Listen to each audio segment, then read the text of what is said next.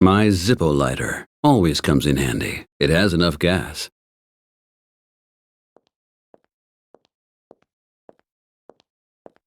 The boy's Teddy. He's probably missing him already. Come here, Teddy. You can't stay here. I'll take you back to your little owner.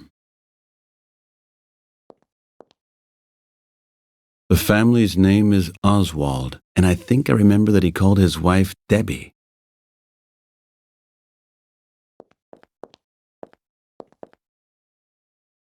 That doesn't look good at all. The cops show no mercy.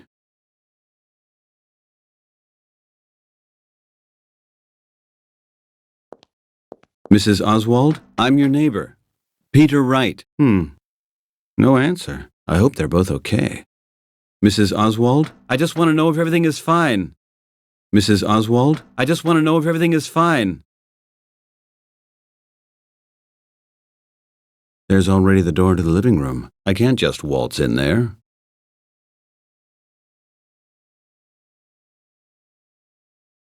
Man, that looks really bad.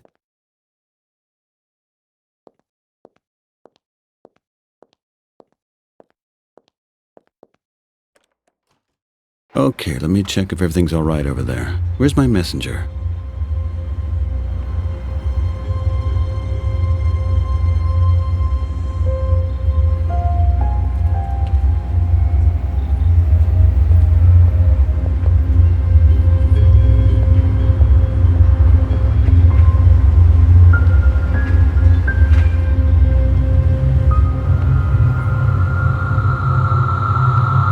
My messenger, the latest model. Bill is dead jealous.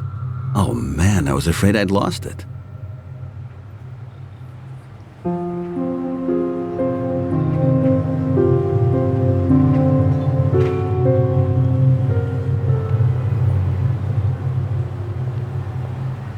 New York is still awake. If only I could fall asleep. Just one more bottle. Then I'm gonna stop. Damn stuff.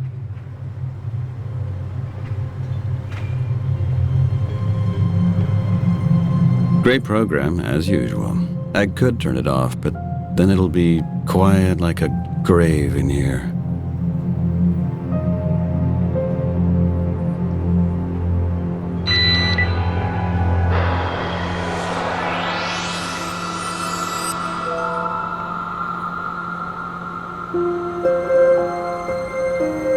Hello, this is the Messenger ID Number Service Directory, Region, New York City.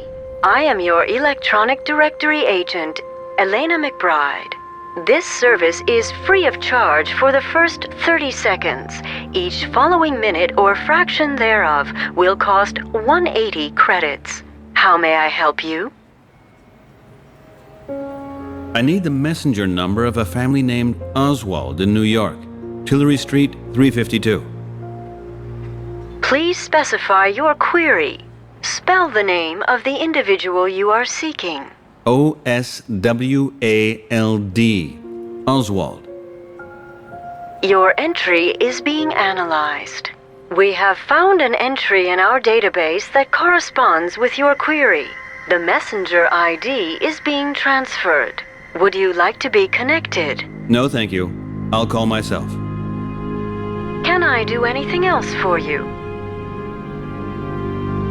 Thanks, anyway. Thank you for using our service. The conversation costs will be debited from your messenger account. Have a nice day. Hello? Hello? Mrs. Oswald? This is Peter Wright. Who? Peter Wright, your neighbor. Yes? Excuse me for disturbing you, ma'am. I just witnessed the, police scene at your apartment door. I wanted to ask if you're all right. Are you a reporter or something? Oh, no. I really wanted to check if everything is all right. It's very kind of you, Mr. Wright, but at the moment, we've really got other things to think of. Please don't call anymore. I'm taking the messenger offline soon anyway. Please understand. Of course, I totally understand that. Excuse me for disturbing you. Mrs. Oswald, your son lost his teddy in the hall.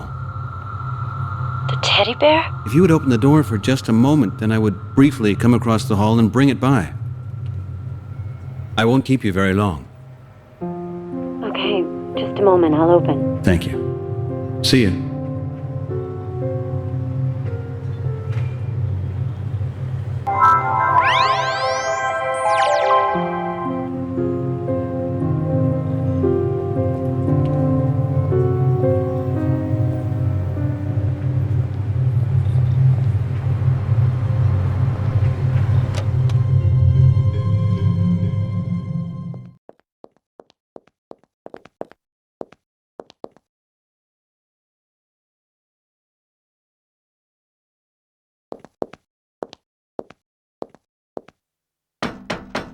Oh, I think here she comes. Good evening. How are you? Is everything okay? I'm all right. Well, here's your son's teddy. Seems to be in one piece. Thanks, Mr. Wright. Hey, Tommy, look. Mr. Wright found your teddy bear. Hi, Tommy. He's really shocked. Yeah, He's got to rest now. I'm already leaving. You know, Mrs. Oswald, I don't want to be nosy or intrude on your privacy, but what the heck just happened here? Can I help you with anything? What happened? You saw it yourself. These men stormed in here like an attack regiment. And they took Graham with them. Graham? Your husband? Yeah. But why? How should I know? Graham didn't do anything. They didn't give us a reason. They didn't show us any search warrant, no arrest warrant, no nothing. We don't even know where they brought him. Arrested? For no good reason? Maybe a case of mistaken identity? I've talked with the police on the phone. They say they know nothing about the operation. Oh, God, those bastards! Yeah, well, that can't be. There must be some kind of mistake, or maybe a computer mess-up. Would you like me to check with the police department? Maybe this whole thing will turn out to be just one gigantic mistake. You? Yeah, well, I'm working for Greenberg and Winter. You probably know these telescreen campaigns. Maybe I can get more information out of them. I would suggest first you calm down now and take care of your son. And I'll talk to the police and get to the bottom of this.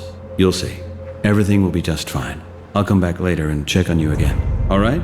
Give me a call on the messenger. It's late, and Tommy needs to get to sleep. Or at least, needs to try. Of course. Okay then.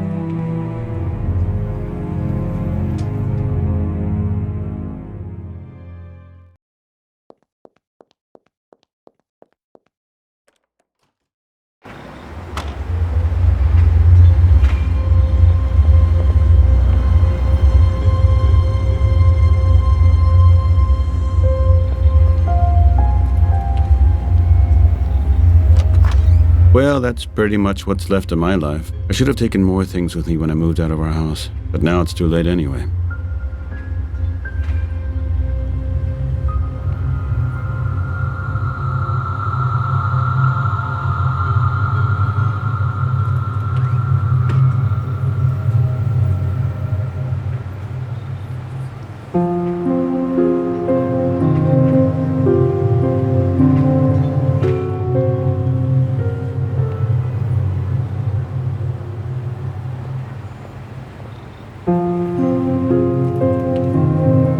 A furnished rental, just the way you would imagine it. I really should ask the manager to exchange this thing.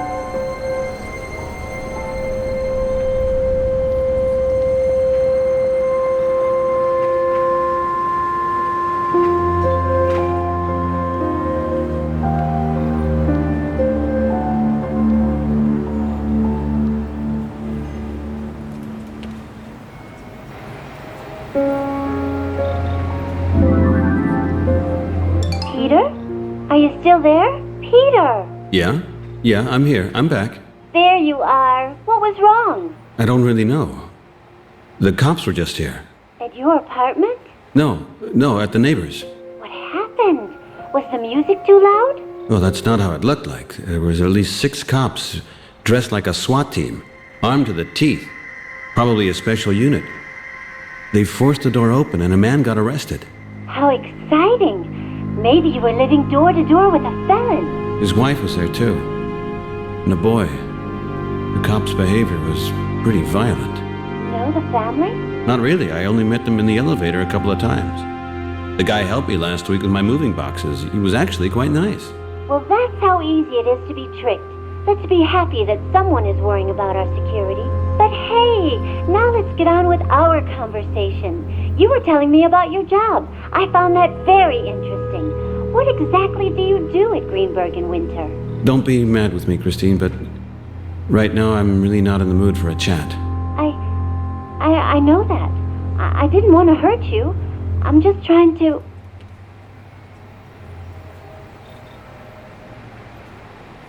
I just went over there. And? Ms. Oswald is totally distraught, and the kid is crying his eyes out. He's just plain miserable. How terrible. But there is surely a good reason for it, Peter. Of course it is hard for these families. It always is. Yeah, of course. They always have a good reason. There's always a good reason for everything. You're being sarcastic, Peter. But life must go on. Yours and the Oswalds. I have to go now. This incident with the neighbors, it really gets to me.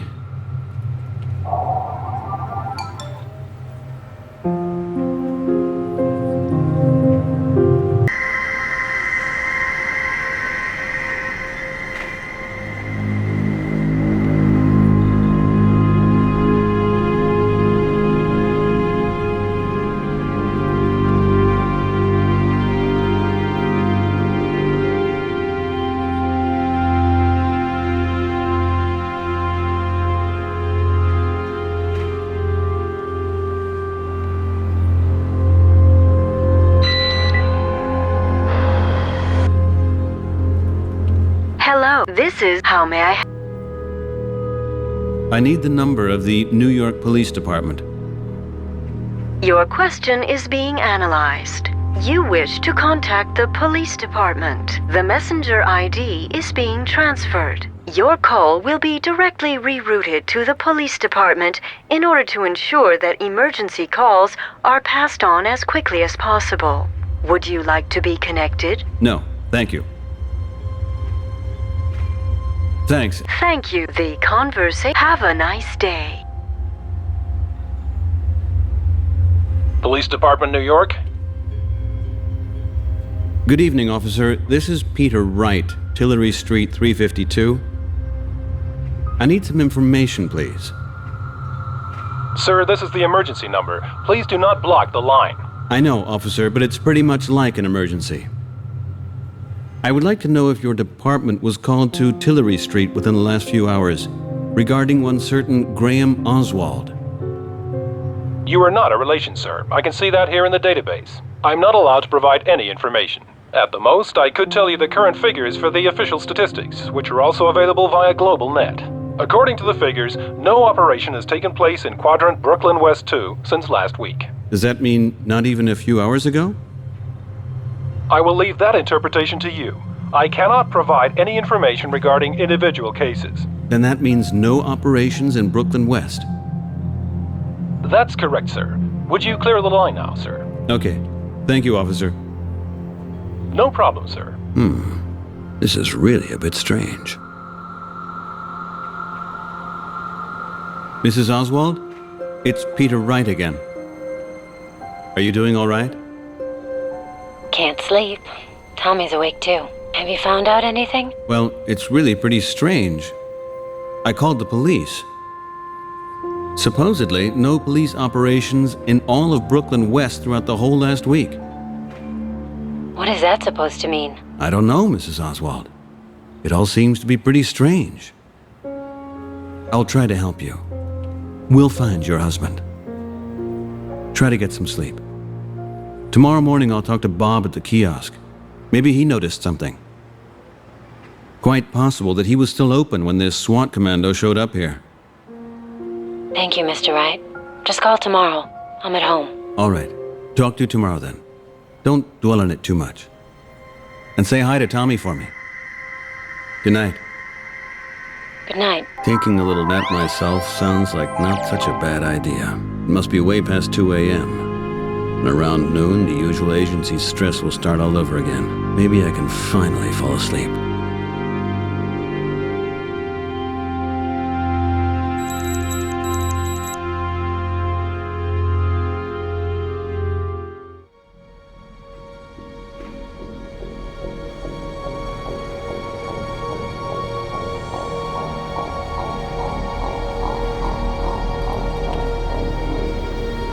Another sleepless night. Good morning, New York.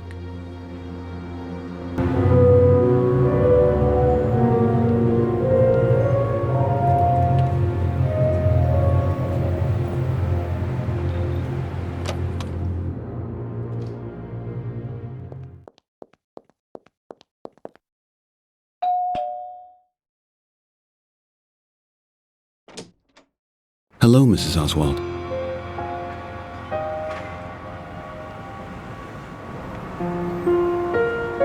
Good morning, Mr. Wright. Good morning. Well, how are you? Say good morning to Mr. Wright, Tommy. Morning, sir. It's a little better this morning, but we had a pretty restless night. Tommy had bad dreams. I already called our lawyer. He promised to investigate the authorities. I can see. Central Services repaired your door already, huh? The lock still needs to be adjusted. You know what those people from Central Services are like. Well, I would like to be some kind of help. If you'll let me, that is. Nobody disappears just like that. Do you have that much time? I don't want you to get into any trouble. Oh no, don't worry.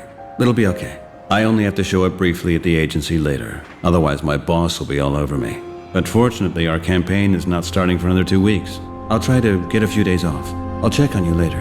That's really nice of you. Can I ask you some other things? Maybe we can find your husband much faster then. Yeah, sure. Just go ahead and ask. What line of work is your husband in? He was an online journalist. I mean, he is an online journalist. Oh God, I'm at my wit's end. I can imagine that. Because this incident yesterday scared the heck out of me too. But I'm sure we can sort everything out pretty soon.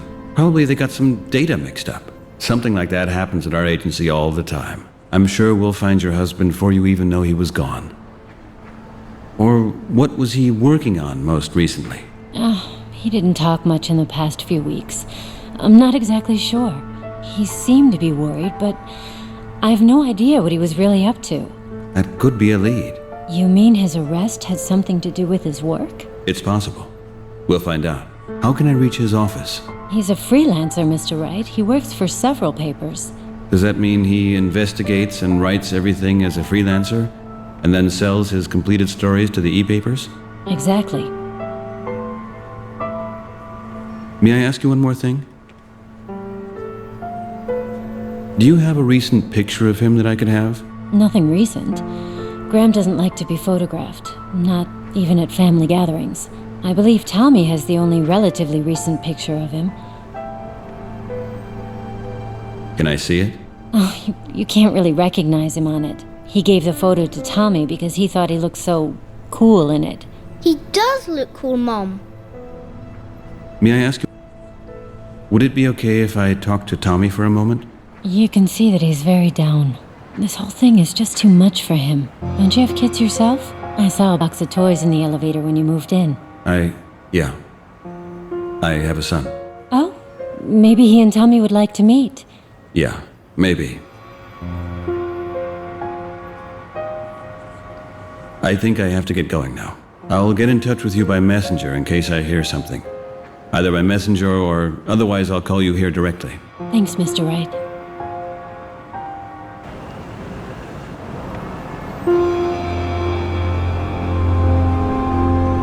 Hey, Tommy. How you doing? Hi, sir. Everything all right with your Teddy? Yeah. You're not in the mood to chat, huh? You're missing your dad. Mr. Wright, I don't think that that's the right... Are you going to help us so Dad'll come home? That's I will try that, yeah.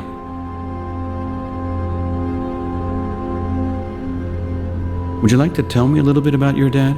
Dad is cool. He works at the computer. He tells everybody if the politicians are dumb guys, you know. He is a journalist. Yeah, I know. Well, and what are you two up to when he's not working? Dad takes me fishing and to Virtual Palace. And he always brings back cool presents when he returns. Was it your dad who gave you the teddy as well? Yeah, of course. But I was a baby then, like 2 or 3 years old or so. Actually, it's not really cool to have a teddy. Why would you say that? He's so special to you because you got him from your dad, right? Mom repaired his eye twice already. Of course. Such a teddy is a great thing to have. Everybody could use a bear as a friend. My son had one too, and he loved him dearly. Even though he wouldn't admit it very often. His buddies from school made fun of him sometimes, but most of them probably had a little teddy or something like it somewhere as well. Maybe watching over their sleep. It would be good if grown-ups had a teddy too to watch out for them. Then Dad maybe would be here now. You might be absolutely right. You and your dad, you been to the Virtual Palace? What do you do there? Virtue skating? We played Maze Hunter with full body suits. Maze Hunter? Don't you have to be 10 already to play it? That means you must be a really tough little guy, right? As far as I know, maze hunting requires a whole lot of climbing and jumping, especially if you get past level 1. I have the 3rd Dan now in Maze Hunter. And Dad says next year I can do level 4. Wow, that's really good. By the way, did you ever climb a tree? I mean a real one? Of course in the park. And I'm really good at it too. But now I can't go there alone. Mom says there are too many weird people there. Tell me all about it. What was the last gift from your dad? An alien, and nobody else has that one, like the one in Roswell. And he even talks. Oh, really? Cool. What does he say when he talks? If you push the left eye, he says something like, ad. And if you push the other eye, he says, nice planet, we'll take that one. Got that. Somehow that sounds familiar to me. Where did he buy him? I don't know. And you said he just bought the alien figure recently? Yep.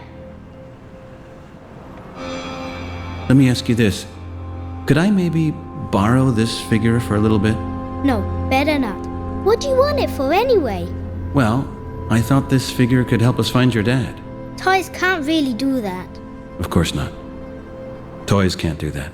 What I meant was, maybe we could ask somebody where the alien was sold. And that could give us a clue what your dad did before he got arrested. That way, we might be able to find him. No, I don't want to give it to you. What if my alien disappears too? And if we trade? Trade? For what? I have a Mr. Nuke. Do you know him? Of course, but only one big kid from daycare has one. They only had him at Toy Galaxy for a short time, and then only in gold brownie packages. And we couldn't get one because they sold out very fast. All of them. And I was very sad because we didn't get one. But don't you need him for your kid? No. Probably not. Can I see him? Sure, just a second. I'll get him. Can I ask you something else? Sure. What is it? I have to take care of something first, Tommy. Thank you very much. You helped me a lot. See you later. Tommy, Okay. about your dad's picture. Can I have it? I don't want to keep it forever. Just until we find your dad. Can you get it for me? It is in my backpack. It's my favorite picture. Here.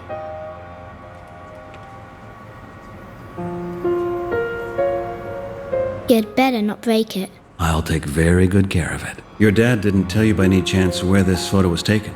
He said it's a secret. Nobody is allowed to know. Uh-huh. And why was nobody supposed to know this? Did he say that too? Dad wanted it to be a surprise.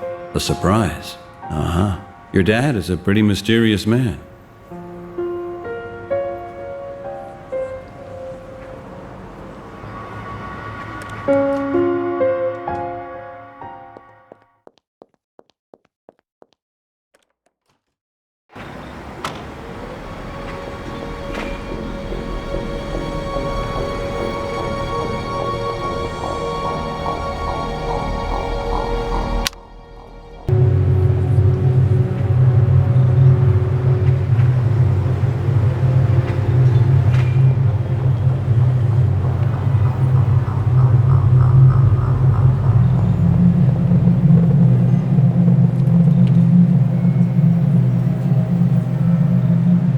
Come on, superhero. I think somebody needs you.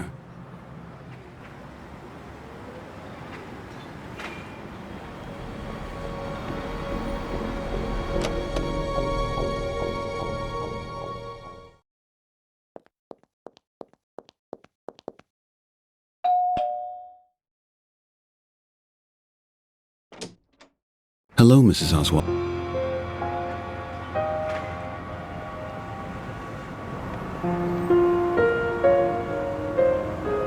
Here, Tommy, look. Say hi to Mr. Nuke. I found him in the drawer where Patrick's toys are. You like him? Yeah, sure. Listen, let's make a deal. Just between us guys. You let me borrow your alien figure, and I'll leave Mr. Nuke with you instead. As a pawn. What do you say? Do I get him back when I want to play with him? Course, anytime. Scout's honor. Can I, Mom? Please? Of course, Tommy. Super. Wait here, sir.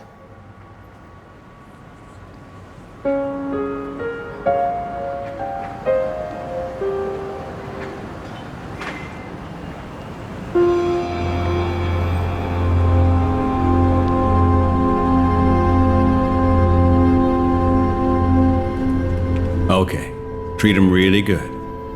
Okay, now I'm gonna check how your alien figure can help me too. Bye, mister. Mom, can I play in my room now? Okay, I'll make you some french fries later. What a nice kid. Yeah, it's not easy for him. The shock will come later. Better I'll leave now so you can be alone for a while. If I have any news, I'll call you. Thanks a lot.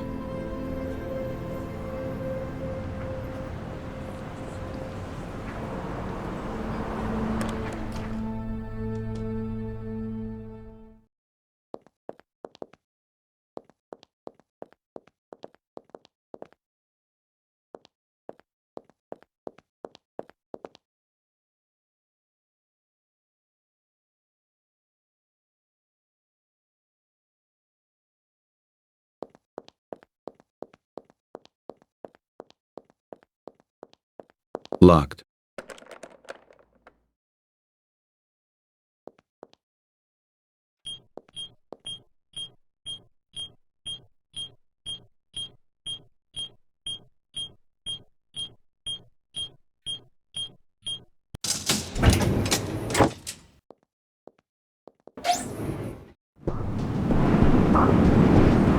Another brand new day. At least it stopped raining.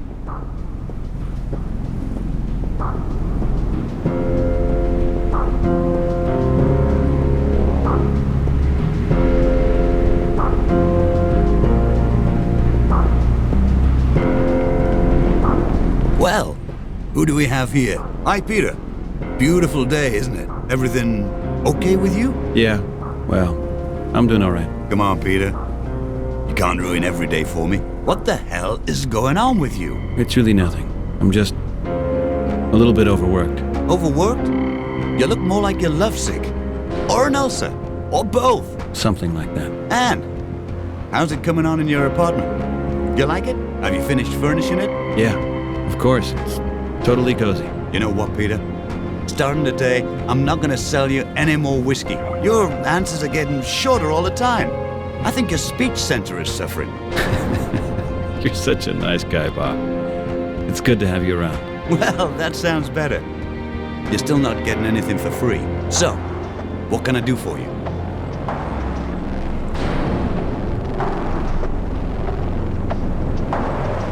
Something interesting happening in the world? Interesting? That depends. If the fusion of tech toys with the genetic creation labs interests you, then yeah. These two really went ahead with the merger? I thought the World Antitrust Division wouldn't allow it. Well, that is perhaps the other interesting news. The World Antitrust Division has been reconstructed by means of accelerated proceedings. Restructured. And that means? Now, it still only has a consulting function. That factually means it's been shut down. Now, don't be so negative again, Peter. Shut down. It has a consulting function. No more, no less. Okay, let's say it's been partly done shut down.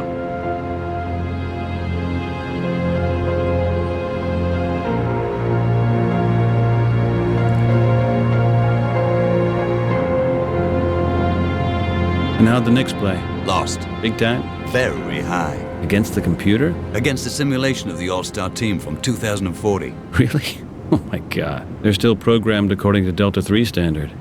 To lose against these guys is like... Embarrassing. Just mathematically, it's pretty much impossible. 142 to 56, Peter. I think I'm gonna cancel my subscription for the Virtual Palace. How long did you stay open last night? Till 10, as always. Why? 10 o'clock. That sounds about right. Did you see anything unusual round about 10? Well, the cops were there. Riot squad in full battle gear. I suppose a drug raid. The usual. They came to my house. The raid was actually on my floor. Uh-huh. You didn't do anything bad, did you, Peter? Admit it, you don't work for Greenberg and Winter all the time. You deal liquid mine from your apartment. No, not liquid mine? What do you deal then? Hypershots? Devil sticks? Oh, come on, you can tell me. Really, Bob, it wasn't that funny yesterday. Not at all. The cops stormed the neighbor's apartment and arrested the father, a journalist. His name is Graham Oswald. Do you know him? Oh, yeah. The gone man with the gray hair. Well, my God. Things like that happen. Maybe he didn't pay his taxes, or parked wrong. Or perhaps he revealed some national secrets.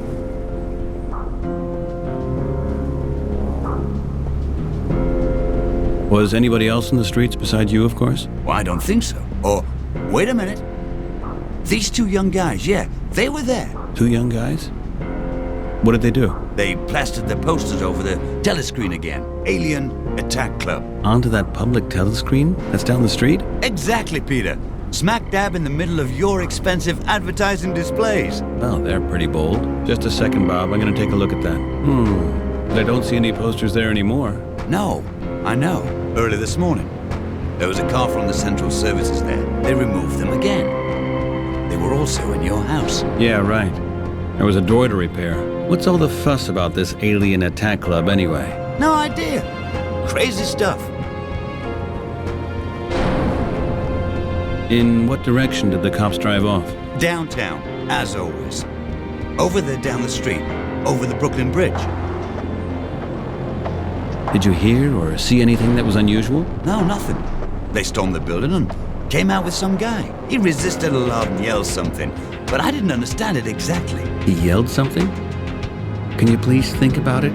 Maybe you can remember what it was. It could be important. Tell me, Peter, why does that actually interest you? It's too long a story to explain it to you right now. Besides, I have to rush over to the agency in a few minutes.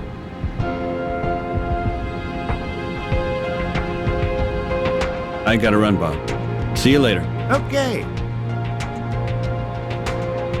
I got this alien figure from Mr. Oswald's son. He said his father bought it for him. What do you think? Where could I possibly buy an alien like that around here? Ugh! What is that disgusting thing? No wonder it's rare. You can't buy anything like that anywhere. At least I hope not. By the way, this one looks just like those creatures on the posters. You mean these posters about the alien attack club? Exactly. On the other hand, I bet aliens have looked like that since the 80s in the last century. I think I'll give these alien fans a call anyway. Maybe they can tell me more about the figure. There was something about Essex Street on the posters, but I'd be careful. That's on Lower East Side. However, I have to stop by the agency first anyway.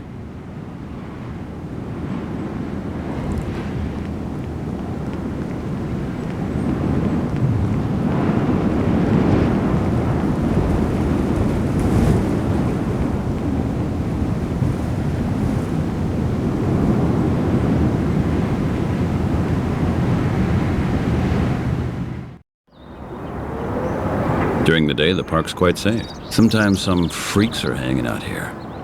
But at least you don't have to fear for your life.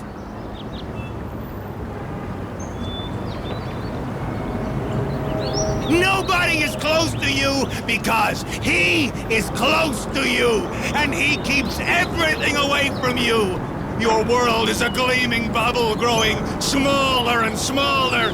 As he uses up your air, it will burst, or you will suffocate in it yourselves! Your heads are empty! Your hearts are empty! Your eyes are empty! You're not dead! But you're not alive either. You're what he allows you to be. Moth, hovering around his heart, destroying light. His fire, unable to recognize, unable to flee, unable to think, doomed to perish. And you are blind and deaf for the obvious. And then he will destroy you! The earth will open wide and swallow you! With your houses and all of your riches, your greed and your vanity! He sees you! He hears you! He sees through you! Oh, man. What weird stuff he's blabbering. What the heck is that supposed to mean? And you! You too will feel his wrath! Who? Me? You! I don't think he's talking to me. You will get too close to him, and he will destroy you! What a nutcase. If it wasn't so sad. Just as he destroyed me! Yeah, well, you're damn right with that one. And just as he destroyed the one you loved! What was that? You heard right! He's not talking about me. Oh yeah, I mean you! He knows you, and he'll take your mind just as he took your beloved ones! What are you talking about? Cut it out, you idiot. There are things you just don't make fun of. And... Are you afraid? You'll be even more afraid! A gift will come to you! The steel birds are staring at you with their dead, red eyes! And you will live as one among the dead! What the... You are lost! So, that's enough now. You're totally nuts. Crazy. I better be going now. The spirit of the world is dead! Creation is no longer your idol! He is neither student nor slave! He is master! Your master! And you are his! What a slum. My father used to tell me, even if you think you're having a hard time, there will always be someone else who's having an even worse time. Right now, I'm not so sure if he was actually right, but this year really looks depressing.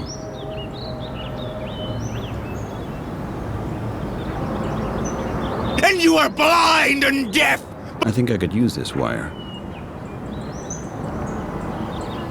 Nobody is close to you because he is close to you, and he keeps everything. What the hell is this?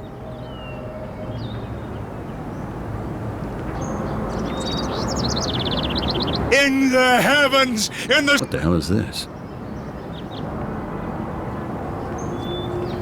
There are birds, steel birds! They're falling from the sky like vultures!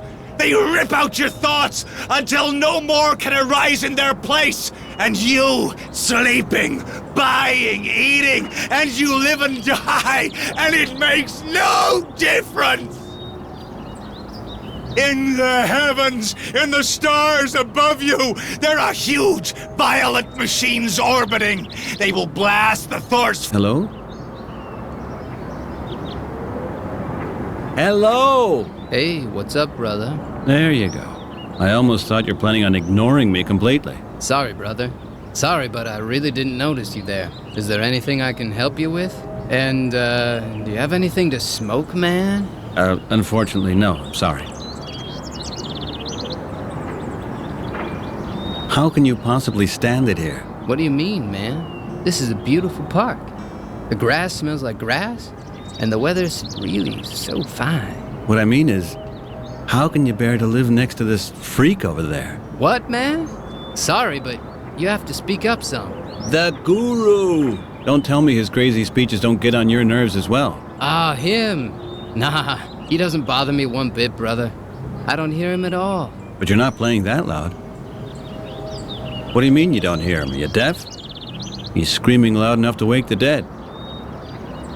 I, for one, could hear him when I entered the park. Yeah, man, exactly. What do you mean with exactly? I'm deaf. I don't hear him at all. Oh, very sorry about that. Hey, you don't have to be sorry. Beethoven was deaf too, and he was totally groovy. And you can understand me just the same? Yeah, of course, man. I'm reading your lips. Can I ask you something? The Guru. What kind of a guy is he? Do you know him? Yeah, well, we fought over the bench a couple of times. Otherwise, we just avoid each other. He wasn't always like that, poor guy. And what do you know about him? Hey, that dude lived really close by here. That's what a friend of mine said. I think he was a physicist or something like that. I don't really know anymore. I was really high, you know what I mean? A scientist? Him? Something like that. Maybe a Scientologist. We were high, man. Really high, man. At any rate, he's totally crazy, that's for sure. Hey, you never know. Genius and insanity are pretty close to each other.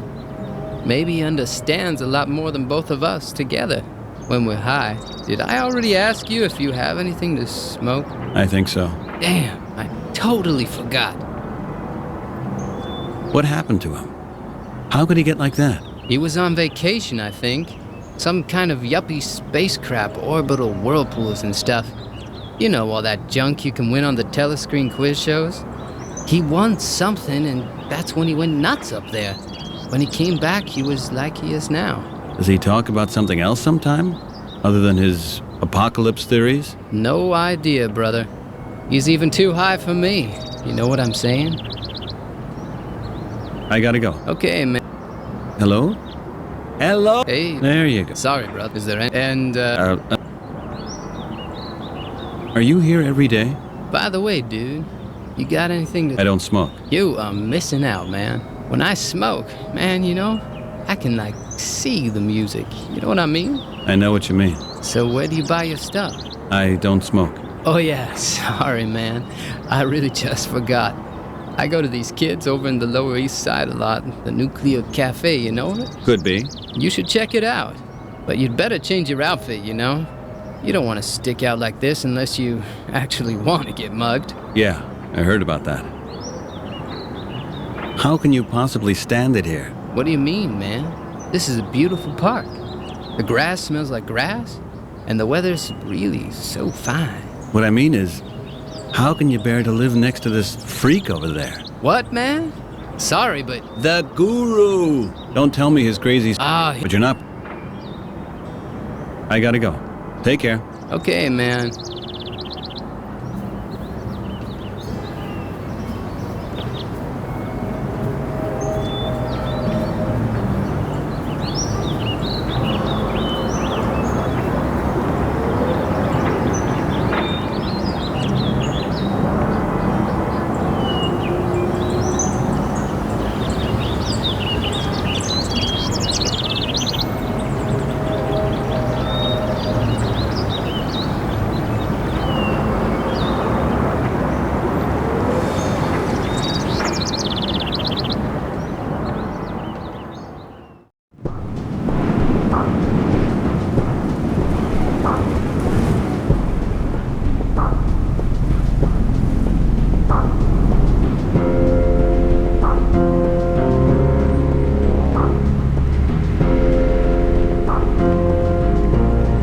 Hi, Bob. Hi, Peter. Can you spare another minute for me? Of course. Who is this guy over there in the park? This Guru? Oh, him. He came over to the store about 8 o'clock and wanted to dump his magazine off on me. He seems to have set himself up in the park. His magazine? He's making a magazine? Unbelievable. What's it about? Crazy stuff, of course. He probably writes it himself. Brainwashing, attacks from UFOs, well, you know, the whole paranoid trip. Poor bastard. One day they'll come and pick him up. Maybe it'd be better for it. But he can definitely scare the heck out of you. But he's probably just a poor devil who's down on his luck. We all have bad luck sometime. My mother-in-law, for example, is a nightmare. That's what I call bad luck. And? Do I take that as an excuse to sell crazy magazines to people or babble nonsense to myself in the park? I don't know. The stuff he's babbling sounds to me somewhat disquieting. I gotta run, Bob. See you later. Okay.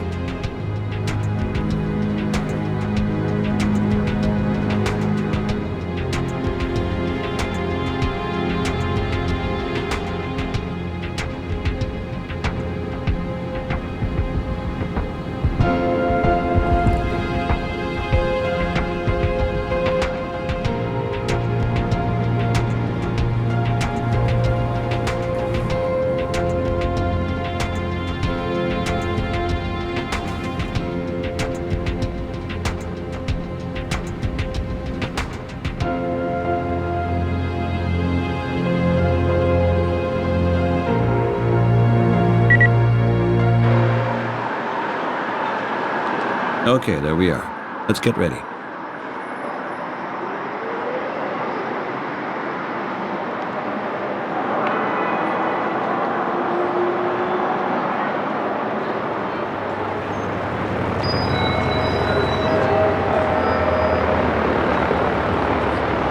Sir? Hello, sir? If you're waiting for somebody, this is just the emergency exit. The main entrance is over there, in the front of this building. Well, he probably knows what he's doing.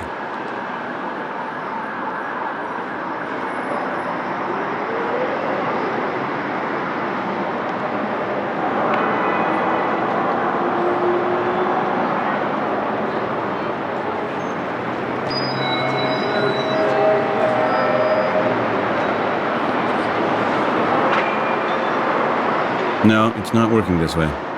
Okay, I still have to identify myself.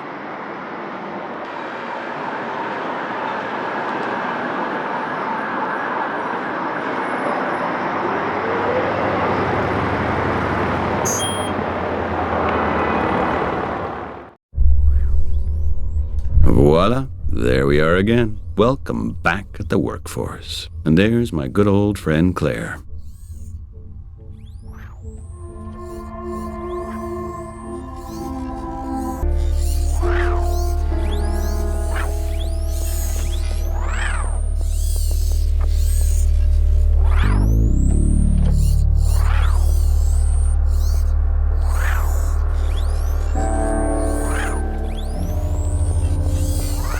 Stop.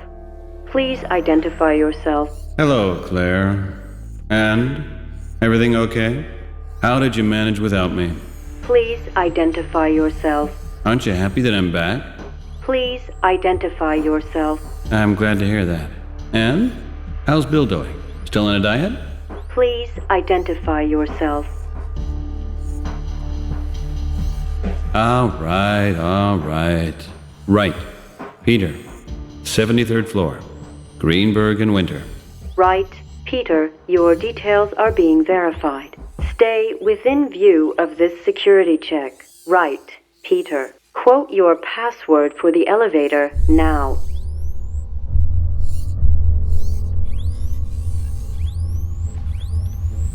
The password. Damn it. It was changed in the meantime, right?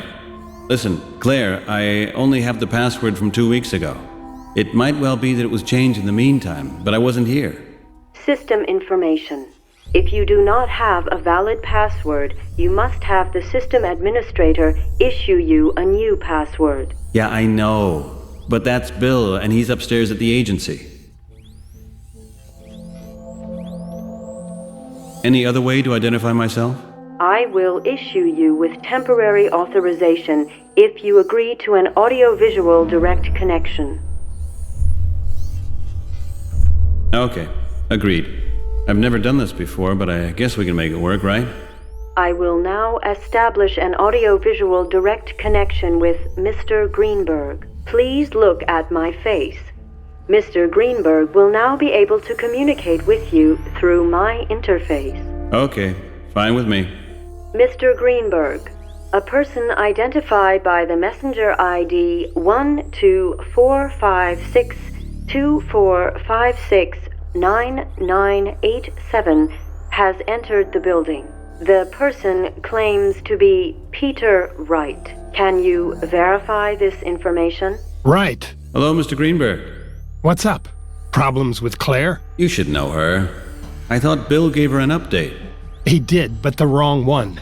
That diet of his must be affecting his concentration. You need a password. Claire, you old scraphead, go on, give him one. This is Peter Wright. System information. The password has been changed. Right, Peter. Your new password is PL56T9OLP4R. Okay, then I'm not needed here, right? See you in a moment, Mr. Greenberg. Thanks, Claire.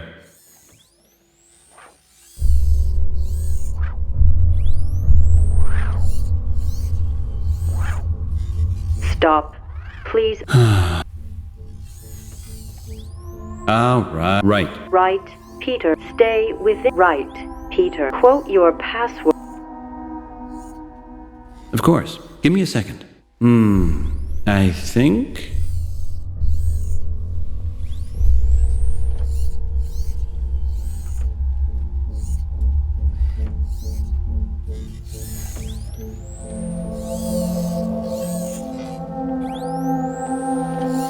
The password is PL56F9OLP4R. Your answer is correct. Permission granted. Have a nice day at Greenberg and Winter, sir.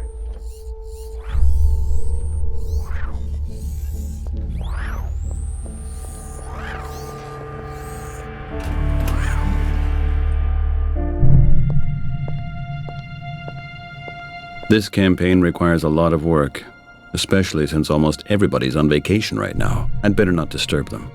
No, better leave Brenda alone. She can get really crappy. I still remember when Bill asked her for a date once. She polished him off in such a way that he needed to see a therapist for weeks. My best bet is she never got over her breakup with Brian.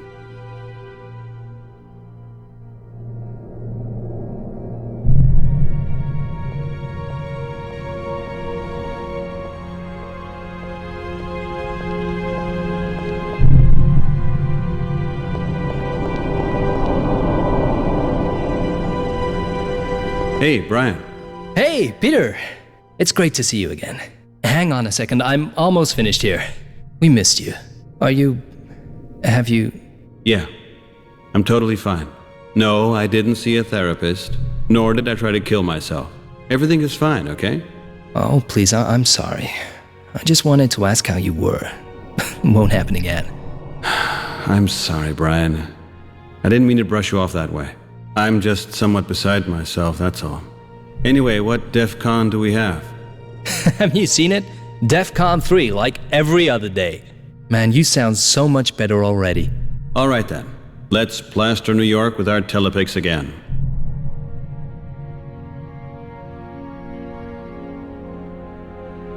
And how did that work out with you two? Oh, brilliant. We've gotten married since you've been gone. And you know what? Bill's pregnant. Just look at him. 24th month. I reckon it's going to be an elephant. I'm so happy. Shut your big mouth, fitness freak. Are you listening? Bill's happy too. You two are just too damn funny. Not funny? Okay, then the truth. After you left, Bill showed what a lazy bastard he was for the first time. He shifts absolutely no data. He spends the whole day downloading stuff from GlobalNet, or else he sits in the kitchen and stuffs himself with this chemical grub. I hate him. And the worst thing is, I have to defend him to Mr. Greenberg. I heard that. You were meant to, Wimpy. And don't call me Wimpy. Sure, Wimpy. You see, we love each other. It's good that you're back. How's the campaign coming? Oh, you know us. One fantastic success after another. The best reports we've ever had. It's no wonder anyway, since I've had to do everything myself because Bill spends his time at work either eating or getting something to eat. We've been making 94% fewer mistakes. Okay, I get the picture. But honestly, Brian, how far are you? We're as good as finished. Luckily, we still had the results from the last big meeting, and I think we've managed to transfer them pretty well. I'll show you later. Things will run smoothly, and they'll go off to vote like good little sheep. By the way, what do you think about the campaign? What do I think? I don't think, you know that. I never do, it's too dangerous. Okay, but here and there you might bump your head, and all of a sudden you may actually think something. Let me put it this way. Are you behind the work we're doing here? What do you mean? You know the bills my gym sends me? They're horrendous. It's a dirty job, but I'm young and I need the money. And other than that? Okay, if you want the truth, I think we can't let some idiots blow our asses away. Especially not after so much work has gone into shaping mine. Honestly, we need to watch out, try to create the conditions where these sort of people are caught. But what are you getting at? Don't you like this job? You used to be so enthusiastic about it. I mean, we do put ourselves up as targets, don't you think? You mean they're gonna blow us up for that? Oh, you know, if they want to, then fine. We're only doing our job. If you ask me, this whole Luddites thing has gotten too serious. Because it is a serious issue. They bomb airplanes. Isn't that serious enough for you? Oh man, yeah, I understand. You don't think that the plane was blown up because they wanted to kill you? Because you were working on this campaign, do you? Or is there something else? Peter, man, it was a terrible coincidence. An accident, a tragedy. I had a ticket for that plane as well, and I wish I would have been on that flight. Hey man, come on. In what way would that have been better?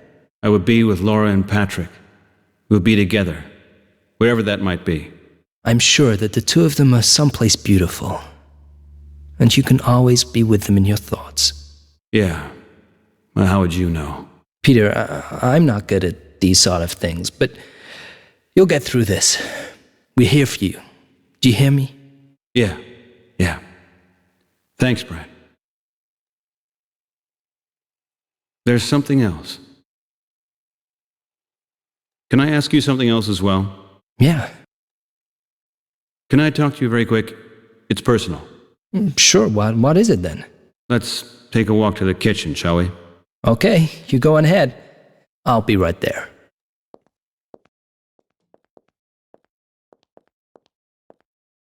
Okay, go ahead. Yesterday, the police was at my apartment building. Cool. And they let you get away? They came from my neighbors, and they arrested a man. And that's what the police do. That's what they're there for. Or have I misunderstood something? His wife asked me to help her, dealing with the authorities and stuff like that. The wife of the guy they arrested? That's exactly what I said. You said no, of course, right? I said yes. Great. Why do you always do things like this? Where's it going to end? And who knows what this guy's been up to? I mean, what has he been up to? No idea. The whole thing seems to be kind of strange. Something strange.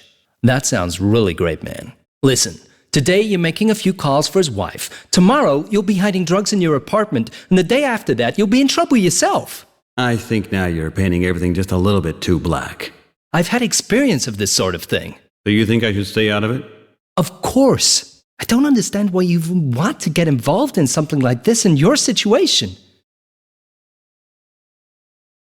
I met someone on GlobalNet. What? You met someone? A woman? Yeah. Her name is Christine. Oh, man. What do you mean with, oh, man? It's weird, I know that myself. You mean, do you really think that this is right for you at the moment? I mean, Laura's not even been properly buried. I know that myself, Brian. But thank you for reminding me. Yeah, okay, but why are you doing this anyway? This whole virtual partnership crap is so totally dehumanized and... I know. It's only that way I feel less alone. Don't you understand that? But then, when a session ends, I'm thinking about Laura. And I could simply bang my head right into that monitor. Yeah, I understand. And don't exaggerate things. You're only making yourself even more unhappy. You feel guilty because of Laura, or you're hurting this Christine. But the person you're hurting the most is yourself. And you're alone either way. And that's a load of crap. You're probably right. Come over to Jenny and me instead. We'll cook something, play a few rounds of Space Hunt, with some real people for a change. Yeah. That would be really nice. Promise me that you won't go take up these chats again and come over to us instead.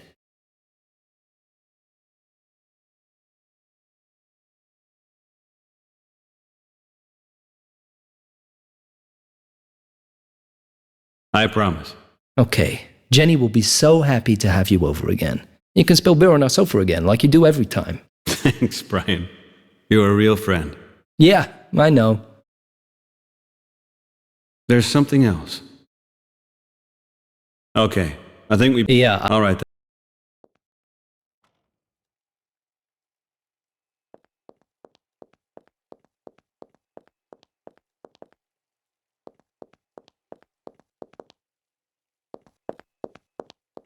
Hi, Brian. Hey, Peter. Can I... Okay. Can I talk to you very quick?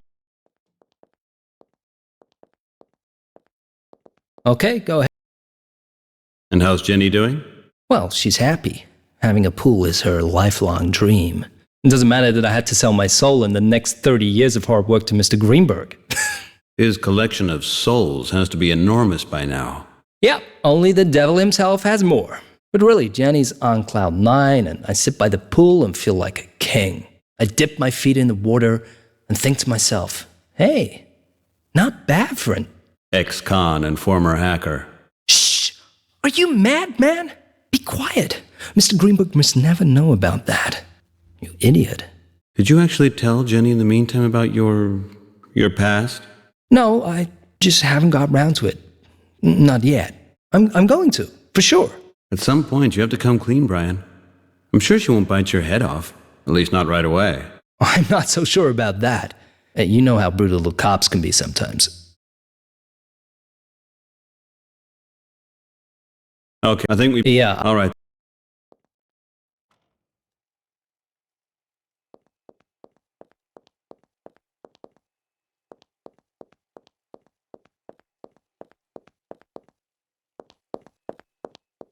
Hi, Brian. Hey, Pete.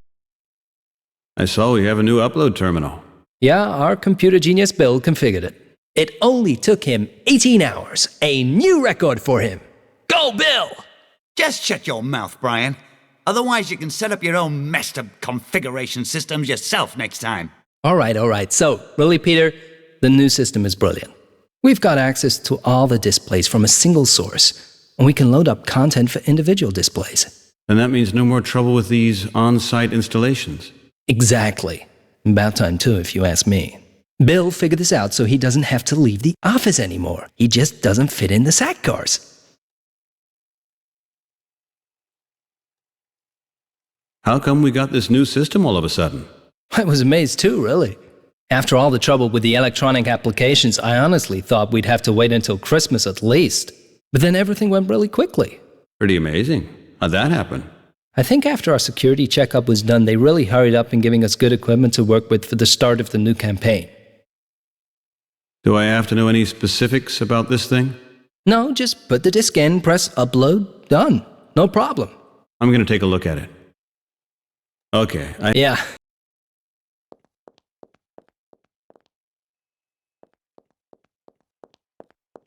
Hey, Bill, old dog. Peter, how's it going? Everything all right? Everything okay. Good to see you back. I really don't like having to sit with this vain idiot every day. You can't talk about Mr. Greenberg like that. I think he's talking about you, Brian.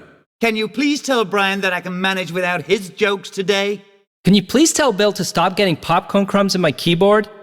Can you please tell Brian that? Hey, stop it already. Okay, I got it. You had a lot of fun while I was gone, but I really don't have the nerves for your bickering, you guys. So could you please be more considerate about it?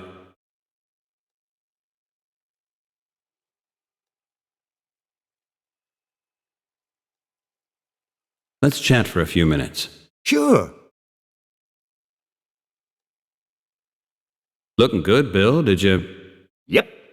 15 pounds. Not bad, huh? And what 15 pounds? Lost or gained? I can't see any difference. Oh, put a sock in it, Brian. I saw that immediately, Bill. You look great. How'd you do it? I mean, although your desk looks like always. No idea. I reckon the stress of last week. We were really worried about you. Yeah. And we had double the workload, of course. I understand. Are you then, as far as... I mean, can you? You're coming back to work already? Honestly, I don't feel the least bit like working today. About our mutual girlfriend downstairs? What's not working now? You should really check her again, Bill. I got the impression that her current behavior is definitely not appropriate for visitors.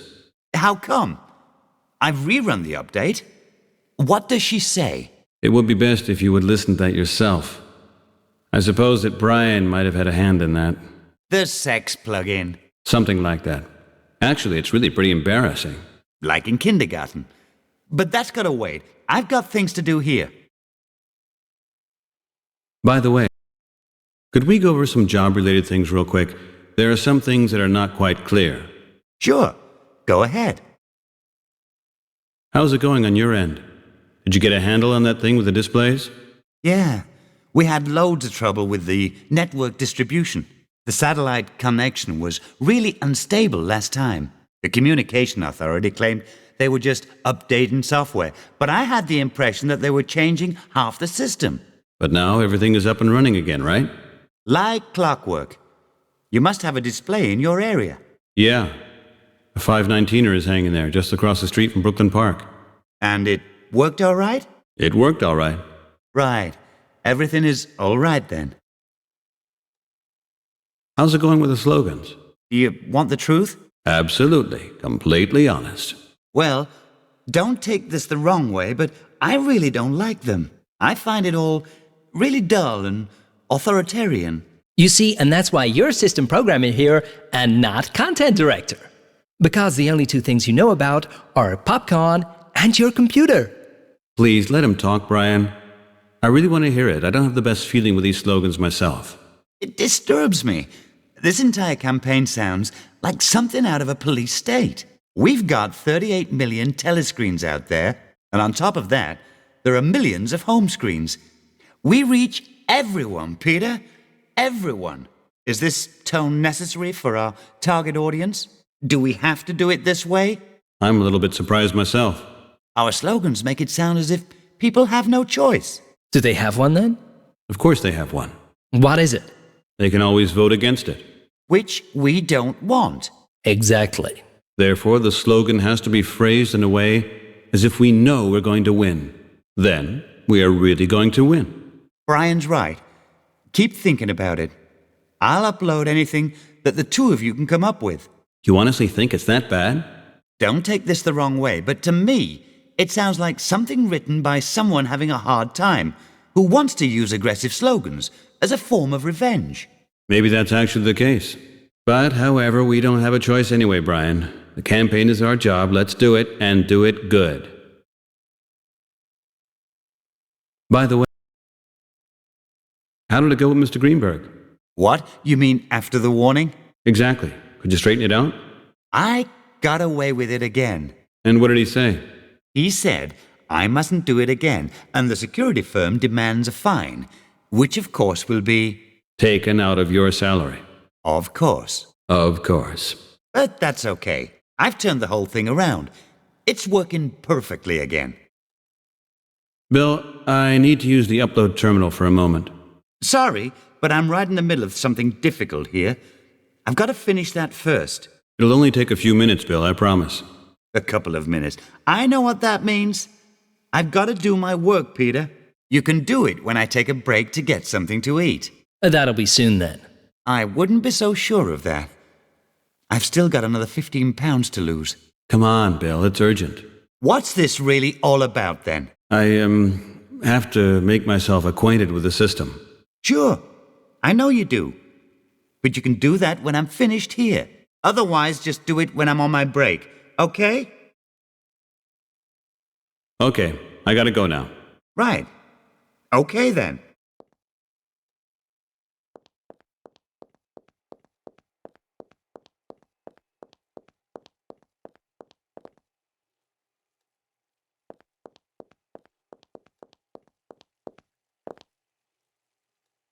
Hey, Wright, back again.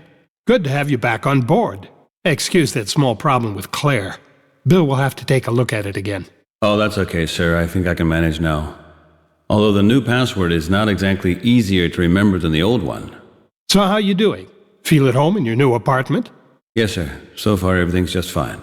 Thanks again for helping me out so much. I have to admit I was in pretty bad shape. Who wouldn't be? You really have been through a tough time. I know it's easier said than done, but you have to look to the future. Life goes on.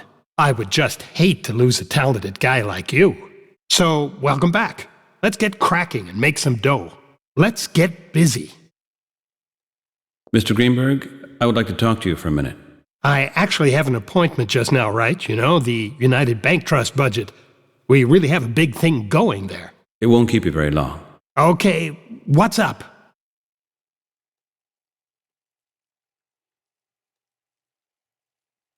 I just have a few business-related questions. Go ahead.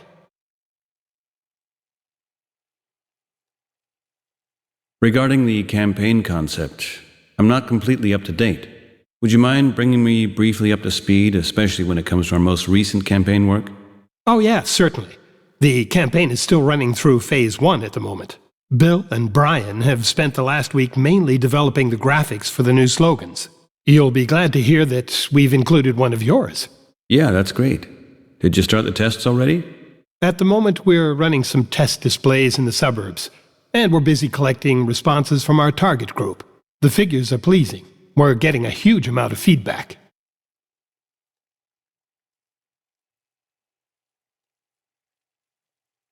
And how's the feedback from the liaison office? Well, you know how these guys from liaison office are. They mechanically work through each questionnaire, parameter by parameter. They constantly inquire about our consent quotes, send us checkup inquiries, and write silly memos for further strategies. Yeah, I saw some before I took my little vacation. Seems to be pretty damn important to them. I think it's the most important election since the handwriting case, and these guys are now starting to behave really obtrusively. You promised the liaison office that this proposition would pass? Of course. Having any doubts, right? Well, it's just that you can't market a plebiscite about an important political issue like, let's say, a chocolate bar. That's what you say. I say politics must be marketed like a chocolate bar, by exploiting emotions. Eat a Choc Shock, and women start throwing themselves at you. Take Mood 3, and women start throwing themselves at you. Drink a Crown's ultralight diet beer, and you'll see... Women start throwing themselves at you? Exactly. Because I'm drinking beer? Not because you're drinking beer, right? Women are throwing themselves at you even though you're drinking beer. Because you're staying in shape and not getting wasted. Because it's Crowns. Pure enjoyment without regrets. Success through consumption. That's our motto.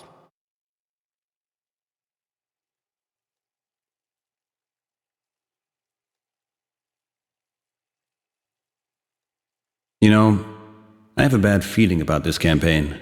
Bad feeling? What do you mean? Are you scared of the terrorists? Oh, come on, Wright. Don't you worry about that. This bomb campaign will be over as quickly as a hailstorm. We shouldn't let these guys get to us. That's not what I meant, sir. What I mean is, it's possible we're working on something that's a couple of sizes too big for us. Oh, no. Come on, Wright. This is the account of our lives. If we do a good job, we could get signed up as the department's communications agent for the next 10 years. That means enough work for you and job security for all at G&W. Okay, and what does all this have to do with our campaign? Our campaign, Wright, is aimed at the biggest emotion ever, anxiety. We have a product called security, and our customers are not the fat or lonely or young or the aged, but the anxious. All of us suffer from anxiety, so we need security, and we'll buy it. It doesn't cost us any more than checking a box at one of the election terminals. Sounds pretty damn good. Sure thing. You know what? That was an extract from the pitch that won us the account. Too bad I wasn't there too. So now we should run this campaign by raising their anxiety? But during the last meeting they said we should create a warm and friendly atmosphere. Kind of like we did in those cozy Lunar 5 spots. Oh, we changed and modified it a bit, right? We had the opportunity, we just had to react. The opportunity? Yeah, of course. People are scared. They don't feel safe. And the bomb campaign is strengthening that unsafe feeling. It could hardly get any better for us. And that spectacular plane crash gave us another huge push. Oh, forgive me. So sorry, Wright. I took the more professional view and forgot about the human side. No problem. No, really, Wright. I am sorry. I am really sorry. Of course, it's not lucky for us that your family, that's not what I meant to say. Really not. It's okay. We're all professionals. There is... I still got... Mr. Green... Right. I need to talk... May I ask you something personal? Of course. Go ahead.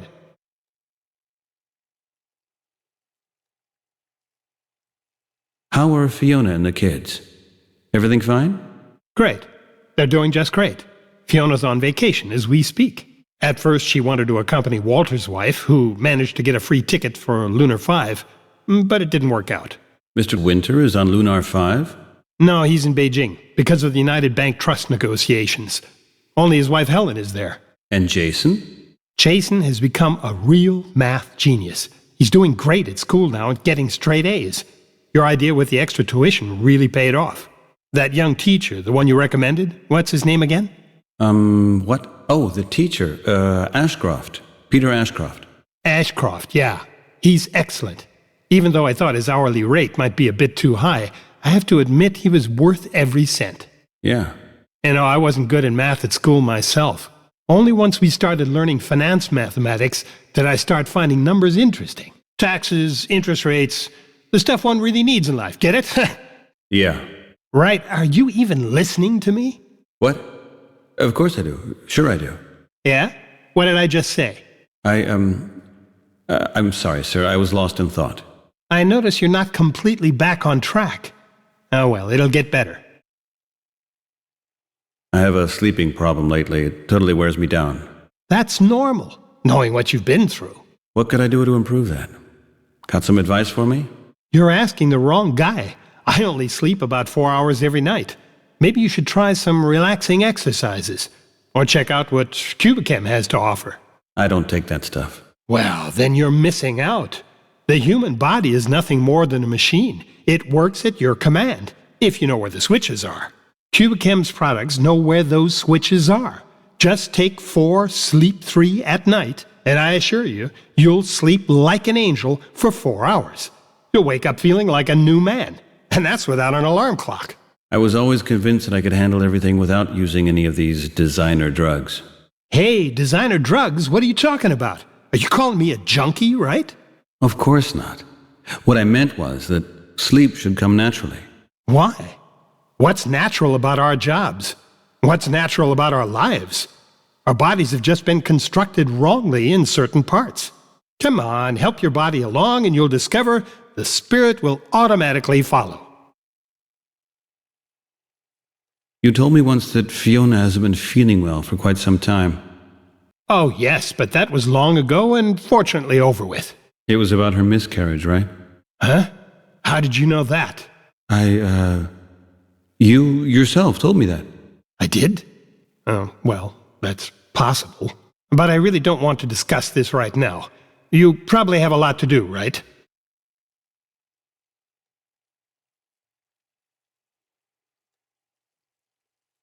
It's just that because I'm kind of feeling the same thing. At least I think so. And I thought you might be able to give me some advice how you and Fiona managed to get over it. I can't really say much, right? We were really very sad, and it took a whole lot of time. So, discussion closed. You're going to get me down, and I might start having really depressive thoughts. Sorry. Didn't mean to. Of course. Sir, I'm sorry, sir. I shouldn't have reminded you of that. I still got things. Mr. Greenberg. Right. I need to talk. I just... Go ahead. How did Brian and Bill get along in the meantime? Without you, you mean? Oh, really great. We almost forgot you were gone. Is that right? Hey, just kidding, right? Just kidding. You know what Bill and Brian are like. You were hardly gone when the quarreling started. Those two work really hard, each on his own, but they're only good team players when you're around. Mr. Greenberg, there's something else I would like to address about my job. I'm feeling somewhat uncomfortable about raising this issue already today, but... Please don't go asking me for a raise. Right. Don't do that to me. No. I'd like to have a few days off. A couple of days off?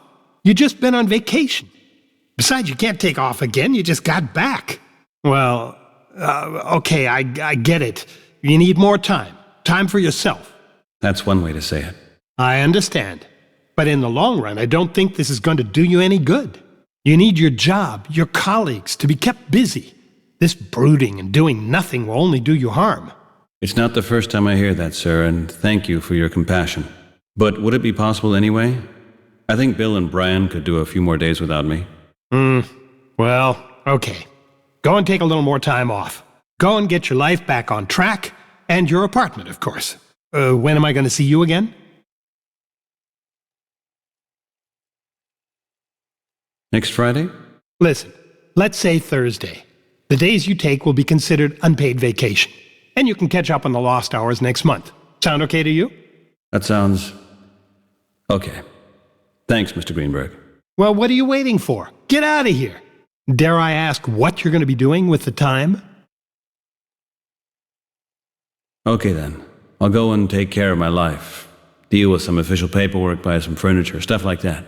Didn't you take any stuff from your house along? I gave everything away. Are you out of your mind? What was that for? You really threw everything away? Yes, I felt like it. I didn't want to take so many memories with me. I get it. A very costly method to get rid of memories. There are situations when money is just not that important. I still got things to do. Thanks again, Mr. Greenberg.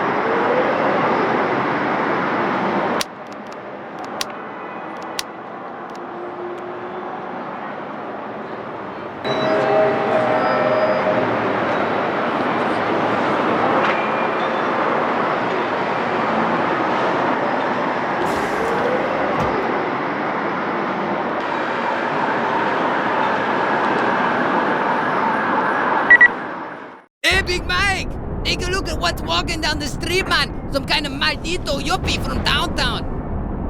Hey, Mike, I think the cabron over there is just ignoring us. What do you think about that?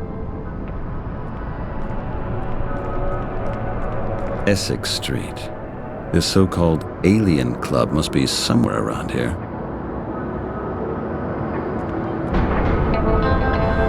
I'd watch out for my things if I was you. The harder things get lost here, if you know what I mean. Hey, Mike, I think the cabron over there is just ignoring us. What do you think about that? Hey, maricon, come over here. We won't... This dump site was meant to be a little park. Once, I assume. Hey, you better get your ass back to your mama in the Upper East Side fast.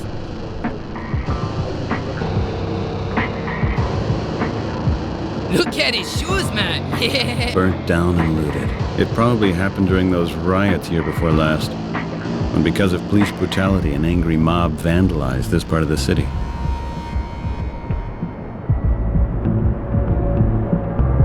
Hey, billboards of Shepherd Ferry. The Guggenheim Museum is honoring him with a huge retrospective of his work. This guy must be going on 90 now.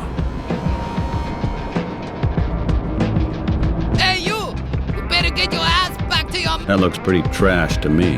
Must have been quite a sharp sports car. Ages ago. Hey, pendejo! You're still here! Hey, I'm talking to you! You devil... This guy doesn't really look as if he wants to make friends. Look at that, man. That idiot that comes down here like he's walking in the park or something. You are pretty damn brave, stupid fool. Would you like to help me out with something? Hey, of course, sir. No problemo, sir. How can we help you? Of course, man. No problem. Okay, well, I'm looking for the guys who put up these alien posters in the city. I was told there's supposedly a club somewhere on this street, but I only see this one cafe around here. Of course. We understand completely, sir. The Alien Attack Club, right? Oh, it's really easy to find, sir. You see those houses over there at the end of the street? Yes. Just go down there, and at the cross street there is a stop sign. Okay. Just pull the stop sign out of its base, and then stick it right up you know where, cabron. Sir! No problem, sir. You losers. Okay, guys, it's all cool. Just chill. I'm not gonna stay that long, so keep it in your pocket, yeah? Hey, Big Mike, you hear that, man? Yo, loud and clear. I think he just called you a loser, man. What? You calling me a loser? A jingle maricon like you is calling me a loser? Hey, you wanna get cut up or something? Listen, guys, I'm not here to have fun with you, and besides, my mood is getting worse by the minute. Either you stop that crap or... Or what? Or we're gonna break your bones, dude. Or I'm just gonna call the cops. I don't believe it, Mikey. This jingle maricon just threatened us with the cops. By the time the cops get here, your family can come cry on your grave, cabron. What are you looking at, man? I didn't hurt your feelings, did I? You ain't gonna start crying, are you? Your family stinks, man. I spit on them, and I spit on you. You get what I'm saying, maricon? That's it. I've had it. I'm calling the cops now. Look, Mikey. That Panteo has got a beautiful little messenger with him. Did Mama fill up the credit limit for you, pendejo?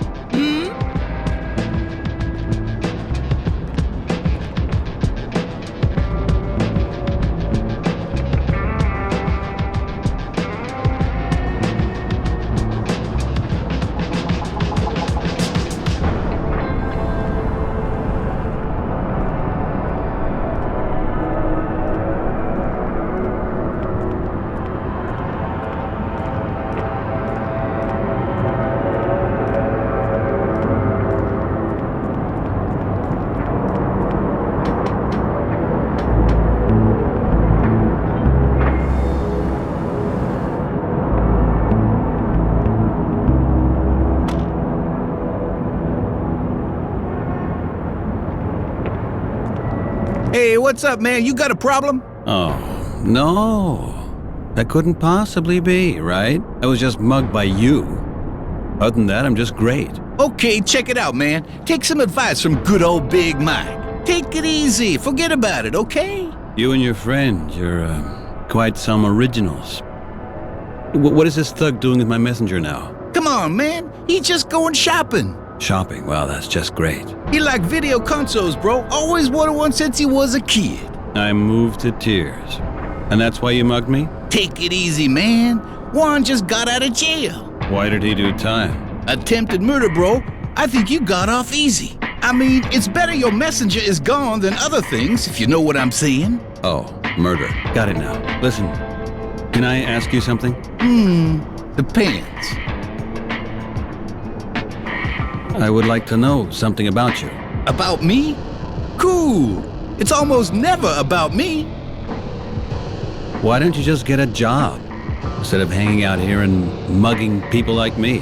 A job? Man, have you taken a look around here lately? The trash man don't even come around here.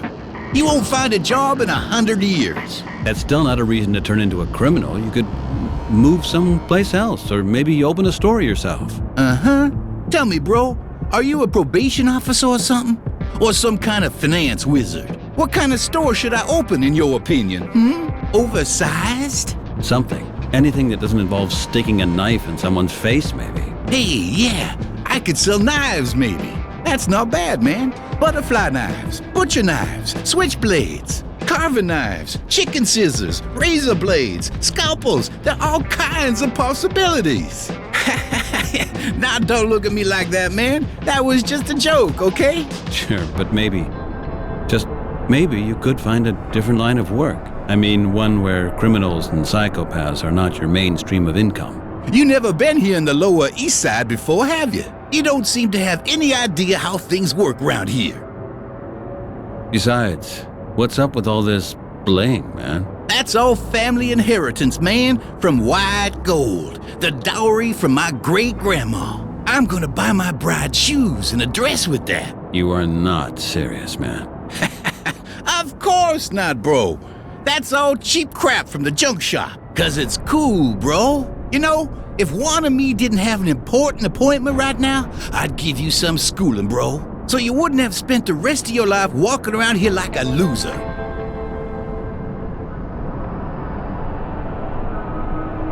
Here's some... Yeah. And It's what? About the mugging. Couldn't you mug people with more money than me? More money? More money than who? Than me? Hey man, you got more money than me. I had. Now you're a little friend when shopping with it. Yep, that's redistribution. That Robin Hood principle. Take from the rich and give to the poor. And just by coincidence, the poor are you, of course. And how convenient. You got it, bro. Good work. But I am by no means rich. I'm not much better off than you two. And I need my money. I don't mind you robbing little rich kids. But someone like me, come on now. If I'm not wrong, you guys wouldn't steal from each other, would you now? That could be. But the thing is, none of them rich snobs from the burbs is dumb enough to come down here. They keep clear of our neighborhood. Just boys like you who come down here. But you guys is okay.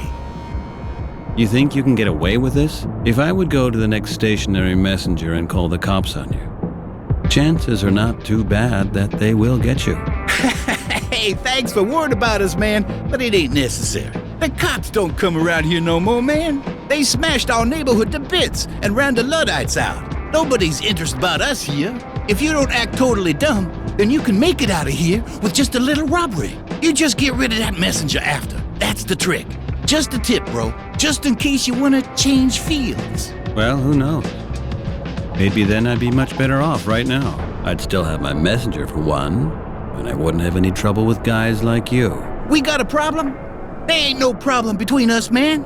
Okay, you got robbed by us. That ain't nothing personal. As soon as Juan gets here, we're gone.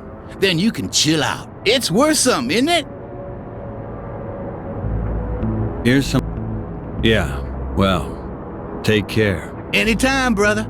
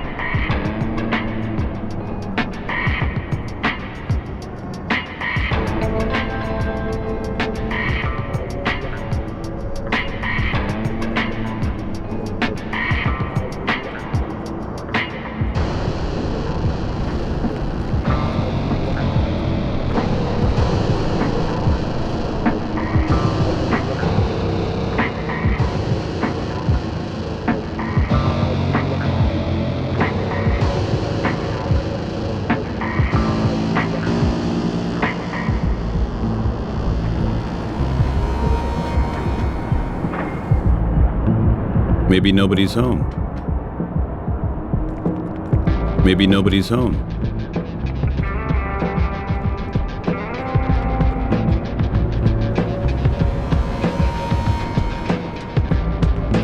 Hey, sweetie, would you have a second for me? Hi, maybe you can help me out. That I'd like to bet on.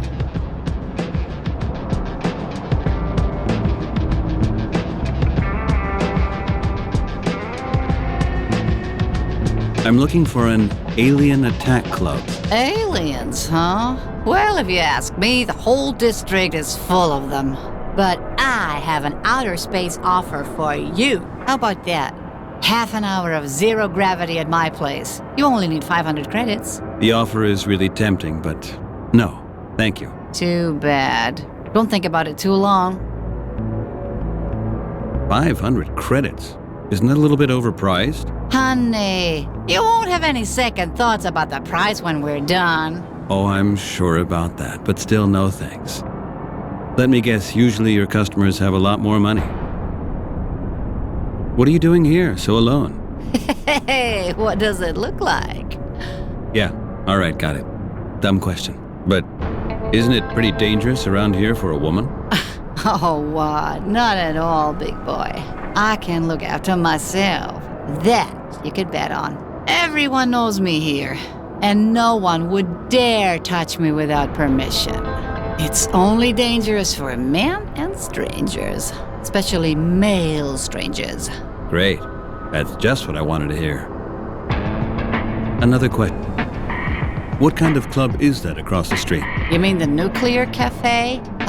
Only a few little boys playing World Revolution. They are really sweet. Could it be that this alien club is meeting there too? What will I get if I tell you? I'm really sorry, but I'm pretty broke right now. And when is this dive open? I have no idea. I'm not interested in little boys. Hey, listen. You are really good looking.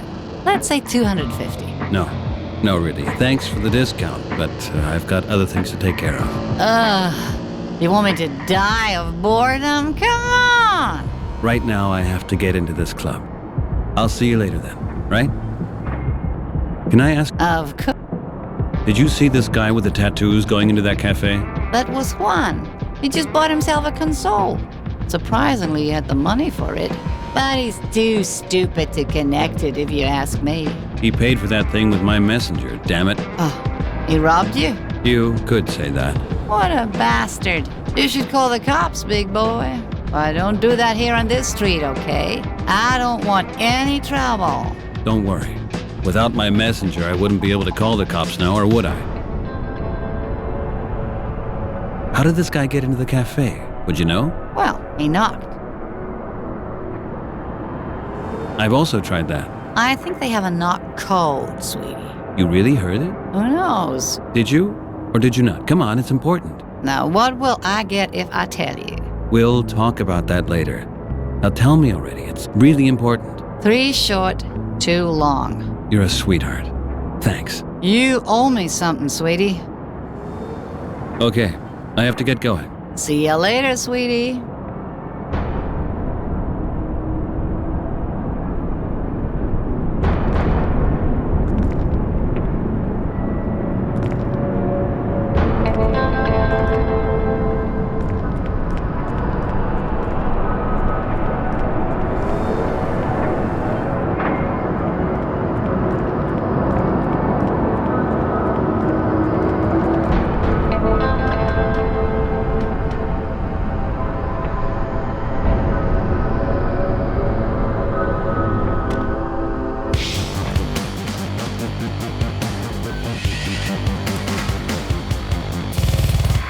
Oh, that's too nice. At last, somebody gets the door.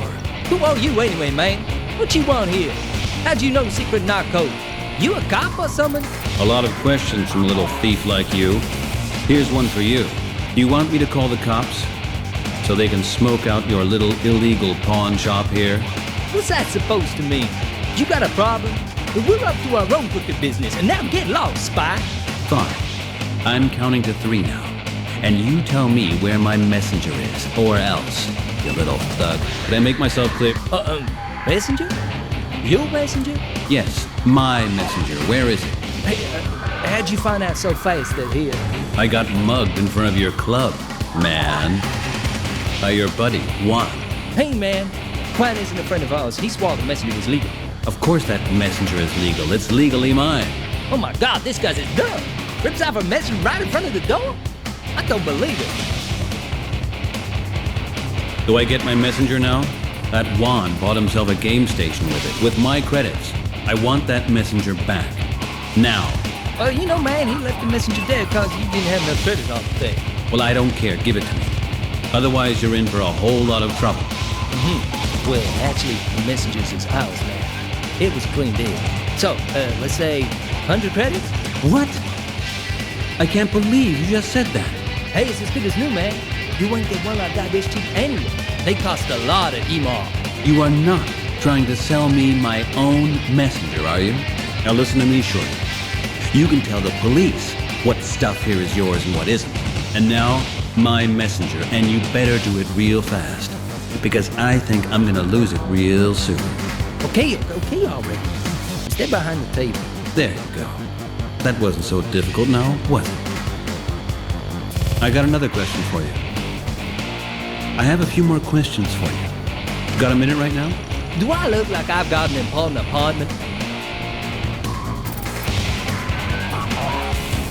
I have to go.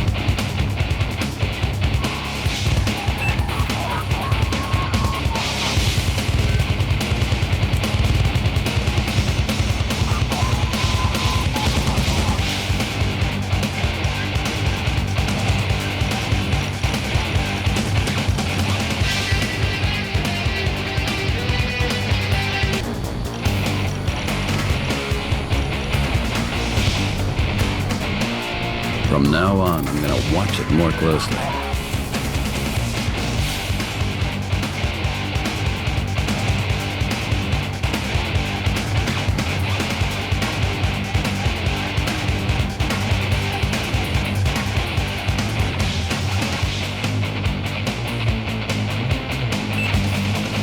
Obviously, they're recording some kind of signal here.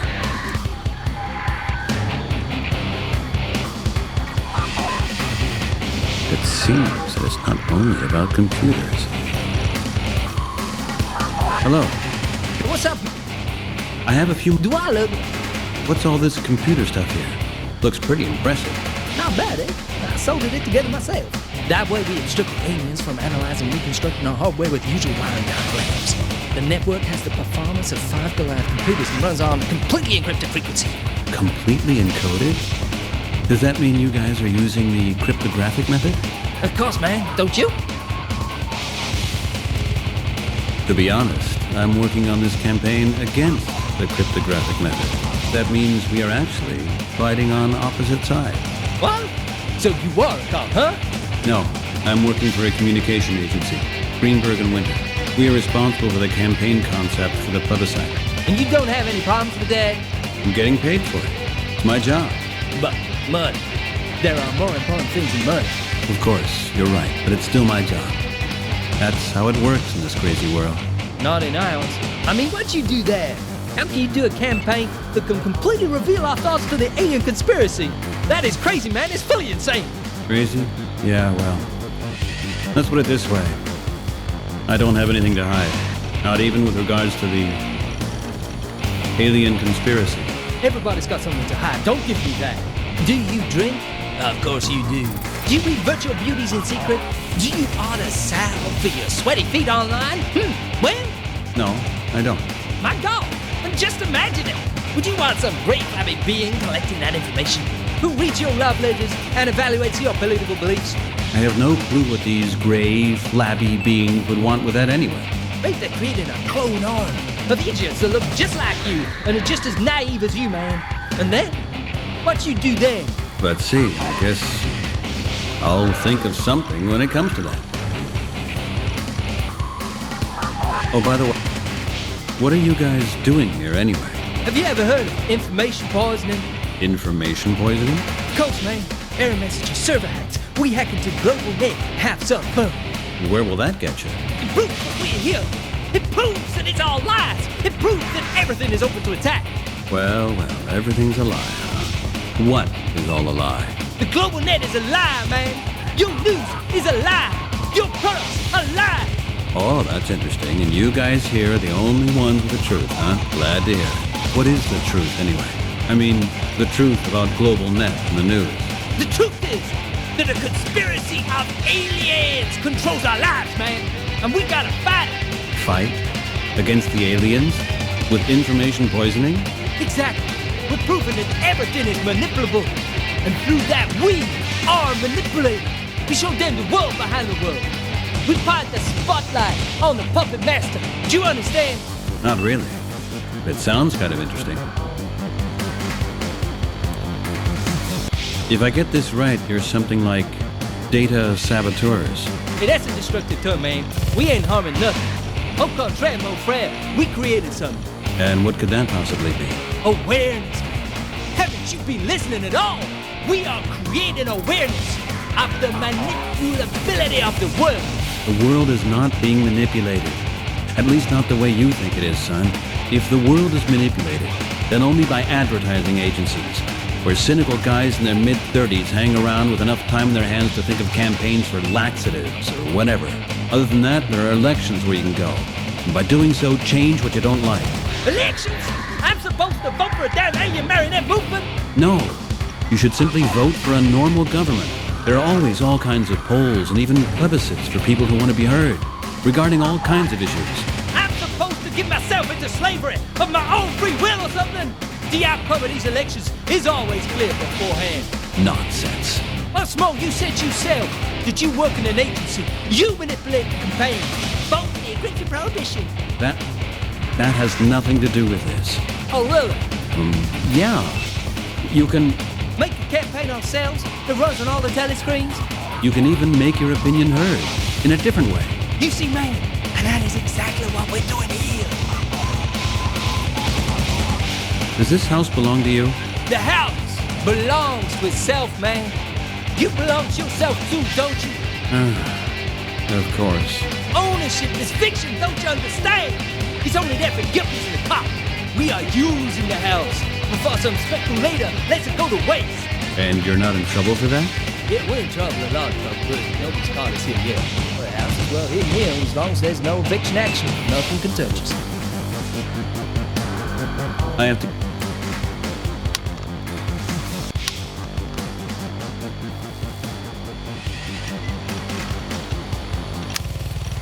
Hello. What's up? I have a... Tell me a little bit more about you guys. There's not much to tell. Aside from me opened up the cafe a couple years ago when they did that big wave renovation thing on the Lower East Side. All the old tenants got kicked down. The city was planning an electronic amusement park with esports arena, shopping mall, and a marina for fat-ass rich kids dock their yachts. Yeah, I've heard about it. But obviously it didn't happen. That was just an excuse to ditch the neighborhood, man. They knew this was a Luddite center, so they just wanted to destroy the infrastructure. They tore the neighborhood to bits and then they forgot about it. Most of the houses were empty, so aside from me, we just went to occupy this one just like that. What kind of club is it anyway that you got here? You don't read too well, huh? It's on the sign on the front. Hey, this is a nuclear cafe, dude. Fine, and what exactly does that mean? Hey, that means something's happening here, man. This place is a bomb, and we're a lit fuel. That sounds pretty damn mysterious. But can you explain to me plain and simple what it really means? This is an information and alien-free zone. This house is occupied. We're disconnected from the government and outside extraterrestrial control. Autonomous, you got it? We make our own rules here. The Luddites lived here on Lower East Side? Of course. They had an outpost here. But when that thing with the attack on the communications relay happened over on the Hudson last year, it was all over. There were hundreds of raids, and they arrested one of the heads here on Essex Street. That was only 3 years ago. Of course, the cops were pretty angry because one of their main computers got hit by the blackout. They turned the whole neighborhood upside down, but the Luddites' headquarters was mobile, and they got away through the underground tunnels. So it didn't amount to anything more than a single arrest. When the cops noticed that they couldn't get rid of the problem here so fast, the city government came up with the idea of building the arena and really cleaning the town up. You are sympathizing with the Luddites, aren't you? Not a trace, man. All this machine bashing crap is totally antiquated. It's just plain stupid to oppose technology. We're using ourselves. Just have a look around. But what you do here sounds to me pretty much like a machine bashing movement. How so? Because you try to elude the state's justice system while trying to damage its structures. You trying to say we're terrorists? Nonsense, man. You ain't understood a thing. We are working against the alien cartel. Them Londons, they oppose everybody who uses technology. They're totally blinded by some kind of insane conspiracy theory. Insane conspiracy theories, but this thing with your aliens is not insane, right? I have to go.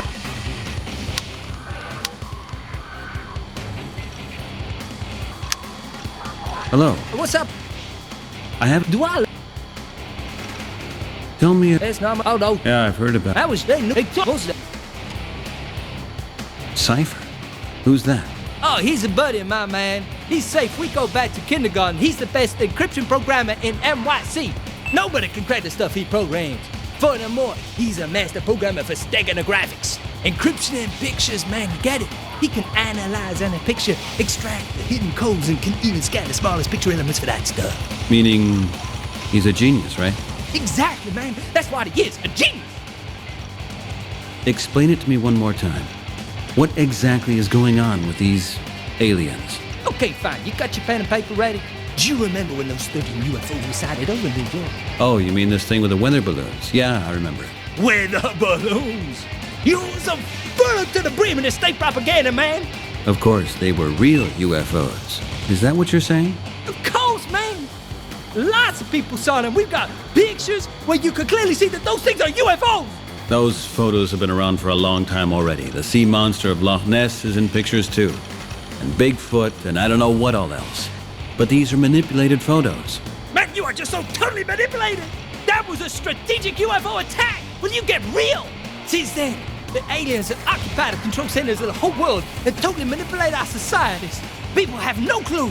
Only you do. Of course! We analyze those sounds in the telescreens to a T. Those are signals from space, man. They communicate with the stations on the Earth. That is 100% certain. Cypher's been trying for months to decipher those codes, but it looks like they're constantly altering there. Who knows what you intercepted there? These UFOs were seen by unstable or crazy people, and everything else is nothing but coincidences. You'll see, man. When they take you with them and surgically implant a dog's heads on your shoulders, then you'll see. I gotta know. Do you know this girl? This one outside? Go. Oh, you mean Rita, don't you? Hey, hot baby. Man, she's really fine. Not exactly my taste in girls, but she's a looker, all right. She always standing out there? Oh, yeah, that's her territory, man. She knocked a couple of bras on the nog so she could have Essex Street all to herself. Whoa. Then she's outright dangerous, huh? I wouldn't have guessed that. I'll tell you what, pal. In your shoes, I'd stay away from, business with her. Why? Does she have... is she infected? Does she have the tetravirus? No, man, that's not what I'm saying. Rita's healthy, for sure. That's not the problem. Then what? She's a scammer. You negotiate a price with her, you go up to her room, and boom! You get a nice glass full of the brim with champagne. Oh. And? What's so bad about that? When that pill sleep 3, the strongest around, boom! You down for the count. Ah, now I get it. She's stealing from her Johns. 8 capsules, man. With that, you can put an elephant family to sleep. You believe me. When you wake up, she's gone. And you're a messenger with her. That sounds familiar. Tell me, is there anybody on this block who's not into stealing messengers? Hey, Rita's okay. Just don't do business with her, okay? And by the way, how come you knew all this? Fell for it yourself, right? Oh, me? Me? Yeah, you. Oh, come on. I can see it in your face. Plus, you're blushing like hell, so admit it already. She played you too, right? Hey, man, just look at her. How was I supposed to know that, man? Of course not. That could have happened to anybody. However, thank you for the tip. I got another... I have to go. See you later.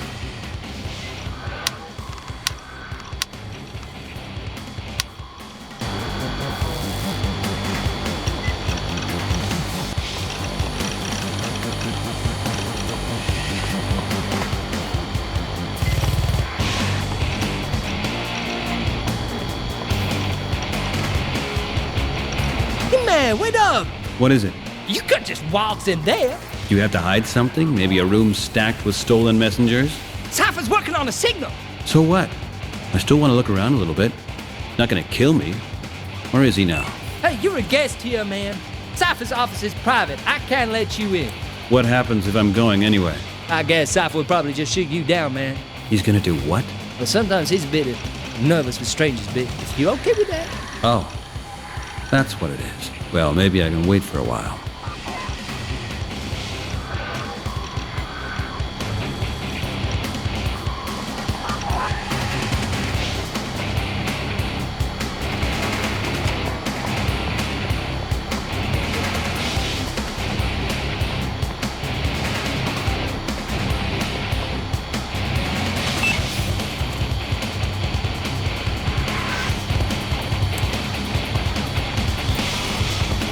Take a look at this. You are the technology experts here, right? Can you tell me what this is you see in this picture? That is definitely a parabolic dish, man. Don't tell me you didn't recognize that. Okay, but where is this thing? We can find out. That's Cypher. He sure can analyze that picture for you. If anybody can find out where the dish is, it's him. Great. Maybe you can call him over for a minute. Hey, wait a minute. Cypher. Hey, Cypher. Hey, man. There's some kind of yuppie dude here for you about some picture. What picture? It's just one photograph, man. Do you have a minute? Is he okay? Come on, tell him already. No idea, man. He don't look dangerous to me. Send him over. Okay, man, you go over to him.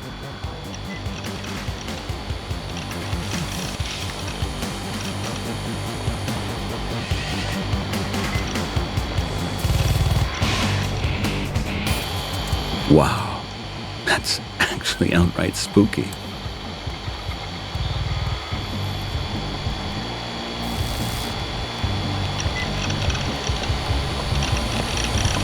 Hi. Are you Cypher? Who wants to know? Oh, I'm sorry. I'm Peter Wright. Nice to meet you. We'll see if I'm pleased to meet you or not. What do you want? You want to show me a picture or something? Yeah. And maybe I'll have a couple of questions as well. I don't have a lot of time, you know. It won't take long. I have a few questions about your club here. I saw your posters. Really? Where? Brooklyn.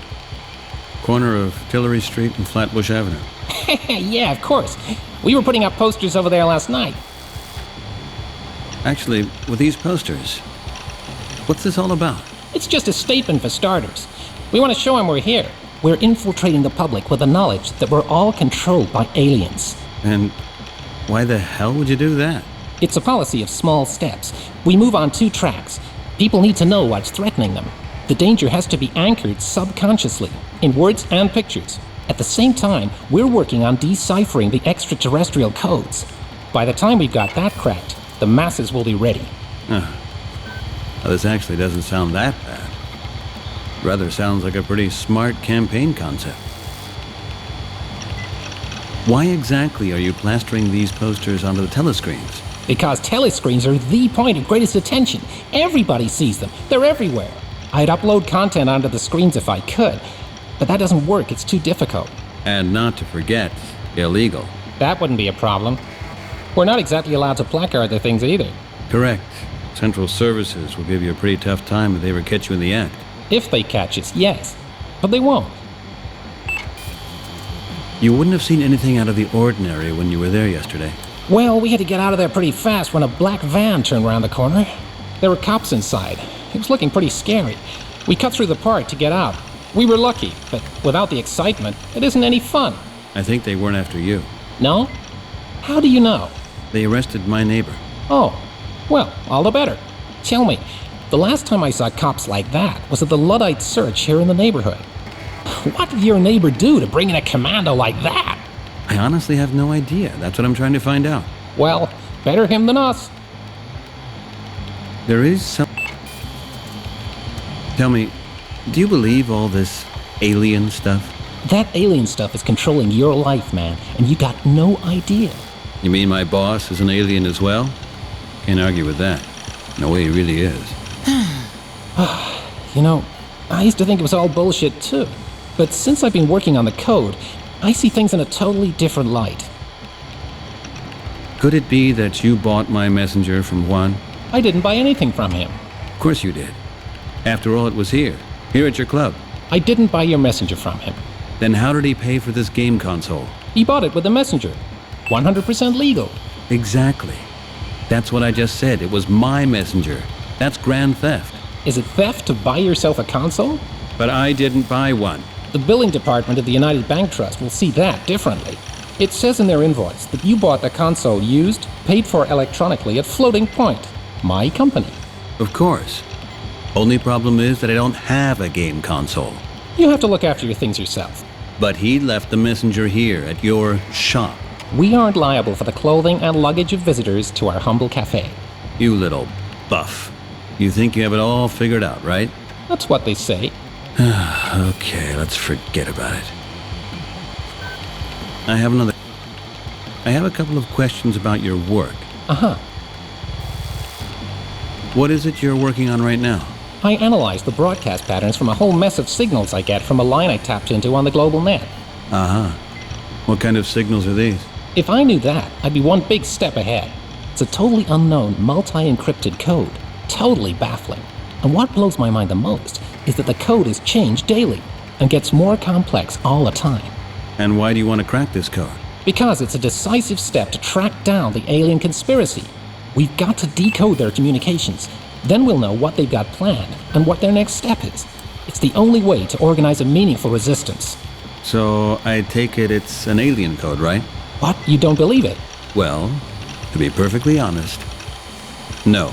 Because you haven't got a clue. I've been working for years exclusively with encoded signals. This code is completely different than any other code that could be created by any known process. It's highly complex and extremely adaptable. It's almost like it knows that I'm trying to crack it, and changes itself every time I find out something about it. Maybe the guy at the other end is simply a tick smarter than you. Could be. In any case, I'm convinced that whatever's on the other end, it isn't human. I'm gonna get those bastards. So, you're a cryptographic expert? Yep. I don't want to boast, but I'd say I'm one of the best. I was a security consultant for 5 years at the United Bank Trust. Seriously? How did you get that job? I cracked their encryption and opened an account with 10 million credits. That was a lot of fun. And then they caught you? Yeah, they found out during an internal audit and traced my login. They made a fair deal. Either they would report me and I'd probably get 5 years, or I could work for them as a security consultant at United Bank Trust for 5 years. Which is just about the same thing. Yeah, well, I guess that was an easy decision, wasn't it?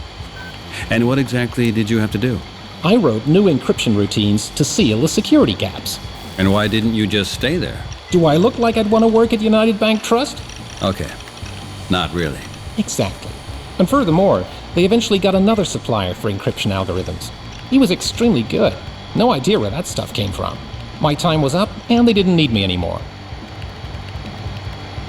What do you think about the cryptography prohibition, which is right around the corner? There won't be a cryptography prohibition. Yes, there will. I'm working on this campaign, and we're pretty certain that this law will pass. Aha, you were working on the campaign. Then you're from Greenberg and Winter, aren't you? Yeah. How'd you know? I took a look around your internal server once. Terrible security system and 2 indexes full of bad pornos. Pretty embarrassing, boys. What? You hacked into our system and checked our server? Of course. You can tell your system administrator that he does lousy work. A certain Bill, I believe. His administrator password is SexMachineBill2044. Ouch. Seriously, you really did. Of course. The only thing I could never crack was your upload computer for the telescreens. They're really well protected. You can't get into the government networks. And now tell me again, why is the cryptography prohibition not coming? Oh, it's coming, of course. But that doesn't mean the encoding will stop. I bet anything that this alien code scrolling down my screen won't be one bit less encrypted when the law goes into effect. They want to unlock our heads and throw away the key. That's it. There is? Your buddy mentioned that you can analyze photos. Absolutely. Because I have one here, and maybe you could take a look. Of course I could. And are you really going to do it? Maybe. Definitely not for nothing. What do I get out of it? What do you have in mind? Of course, you don't have any money, do you? No, you don't earn that much as a communication designer. Okay, how about some propaganda, What do you mean, propaganda? I can't do anything illegal, just to be clear on that. No? But they're the most fun. Not a chance. Okay, forget it. All right then. What is it you want me to do? Simple. Those stupid slogans on the telescreens get on my nerves. Uh-huh. And you're a Greenberg and winner. What are you getting at? I'll give you a disc, and you upload the slogans from our club onto telescreens across North America for 1 hour. I think you're totally crazy. No way. I've asked you to analyze a photo. Do you really think I want to go to jail for that? Okay, let's say only on the telescreens in New York. No. The one in front of your door. We can talk about that one. What? Are you joking? This is ridiculous, man. Just one telescreen, and the one in front of our house. Who walks by that one in this trash heap? That's why. And that's my final offer. I'm risking already a whole lot more than I would like to. And there's no way to explain this to my coworkers, you know. I'll have to do it alone, behind their back. Anyway, the telescreen next to your nuclear cafe. That's my offer. What do you say? Okay, deal. Deal. Here's the CD. Have fun. And the photo? Give it to me when you've uploaded the slogan. Okay. Fine. I haven't... Okay. See you later.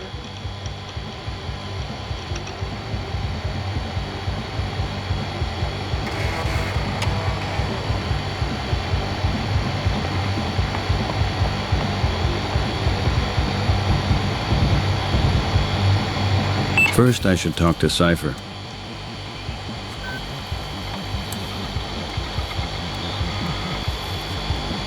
Hey, it's a wiring diagram for an old P8. Nowadays, you'll find this processor in every microwave. These are technical magazines on how to build processors. Only total computer freaks actually read this kind of stuff.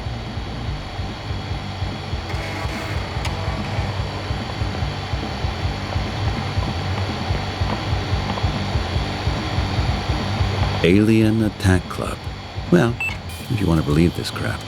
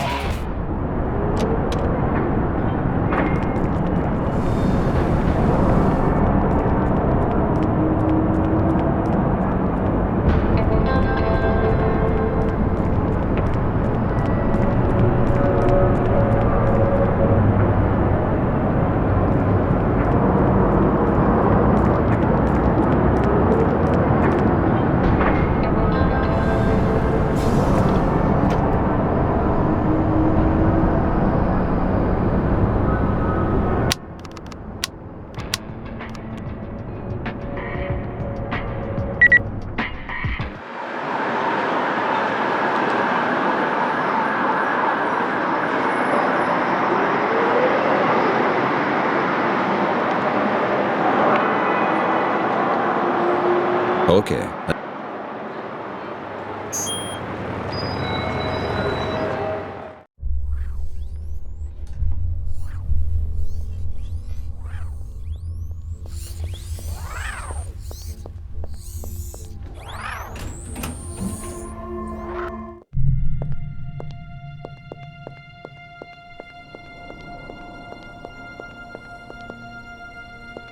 So, Bill, how does it look like? All clear so far. You back already? I thought you had some time off. Yeah, well, I still have to finish something up. Okay. Right.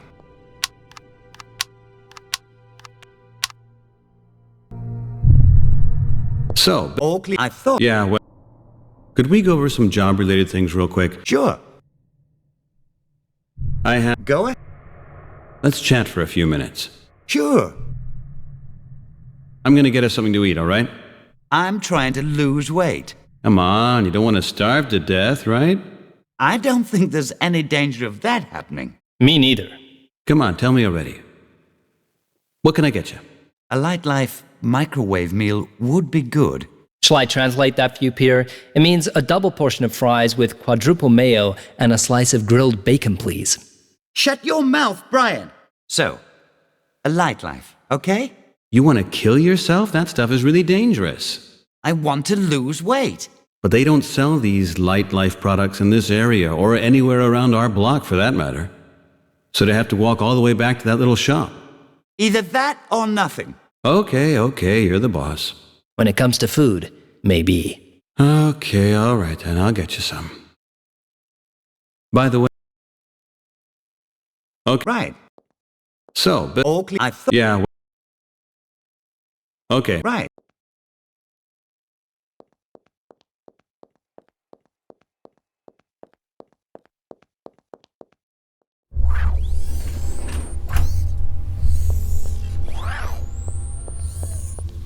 Stop. Sorry, so long. My business, much more it doesn't...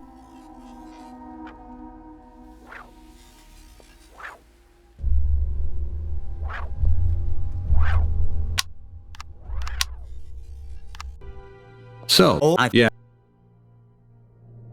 I'm gonna... Come on. You want... But they... Either... I'm gonna get us... Come on.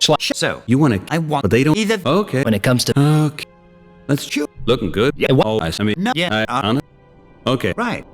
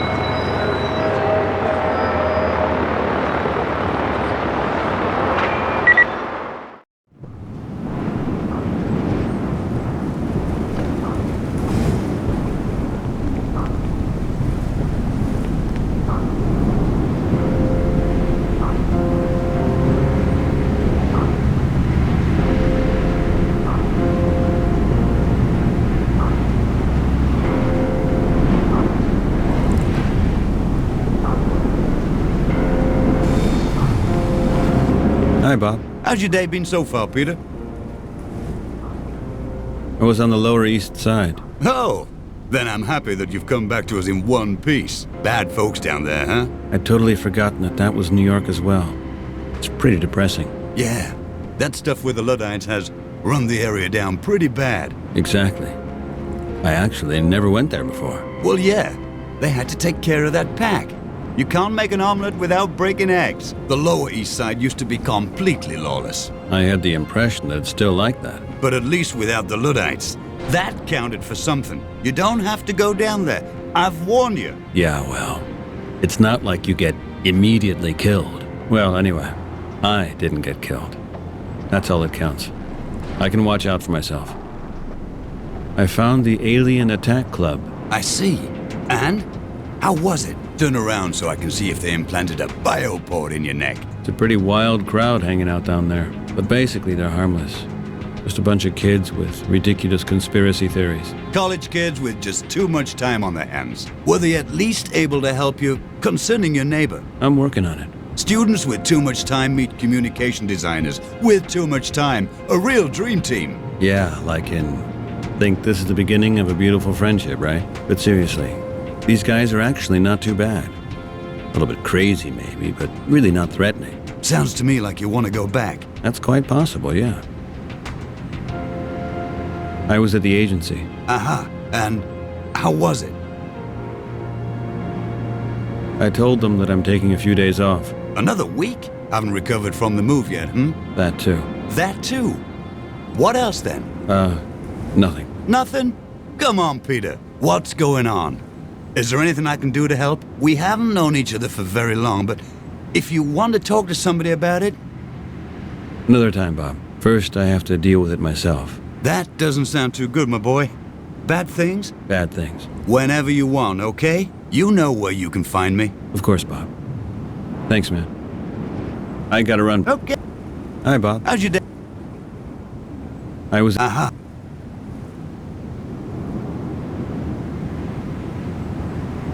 Tell me, Bob, you sell these light life products, right? Of course. But if you want my opinion, I wouldn't eat that stuff. So far I didn't try it either, but why do you say that? Well, there aren't many calories in it. But there is lots of appetite stimulants to make you buy even more light life products. Which then increases your appetite for even more light life products. And so on and so forth. And so on. That's what I call clever. Can I have one of these menus anyway? It's for a coworker. Does he want to gain weight? No, lose weight. Well, whatever. Here, at your own risk. Don't worry. Let him worry. He likes it. What do I owe you? I'll put it on your account. Thank you. You know our current campaign, right? Freedom of speech. Yeah, of course. You see it here and there on a couple of screens? Yeah, we're testing it right now. How do you like the campaign? Can I be completely honest with you, Peter? Completely open? Mercilessly direct? Please, by all means. It's horrible. Oh, why is that? What exactly is it you don't like about it? It's completely flat and without humor. Aggressively authoritarian. It's a serious topic. A humorous approach would be insensitive, don't you think? Okay. Still, the slogans sound bitter. I also read the public memo. Filled to the brim with depressing drivel. Who the hell wrote that stuff? Well, the draft came from the Department of Information Security. The brushed-up version was written by me. Oh, that. Well, no. I'm sorry. I just don't like it. I mean, voting should be fun. Fun? Did you hear about the plane crash? The machine coming from London? Of course. A horrible thing. Good, then you know what I'm talking about. Now tell me, where is the funny part in this one? Things like that happen, Peter. It's still unconfirmed if it really... To hell with still unconfirmed if. Of course it was a bomb attack, made possible by our inadequate security regulations. Hey, Peter! Why are you so mad? You asked me my opinion, right? Why are you taking it so personally? Did you know someone in the machine? No. Not a soul. No, nobody. You have to excuse me now, Bob. I know when it comes to the campaign, we still have to work on it. Thank you for being honest with me. No problem. But if you're always gonna react like that, then do me a favor, huh? And just don't ask, okay? By the way, I told them... Another week? Haven't recovered from the move yet, That... Nothing? We haven't... Okay. I gotta run. Okay. Hi, Bob. How'd you... Can we briefly get back to our earlier conversation? By the way, Okay. Hi, Bob. How'd you... I was at the agency. And how was it? I gotta run. Okay.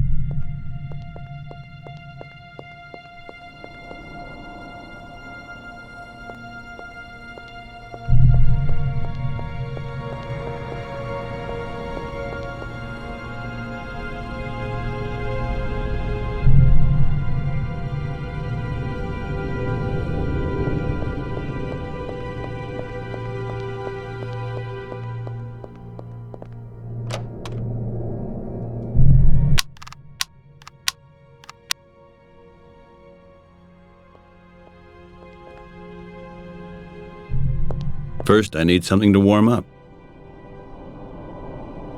Without power, it's not going to work.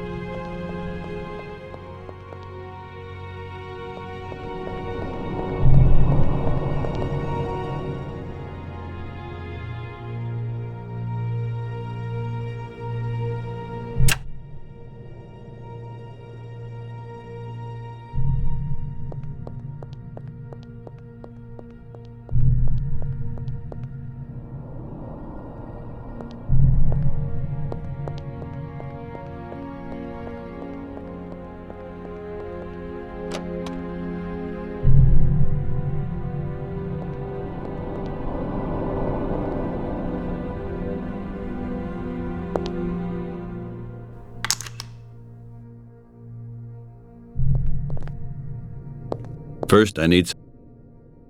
Okay, almost there, Bill.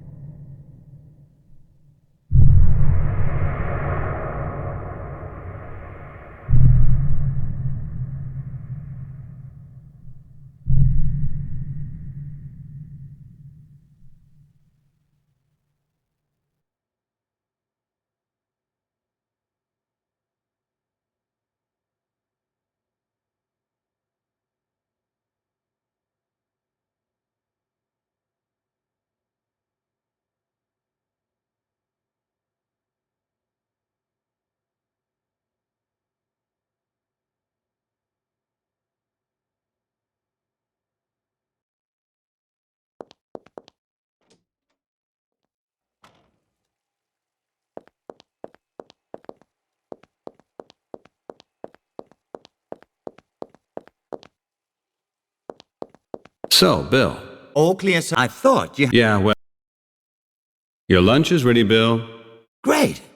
I needed a break. Well, have a good one. How did you manage that?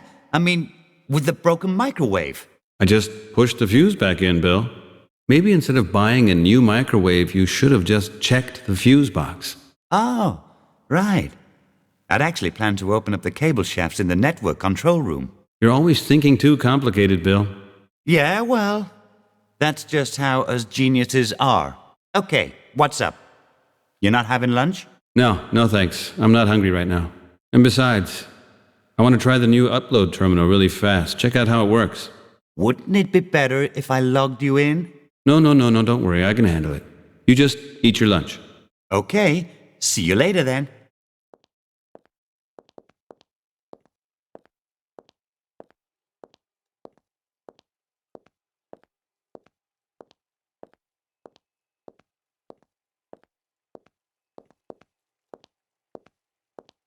Okay, Bill looks satisfied for now.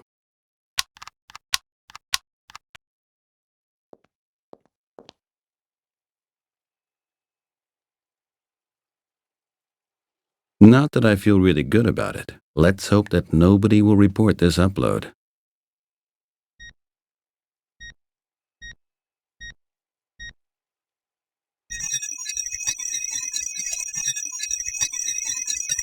Ready. Okay, that's it. Now it's Cypher's turn. That's where the disk goes.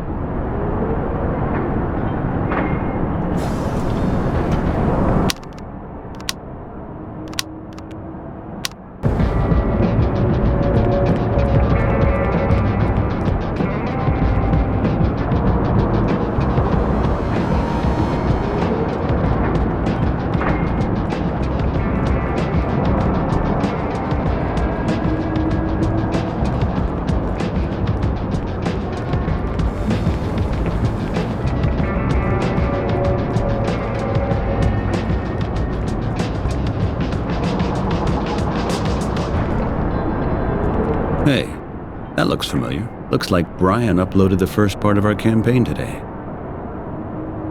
Hey, looks like...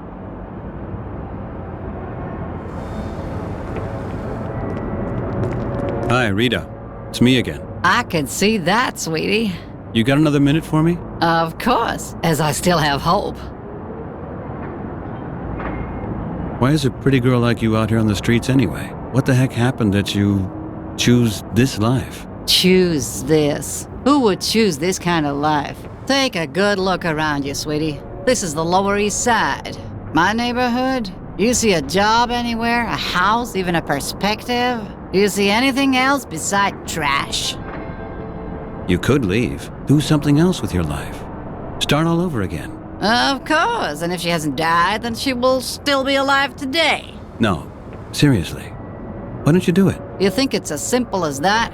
I can't leave this place. My family lives in this neighborhood, and they need every cent I earn. Besides, where should I go? I ain't got no education, and I'd be alone anywhere else. Maybe you'll meet someone. Oh, I can see what types are coming around here. The ones from better districts, and I'm supposed to go there willingly? Yeah, I would if I were you. Okay, then take me with you. Would you take me with you? Take you with me? Yeah, take me with you. Take me with you. Away from this dump. Let's go out for dinner. Get to know each other. And maybe, who knows what could happen. Come on, trust yourself. Let's talk about it later, okay? Come on, give yourself a push. Or do you have a wife waiting for you? You don't look as if you do. I don't? Listen, Rita, let's talk about it later. In any case, why don't you give me your number, okay? Do you mean that the two of us could still strike a deal? I don't know about that, but we could keep in touch. That's all I can promise, okay? Okay, here it is. Call me, no matter what. All right, I'll do that. I gotta go. Okay. Hi, Rita. I can... You got another... Listen, I talked to Lou in there. Lou? Yeah, a guy with dreadlocks. Oh my God. He didn't, say anything about me, huh? Well, actually, he did. You're a pretty cunning person, aren't you now? Oh, so what? Yeah, I have quite a special business approach, okay? But no one has been seriously hurt. I only take the money, and only as much as I need. That's still called robbery, sweetheart. Ah, what's this all about? At least, I'm not infecting anyone with the tetravirus, not even myself. I contribute to our health system, so to speak. A tetra-infected person costs the state 10 times as much. Interesting excuse for what you do. But it's still illegal, honey. You plan to trick me the same way? What? Well, no. It's naturally different with you. Oh, come on. Cut the crap, please. You're not mad at me, are you? How could I? And you won't call the cops? No. No, I won't. Thanks, sweetie. I owe you. Really, I mean it. You know what? I think you might have even hurt the guy's feelings a little bit. Lou? Why? Did he cry? No, of course he didn't cry, but somehow he became really emotional when he talked about you. I actually think he likes you. He likes me. How touching. Listen, sweetie, do you think I have time for those kinds of romantic feelings? Did he really say that? That he likes me? Well, not in so many words. So then what's his problem? He should just continue playing with his computers. There's no room in my life for that. Can I... Why is it... What the heck? You take mine. You see. You could? No. You think my face and I'd... Maybe you'll... Oh, and I'm... Yeah. Okay. I can't. See? You can't. No one can. I'm sorry, but right now my life is really difficult enough as it is already. Who isn't? I can only take care of myself. Don't be mad now. Oh, come on. Do you think I meant that seriously? Yes. I think you did. I gotta... Okay.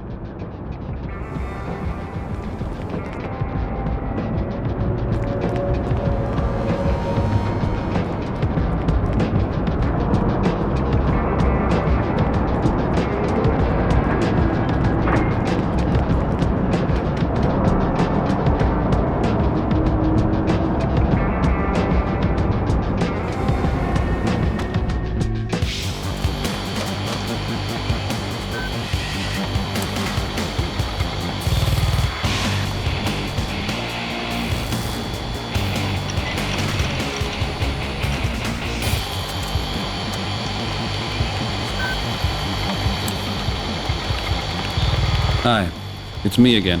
Hi. About our deal. Yeah, what about it? Do you want to back down? Okay, I did it. Your slogan is on the screen outside your windows. Looks pretty good, actually. Wow, super. Well, that was much more difficult than I had imagined, let me tell you that. And now I have a pretty bad conscience on top of that. I hope you're going to keep your part of the deal now. Hey man, of course. I have another... About the picture. Yeah? So what about the photo? I kept my part of the deal. Your slogan is online now, right outside as promised. Oh, yeah. Then show it to me. Okay. This picture shows a parabolic dish. Oh, really? Well, I figured that out by myself. Yeah, but here's the point. The parabolic dish clearly belongs to the facility of SETI in Arecibo. I thought you're going to analyze the picture. That's what I'm doing, man. You're just looking at it. Of course. I know where that is. Damn bastard. What do you want? I can give you your information. But all right. I have to calm down first. So, you say it's the SETI? Yeah. Search for extraterrestrial intelligence. The eavesdropping program they use to search for extraterrestrial intelligence. I've heard about it. They have a huge facility in Arecibo, Puerto Rico. That's where your man's at. Those boys down there are our colleagues, so to speak. The only difference is that they don't find anything. Blind as bats. But tell me, what do you have to do with that? I'm not interested in the SETI. It's about the man in the photo. I'm trying to retrace his last steps, that's all. Or, who knows? We'll see.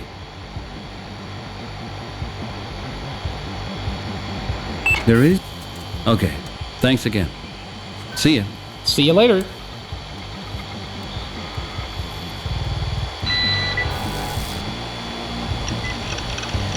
Good morning. Mrs. Oswald? Mr. Wright. I just wanted to check with you. You still haven't heard from your husband? No. I'm worried sick. Have you found anything out? Your husband Graham was at the SETI, Mrs. Oswald. That photo was taken in front of the big dish of the SETI Institute in Arecibo. SETI Institute?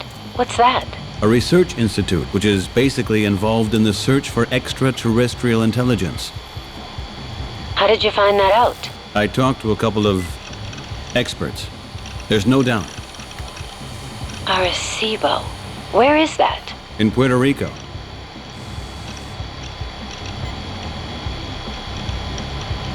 I still have... Just ask.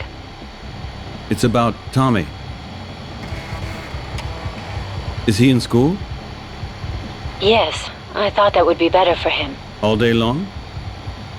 Yes, I have spoken to his teachers and his electronic tutor. They all agreed to help me. There's no point for him sitting around at home worrying about his dad, and especially when he sees his mother crying as well. That'll only make him more depressed. You probably made the right decision.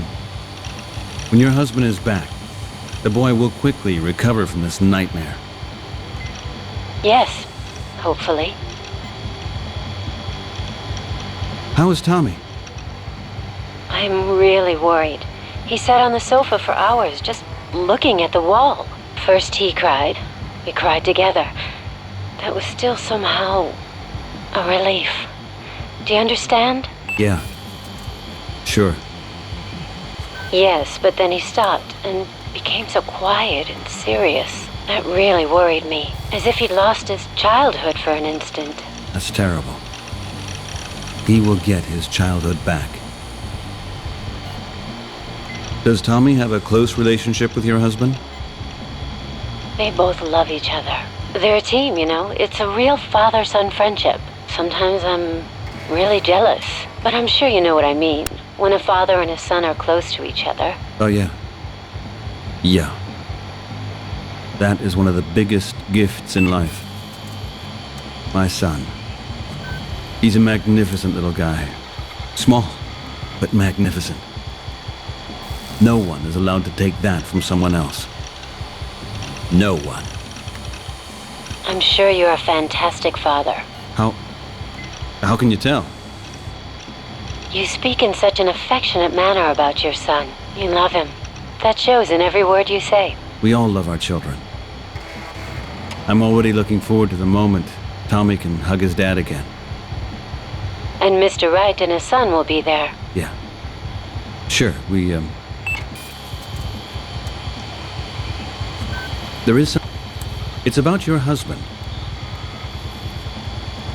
What did he possibly want at the SETI?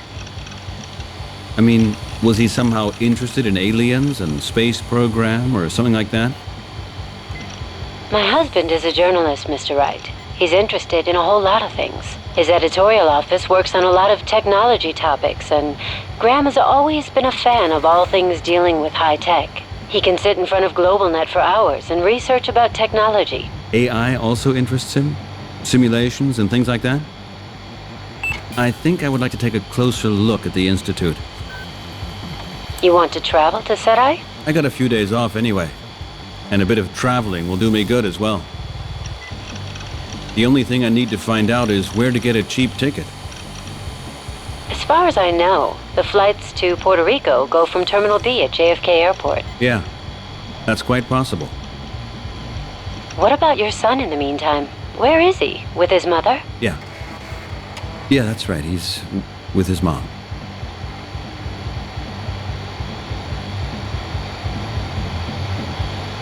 There is... I have to go now. Okay. It's me. Miss... Your husband... I took in... Just... It's about... I need... Did he change recently, somehow? He left the house a lot, and when he was here, he spent hours in front of the computer. But that's not unusual with Graham. With his job, I sometimes didn't get to see him for weeks, or he's up to his eyes in work all the time. Did anything change in his private life? Did he have new friends all of a sudden? Or maybe new habits? No, not really. Private life. We hardly had any. Graham hasn't got many friends, and he hasn't much time for us either, unfortunately. How long have you two been together? On October 17th, it'll be 12 years. That's in a few days. Yes. You will celebrate this day together. Don't you worry. Past few years, Graham couldn't remember the date anyway. He's not good in things like that. 12 years are a pretty long time. Are you two... Happy? Well, we have a child together. I suppose we are happy, measured on what you can expect from life. We maybe had a couple of problems recently, but who hasn't, I'd like to know. That's certainly true. You know, it's not easy for me without a job, and I'm surely quite unfair sometimes. Don't get me wrong, but could he have had an affair? What could that have to do with his arrest? I'm just looking for situations where he could possibly have become mixed up in something. Could it be that he did anything that might have gotten him in trouble with the law? Like an affair, for example? Who knows? Maybe with someone who's in politics. Maybe somebody filed a report against him. Maybe it's an act of revenge. Graham was always faithful, I think. Can we drop this topic now? Okay.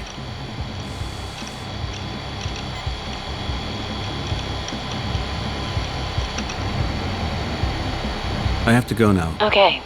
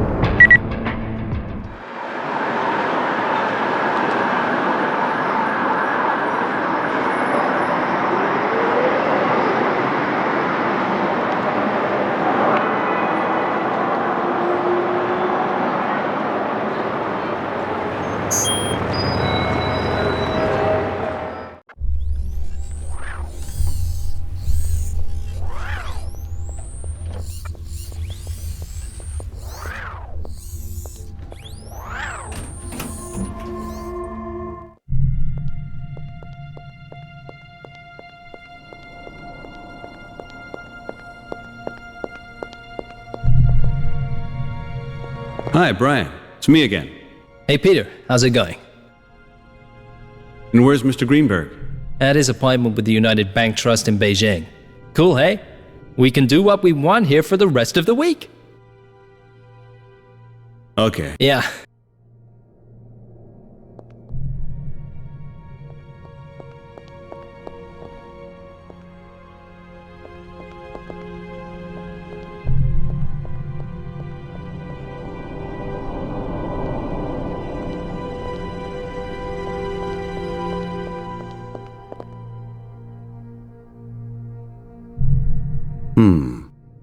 I would need the key.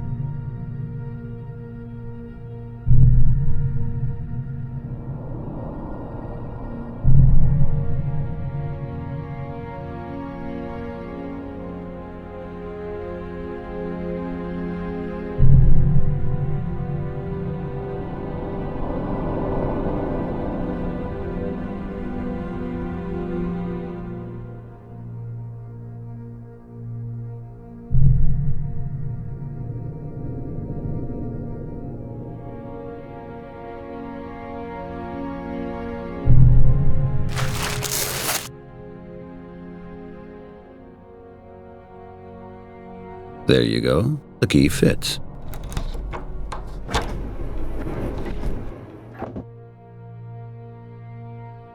If Mr. Greenberg ever finds out, I'm fired. I just have to make sure that he's not going to find out. I'll get him a new one, and nobody will ever know. Once a year, we get one of these free flight checkbooks for maintaining the telescreens. Most of my co-workers have used one of these checks to go secretly on vacation. Mr. Greenberg never found out, but of course it's possible that he just didn't say anything. Who knows? In any case, I have to replace these checks.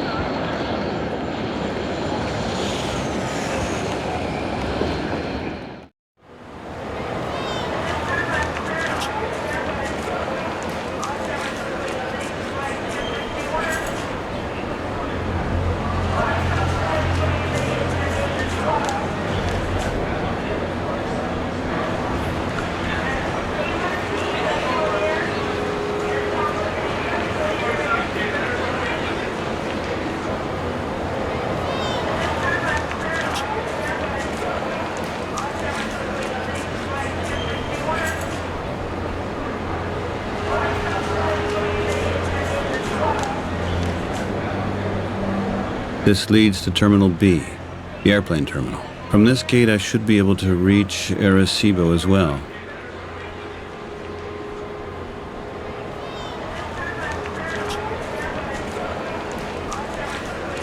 This scanner would like to have my ticket. All right, let's start.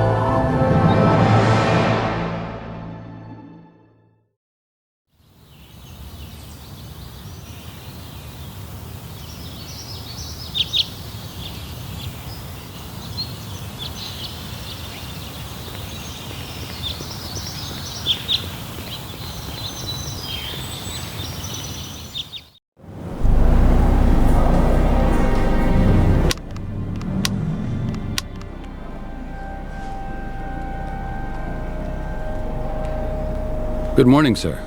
Hello. What can I do for you? My name is Peter Wright. I would like to ask you a few questions if you have a few minutes for me. Yes, why not? I am Dr. Price. Pleased to meet you, Mr. Wright. I would like to ask some questions about the SETI. Okay, no problem. That's a good idea. How is this institute financed, would you know? Are you sure you're not from a government funding department or something? Absolutely sure. I was just wondering, how do you maintain this kind of site? I mean, the equipment looks very expensive, and the SETI is probably not making huge profits, right? Do you know that retrieving knowledge is much more important than retrieving money? And we are lucky that some big companies, which mainly belong to the government, are significantly supporting our project. 20 years ago, we got a new computer network and completely new hardware. Since then, we've kept up to date with the latest updates. That is really generous. Which companies are we talking about? Everybody who's anybody. Cupichem, Lunar 5 Consortium, United Bank Trust, Cargo Services, United Communications Services. Wow. We're talking really only big business here. And what do these companies get in return for their support for the SETI program? Do you begrudge us support for our work? Oh no, not at all. I'm just asking myself, what kind of interest in your work here could these companies possibly have? They are supporting us because they support the idea of free research. If that's true, that would certainly be nice. But I believe that companies always have one main reason. Money. Or maybe a strategic advantage. Maybe they're looking for an advertising effect by offering us their products for use. It's all the same to us. We just want to be able to do our work. What does frequent updates mean? Well, that means that technicians come by every few months and check our system for one whole week. The whole parabolic unit is now being automatically programmed on search sectors. We only provide the programmers with the data sets, and they then integrate them into the global net console. The rest is automatic. Aha. That means you here at the Institute don't have to feed your system with any data or information yourself, right? Right. All we do is filter the results. The system works according to our guidelines, but is otherwise completely autonomous. It's extremely practical and minimizes the error quota to almost zero. Does that mean you don't even need to employ any technicians anymore? No, no one. We are happy that we don't have to deal with the technology anymore, you know. Is that the reason why the second floor is cordoned off today? Yes, that's right. The programmers and technicians of communication services are now up there. They are now working on the system update for the week, and then we'll have trouble-free operations for the next few months. What do you think? Could I watch for a little bit? I'm just curious how this works. I'm sorry, but that's not possible. I had to turn away a man recently because of that. Our systems are extremely sensitive, and only specialists can enter the hardware rooms. And you're not even allowed in yourself? No, I don't know enough about the technology up there anymore. The progress is just too immense to be able to keep up. We're just interested in the results, and they are top. Can I ask? What is this site used for? What? How do you mean that exactly? Is that a kind of control question? Are you from the government funding department or something? We already had to let 5 people go just last year, and I'll personally chain myself to the entrance gate if you... No, don't worry. I'm asking out of curiosity only. You know how tourists are. Okay, you're a visitor? That's interesting. Sure, of course. So, What? I asked you a question. Oh, right. The SETI. You have to excuse me, but the computers are being checked up there, and I'm even more nervous than I normally am. So, where was I? The SETI. Yes. The SETI investigates space for possible existing signal transmissions of extraterrestrial intelligence and civilizations. We direct our radio telescope at specific sections of the sky and wait for signals to check them for regularities or patterns. And we drink coffee, a lot of coffee. Oh yeah, I can imagine that. Maybe you want to cut down on that. Oh, yes. You noticed, did you? And did you find something already? Oh, we find thousands of extremely promising signals every month. Many of them have such a complex structure that it takes us months to analyze them. And did something ever come out of that? We don't know about that. What do you mean you don't know that? Well, we can't be sure that the signals that we are getting are actually signals. Even the background radiation of the universe could contain a code that we only interpret as static, because we simply don't have the analysis methods to decipher it. But we don't just listen, you know. We also send a signal ourselves. It contains basic information on humankind in a logically constructed sequence. But so far, nobody ever answered, right? No. If we are lucky, we could expect an answer in a couple of 100,000 years. Do you yourself believe in aliens? Believe? You're asking me? Believe? What do you think? Oh, that means no? I don't just believe, my friend. I know that they are out there. They are already among us, swarming out every day and investigating our planet. Is that right? That sounds as if I've heard that somewhere already. How do you come up with these things? I have seen one of the UFOs myself. At night, in front of my neighbor's window. Unfortunately... You didn't have a camera handy? Exactly. How did you know that? Intuition. Do you know that the UFO actually radiated a red light too? An intensive red light. I don't think it would have worked out to take a photo anyway. And, shall I tell you something? My neighbor disappeared after that UFO incident. Just disappeared. I guess they took him with them to do research on his anatomy. And to cross him with our vegetables. You can never cross that out completely. Can I ask... I would like to ask a question about a visitor you had here. He must have been here a few days ago. A certain Graham Oswald. He's a journalist. Oswald? Never heard of him. I have his picture. Here. It was taken here at the SEDI. Right in front of your parabolic dish. Can you see? Oh, yes! That man! I remember him. But he wasn't called Oswald. He said his name was Drake. You still know this? Of course. It's exactly the same name as our Drake from SEDI, you know. An important researcher from the last millennium. I asked the man if he was related to him. But he wasn't, of course. He gave you a fake name. His name is definitely Oswald. What did he want here, do you know? Well, you'll laugh. He wanted to go up to the computer room, too. But I didn't let him, of course, since we had the technicians up there. He was very disappointed. I offered to give him a tour of the site so that he didn't come here for nothing. And? Did he accept your offer? Well, it was rather strange. We stood at the parabolic dish and I told him about the technical details and suddenly he was no longer standing next to me. And where did he go then? Did you find each other later? No, he was gone. Disappeared. I don't even know how long I'd been talking to myself for. What else did you notice about him? He looked somewhat alarmed. Alarmed? What do you mean? Frantic, nervous, pale, as if he'd heard or seen something terrible. But you can't imagine what that could have been by any chance? No, I'm sorry. He was rather confused. And then he forgot his bag. What was that? He forgot his bag. Where is it? In the souvenir shop. Paul's got it. I'm a friend of the family. I'll bring it back to his wife, okay? A friend? Yes, a friend. We're neighbors. You can ask his wife if you want. You want me to give you the messenger number? Oh no, that'll be fine. Just go over. I'll tell Paul to expect you. Can I ask? I have a question for you personally. For me? Oh, if you want.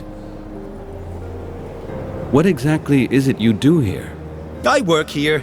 You know, earn my living and so on. Well, to be more precise, I don't actually work here to earn my living. That too, of course, but not just. Not even mainly, but secondarily, but that's not important. Do you understand what I'm saying? Yeah, I think I do. That means you're doing this here because you love it. How did you get that kind of job? How you get such a job? Oh, that's actually quite simple. You just need straight A's in all mathematical and scientific subjects, an IQ of 130 or above, very few social contacts in a computer. On most counts, I would be eligible, I think. You mean top scientific qualifications? Rather the part about the only few social contacts and the computer. Well, that's the first step. It was a joke, okay? Oh, I understand. That's amusing. Never mind. Forget about it. Tell me, you didn't hear by any chance about the Alien Attack Club in New York, did you? Of course. Those are the especially talented young men. They've carried out numerous hacker attacks on our telescope, as far as I know. Extremely professional and adept work. We only tracked them down with the help of the internal firewall. That's very interesting. And didn't you report them to the authorities? Me? But why? They are real fans of our work. Amazing. If I were 10 years younger, I'd... do illegal things together with them. Can I ask? I'm gonna look around some more. Thank you for now, Doctor. No problem.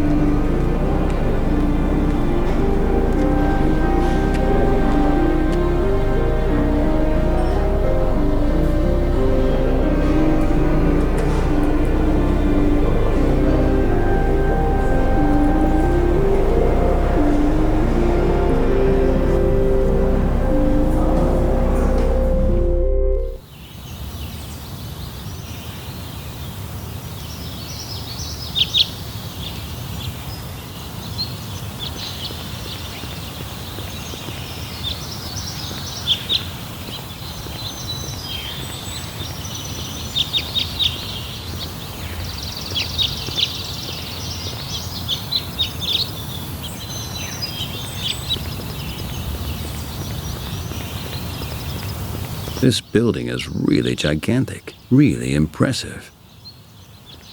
This parabolic dish has to measure at least 1,200 feet in diameter. With this, you can hear every single word.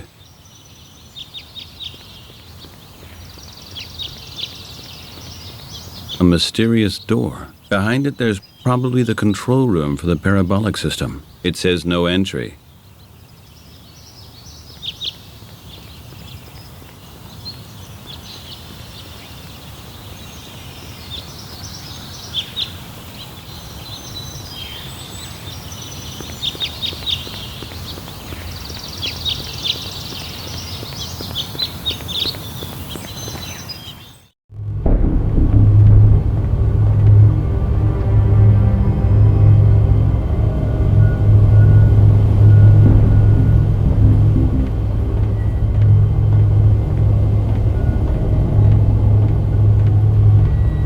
With a telescope, you can observe last night's star-studded sky.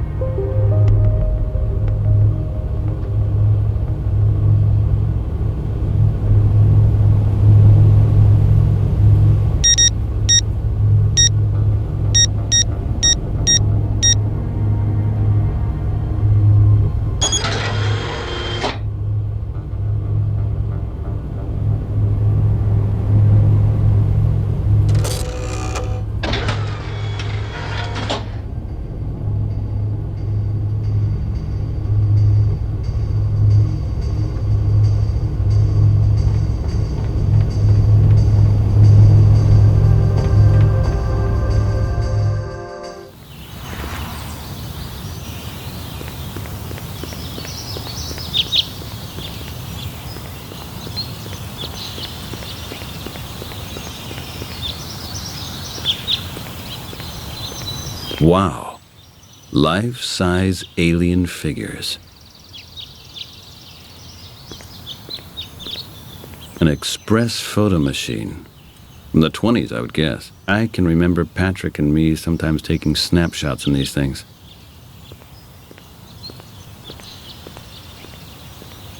Nice, these balloons.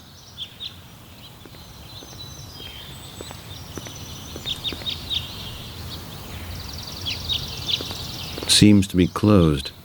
Only one guy is in there.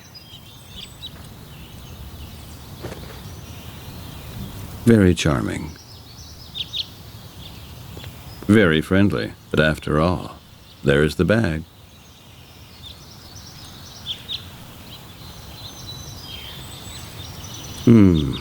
Let's see. He really carried a bunch of weird stuff with him. Needle and thread and knife, and I think that's an old video cam. Where did I see this thread before? I was holding something in my hand that was made of it.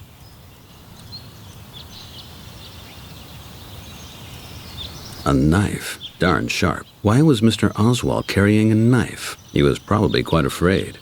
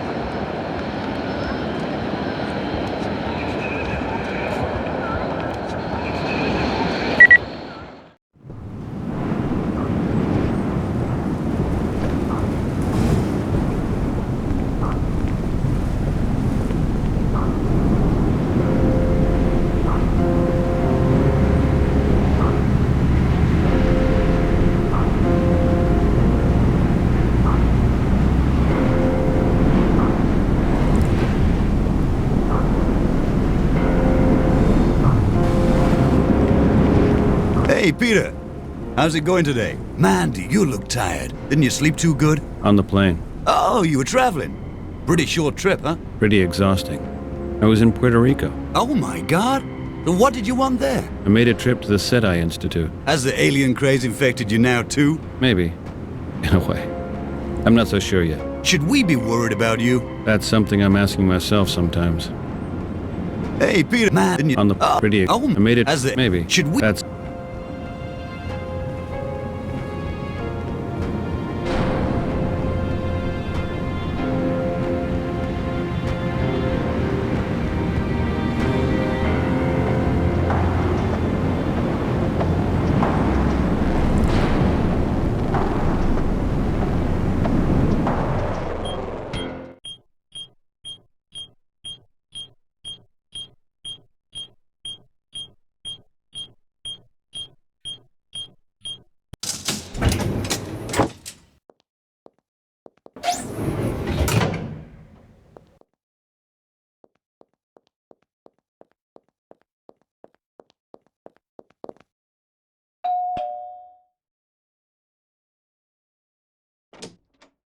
Hello, Mrs. Oswald.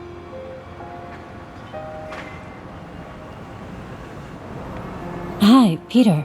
You were gone for quite a while. Got any news? You could say that. Do you recall the last time your husband was at the airport? At the airport. Let's see now.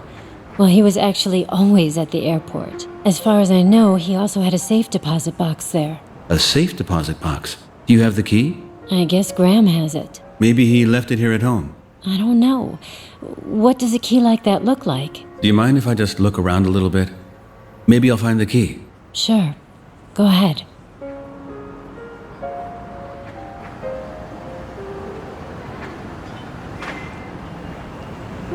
Let me ask you this, Debbie. Was your husband shooting magnetic tape videos in his spare time? What? Not that I know of. Anyway, what is a magnetic tape video? It's an outdated way of recording films, invented during the 20th century. Analog technique. It works with magnetic tapes. Back then, this technique was very popular and widely spread. I'm sure you've already seen one of those so-called VCRs at a garage sale. Oh, those boxes that look like game consoles? Something like that, yeah.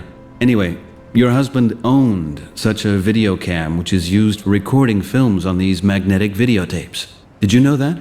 He never told me anything about it, and I haven't seen the camera before either. I found the video camera in a bag which your husband forgot at the SETI. Or maybe he left the bag there on purpose, I don't know. There were also some other things in this bag. Why did he need this completely outdated video equipment for? I really have no idea. Graham's always been into the strangest things. Maybe it has something to do with his article. Maybe he did something about the history of technology. Here's something I wanted to show you. This thread was in that bag I found as well. What could your husband possibly want with thread? Oh, that's the thread I always used to fix Tommy's teddy bear. Tommy's teddy? Yeah. I don't know why he had it with him. I think there's more to this teddy than meets the eye. I think I have to get going now. I'll get in touch with you by messenger in case I hear something. Either by messenger or otherwise I'll call you here directly. Thanks, Mr. Wright. Tommy? Hi. Everything all right? Have you found my dad? No. No, not yet. Unfortunately. Listen, Tommy, can I borrow your teddy real quick? Why? I just would like to check something. You'll get him back. It could be very important. Okay.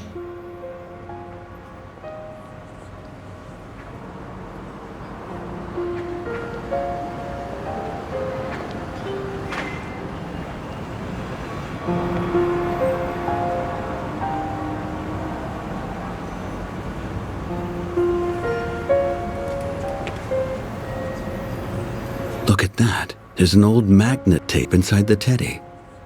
A videotape. Probably belongs to that camera I found.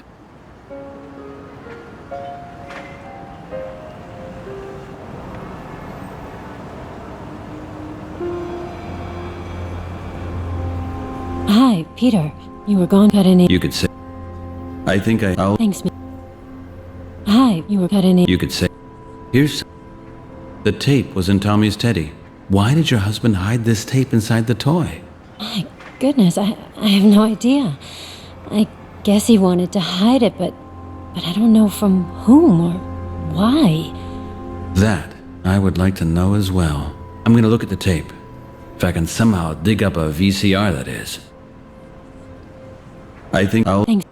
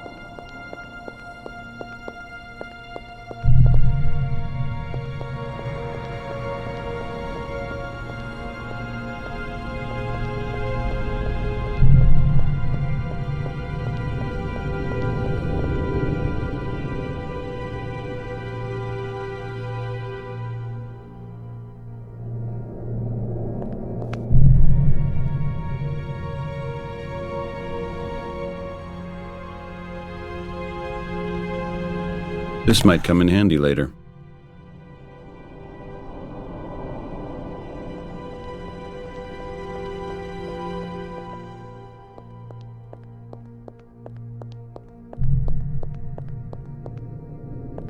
So, Bill, how does it look like?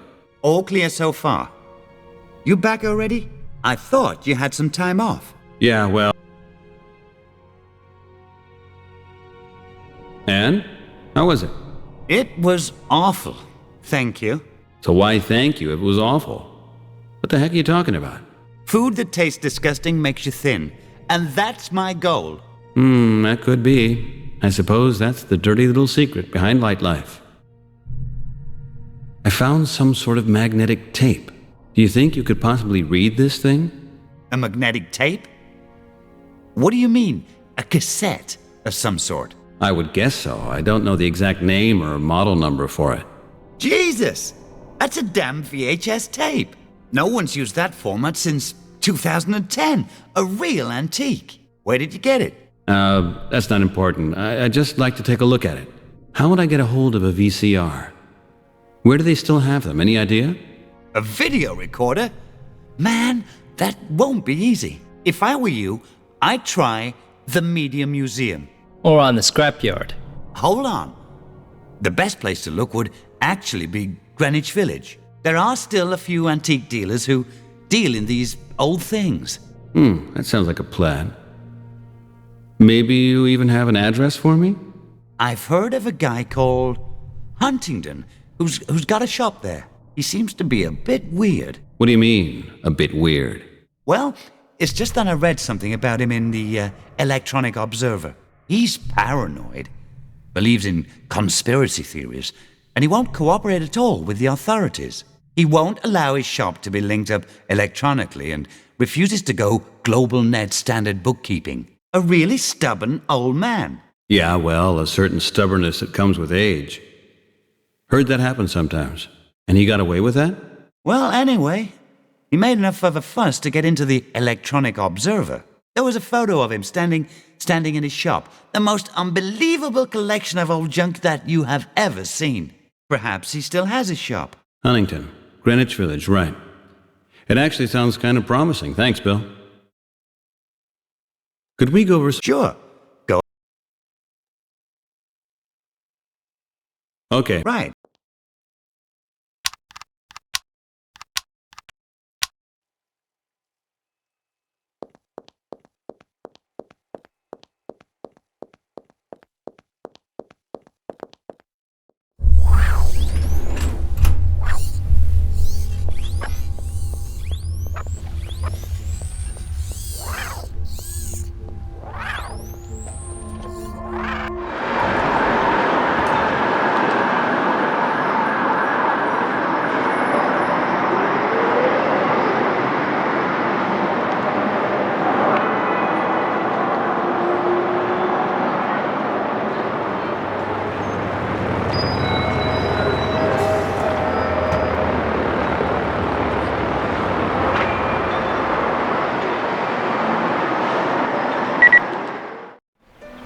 All right, here we are.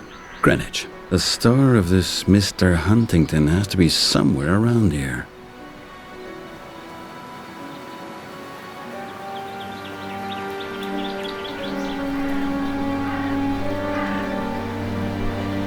A bunch of old stuff. Even though it's charming, it's also pretty expensive.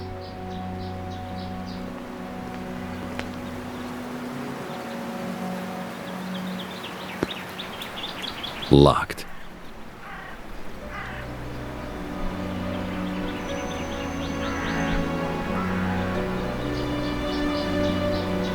Rather dark in here. Where's the owner?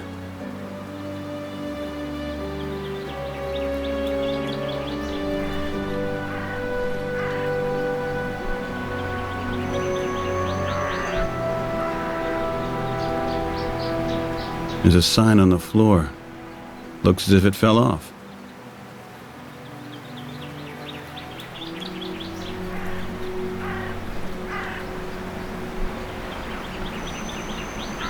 A nice little fishing rod. Almost done.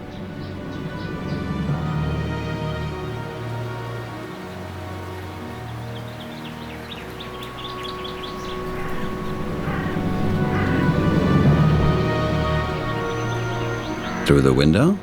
Not possible.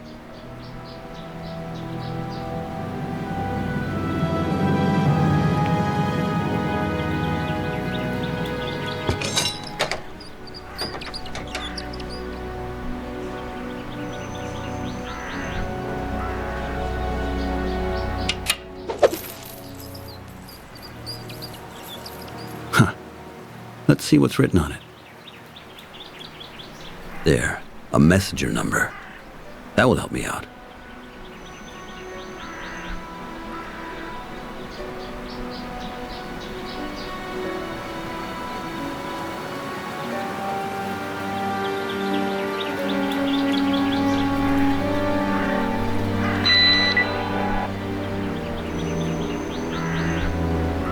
Huntington Antiques. Ah, good afternoon, Mr. Huntington.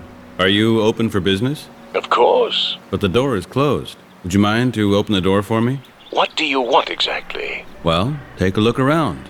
Maybe buy something. Nothing out of the ordinary. Well, I'll open up for you.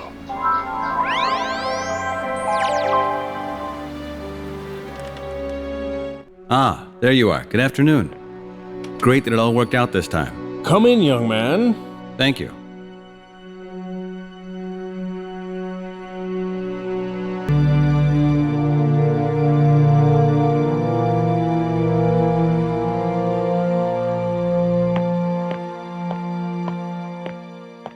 These are pigeons. Unbelievable.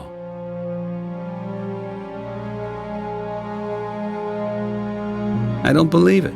He keeps pigeons in here. I should probably ask Mr. Huntington first.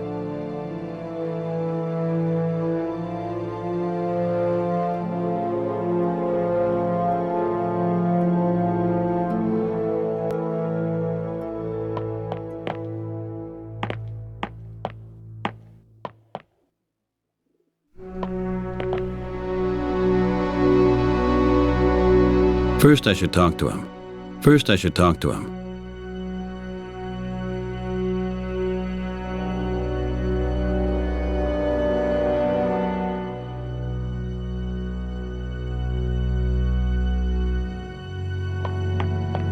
Now, son, what can I do for you? As I mentioned, I would like to look around a bit. Really a great store that you have here. Well, things have accumulated over the years. I've never been in a shop like yours before. It's fascinating. Makes you feel like you want to move in immediately. Oh, by the way, I'm Peter. Peter Wright. Nice to meet you, Peter. Please, make yourself at home. Let me ask you, would you mind to tell me a little bit about your shop? Everywhere you look around here, it seems to breathe interesting stories. If you like, please. I don't have much company here, and most young people aren't at all interested in old things. They just want consoles, telescreens, well, you know, whatever is trendy these days. Yeah, of course. And I have to admit I have a telescreen myself.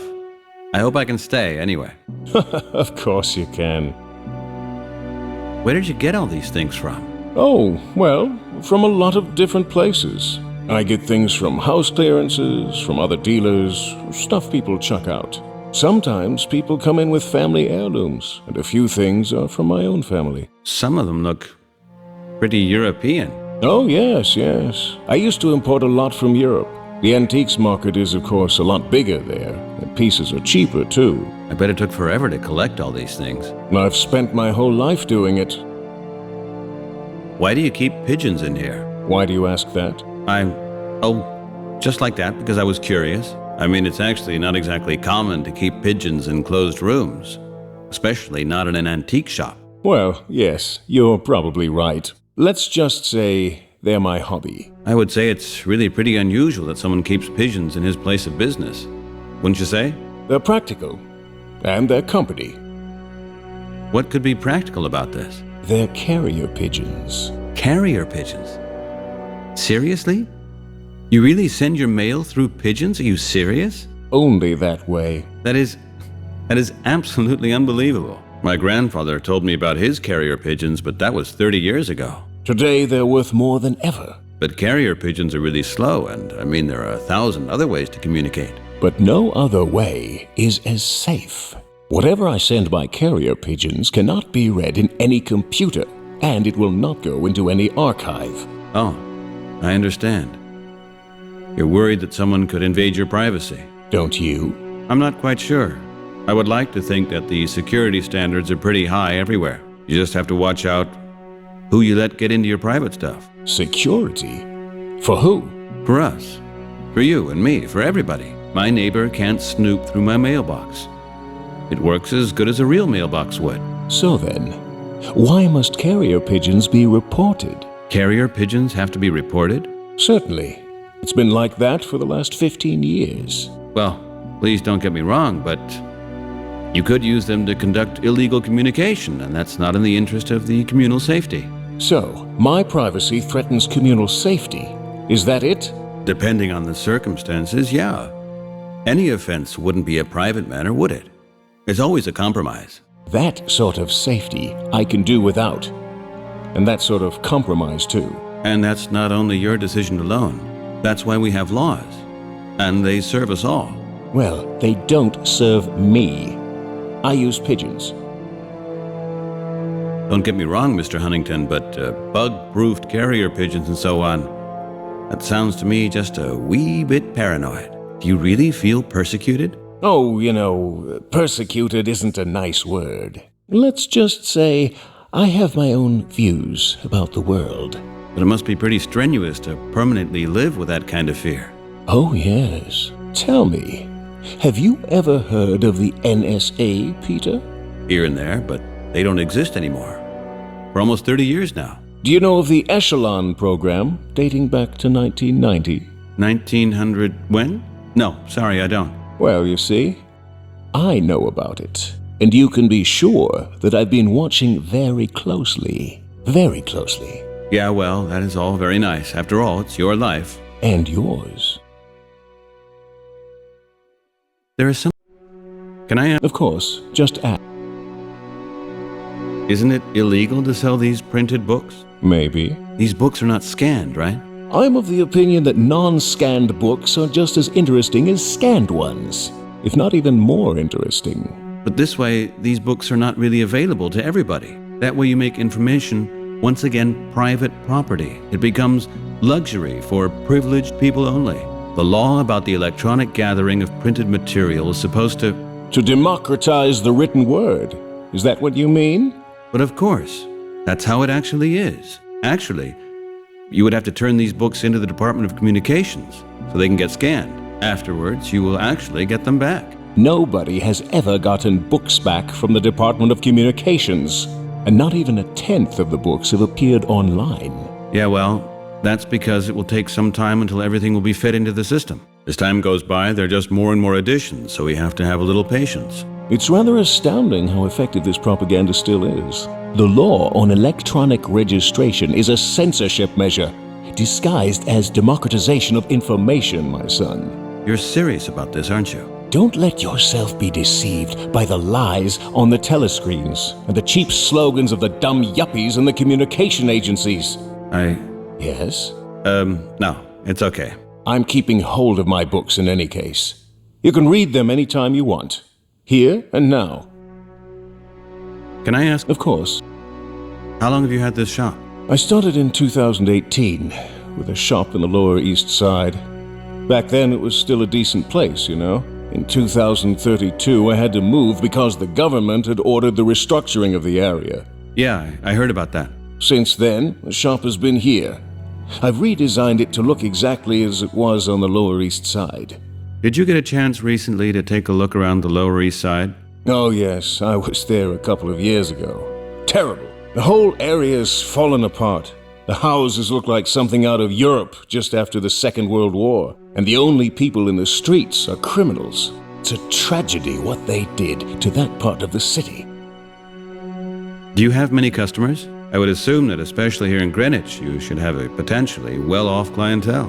What makes you think that? I sell almost nothing. But that's not important. I have the things I love around me. What use would they be in the sterile apartment of some yuppie who has no sense for the the soul of things. Oh, I understand. But how do you manage to get by then? And besides, this shop is costing you money as well. The house belongs to me. The government bureaucrats were kind enough to give it to me in exchange for my departure from the Lower East Side. Can I? Of course. I'm looking for a certain device. One with which I can play back old magnetic tape cassettes. Oh, you mean a VCR? Yeah, probably. That's amazing. Yeah, I know. Not a single soul has a thing like that. Nobody seems to need something like that anymore. But I do need one. That's not what I mean. I'm amazed because you're the second customer in 2 weeks who's wanted to buy such equipment. And you're also the second in the last 10 years. Another customer? You wouldn't happen to still know his name? No, he didn't tell me. But he didn't actually buy a VCR. He bought a video camera instead. And a tape. That would be really more than a strange coincidence. Well then, do you still have a VCR then? I think so. But I'm not totally sure where it is. You can see how things are here. Yeah, of course. I'll go and look around right now. And if there is one here, I'll find it. Can I? Of course. Please, tell me something about yourself. What is it that fascinates you about antiques? They have a history. They are history. They are the survivors. They can tell us about other times. The things here in this shop are not simply what they are. They aren't just objects that take up space in a room. They are what they represent, what they are linked to. Memories, feelings, thoughts. They are like an archive of what our lives were like. Maybe sometimes we don't really want to know what the essence of our life once was. Sometimes it's better to forget certain things. I think it's those things that we would rather forget that are really worth remembering. But it could also break you, living only in the good old times. And it can destroy you to live without any memories. May I ask you how old you are? I'm 64. Year of birth, 1980. That means you don't have any children? No, Anna couldn't have children. Oh, but the cloning procedure was already known, wasn't it? Did you never consider... Well, yes, we spoke about it. But I didn't want technology to be the father of my child. You know what I mean? Yeah, I can understand quite well. Do you have a cloned child? No, I have a son who's not cloned.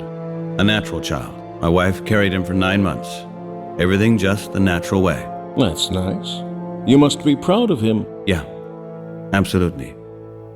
I definitely am. Do you have a picture?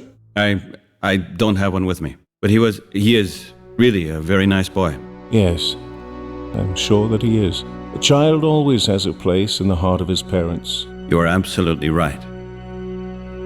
How did you celebrate the Union? Oh, it was a big, beautiful dream of freedom and prosperity. Unity and peace. We believed all of it. Everything. When President White announced the first Union, people danced in the streets. Well, it proved itself to be sturdy, didn't it? You can say that. It has become overwhelmingly powerful. Who would want to attack it anyway? Besides a few Luddites, maybe. Nobody's dancing in the streets anymore. People are content. They don't dance, but they don't complain either. What else do we want? Yes. What more can we ask for? I haven't... Can I ask you? Of course. Please. Do you run this shop here alone? Yes, unfortunately. My wife used to help me. Oh, I assume she is... I'm very sorry about that. I didn't mean to, She's not dead, if that's what you mean. She disappeared. She disappeared? Yes, 2031, during the raids against the Luddite riots. You want to talk about it? It's been a long time. A very long time. You know, if you don't want to talk about it, that's... I can still remember the exact date. It was May 31st, 2031. On that day, the NYPD had announced that the area was to be cleansed of technology criminals. because of the bombing campaign of 2030. It was thought that the Luddites had an operations base in the Lower East Side. They didn't consider that a lot of normal residents in the Lower East Side wouldn't want to leave their houses too. In the early hours of the morning, young people had started to gather in the streets. The mood was getting more and more heated, and by midday, the young people had started building barricades in the streets. Were you there as well? Anna and I were in the shop. We closed and kept completely quiet so that nothing would happen to us. Old tires were burning in the street. The air was black with smoke. As the armored vehicles moved in, bottles and stones started flying. The police had 300 men there who shot knockout bullets straight into the crowds. That sounds terrible. Then, this little girl came to our door and knocked frantically. Anna answered the door and the girl took her by the hand. A man lay injured by the barricades, maybe her father. I stood by the door and called to Anna, told her she should come back. Anna ran to the man. He was still moving, and I saw that she was trying to help him. And then what happened? Then riot troops from the NYPD arrived. They pulled Anna away from the man and put a sack over her head. They dragged her to a van. I ran after her and got hit by a knockout bullet. And then? She was gone? She disappeared just like that? I never saw her again. And the police? I never found out what happened to her. Tell me more about the Luddites riots. I've tried before to find some information about this online, on GlobalNet. But you can... Hardly find any information about it, right? Yeah, exactly. Almost all reports of it have disappeared too. The more exciting it is to meet someone who has a recollection of what really happened. So, what did exactly happen? They were the biggest riots New York has ever seen. The Lower East Side was like a war zone for days. The NYPD was searching for the man behind the bombing campaign that had begun on the 20th anniversary of the Union. Who was it? A programmer called Jeffrey Stein. A software programmer? Yes. He had been working on the development of AI for years, and had come to the conclusion that he had to bomb the AI laboratories and automated communications facilities. He became the first machine basher of the new millennium to take up arms. In short, he wanted to bomb us back into the Stone Age. That's one point of view. On the Lower East Side, he had a lot of supporters. But why did people support him? The Lower East Side had 6 industrial zones that employed thousands of people. And when all the factories were switched over to robots and equipped with AI, almost everybody in the area was left unemployed. That I didn't know. Stein realized that. That's why the robotic units were the main targets of his bombing campaign. For the people on the Lower East Side, that made him a hero. And the riots? At some point, the NYPD found out that Stein was hiding out in the Lower East Side. Their plan to smash up the whole area was the cause of the riots. What became of Stein? It is said that he was shot during the riots. A man by the name of Emerson has supposedly taken over his role. And what do you think about the most recent bomb attack? I think it's wrong. I'm glad to hear that.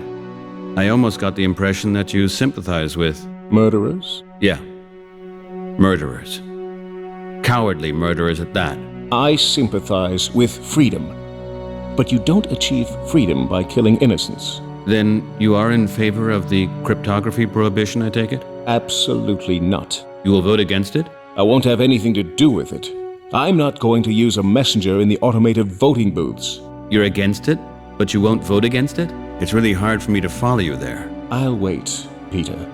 What is wrong will fail. You'll see. I think this law will pass. It won't. Greenberg and Winter did come up with a good PR strategy for it. It'll all come to nothing. There is some... I have to go. I'll see you... Okay. War of the World. Gonna get it. Mr. Huntington, I'm interested in this radio play. Unfortunately, I don't have any cash left. Only my messenger. I'll come back later and bring cash with me, okay? Okay.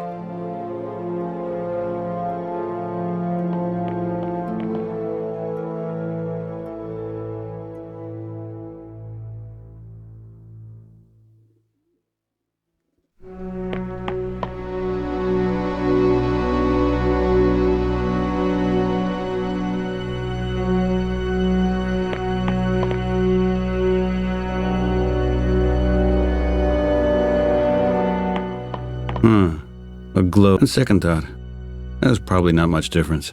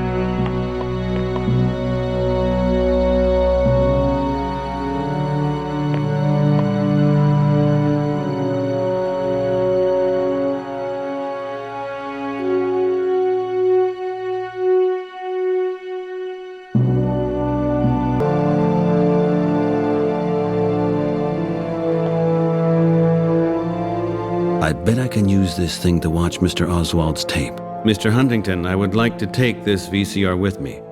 I'll pay for it as soon as I've had the chance to get some cash, okay? Okay.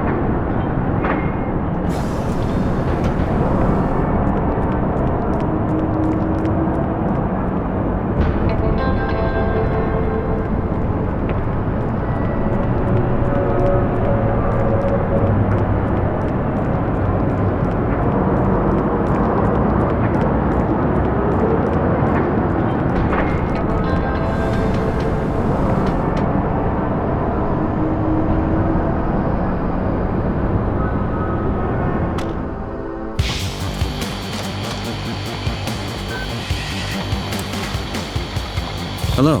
What's up? I have a... Dual. Do you know? Oh. Not exact geo. Oh, yeah. Whoa. Why? No, man. Then what? Jesus. Oh. Hey, when you... That's... Tell me. Hey, and by... oh, Yeah, hey, man. of course. I have...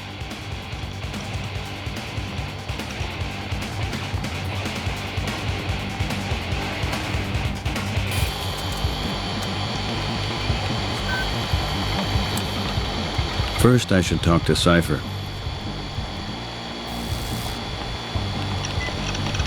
It's me again. Just look at that, our subversive colleague. Well, partner, what dastardly deeds can I congratulate you on? I was at the SETI, and I snooped around a little bit. And did you find out what your secretive friend wanted there? No, not yet. Pitiful. What do you want to do now? I don't know yet, but I will find that out as well. That cable over there on the workbench. Can I have it? Have? What do you mean? For free? You really need to take money for everything? You don't even use this wire anyway. Okay. But listen, you gotta give me something for it. What do you mean, something? For example? Something that I would like. A small gift of recognition.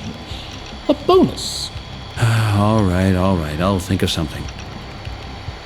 Okay. See you later. Here. How about this in exchange for the cable, huh? Didn't cost me too much of my time to get my hands on this one. War at the Worlds. Hey, that's cool. That's one of my favorite radio plays. That's what I thought. Thanks, man. That's really generous of you. You want to say I'm an idiot. Okay, then. Have fun with a high-tech cable, man.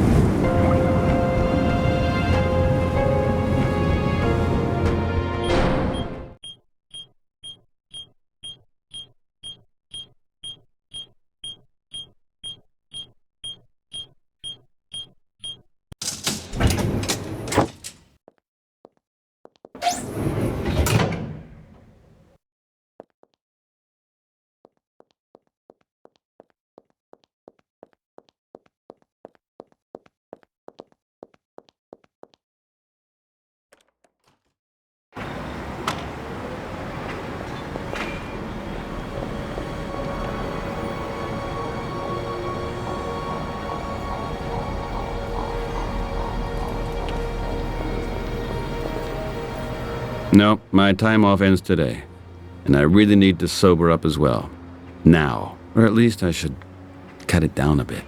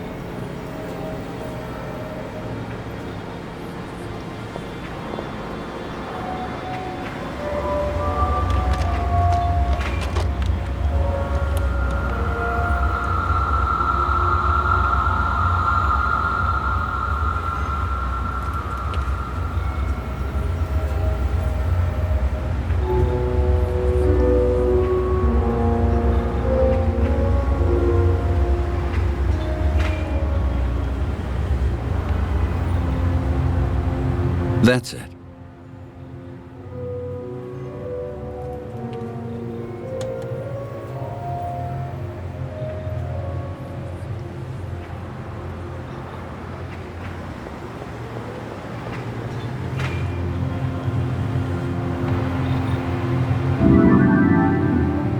Peter, hi. I had a great day.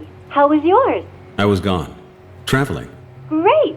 Where were you? In Arecibo. At the SETI Institute. Ah, so, what did you do there? I just wanted to check it out. It's very interesting. Anything interesting? Well, actually, there are quite a lot of interesting things. How did you come to think of that? Did someone recommend it to you? You didn't even ask me if I enjoyed myself. Oh, of course. Sorry, I'm always so curious, can ask so many questions, and I always forget to ask the most important ones. So, did you have fun? Was the weather fine? Did you see a few aliens? Yeah. Lots of aliens, actually. But inflatable ones. I have heard that, yes. I'm glad you had a good time and didn't have to think about the incident with your neighbor. Well, I'm thinking about even more now. I gotta get going. See you later.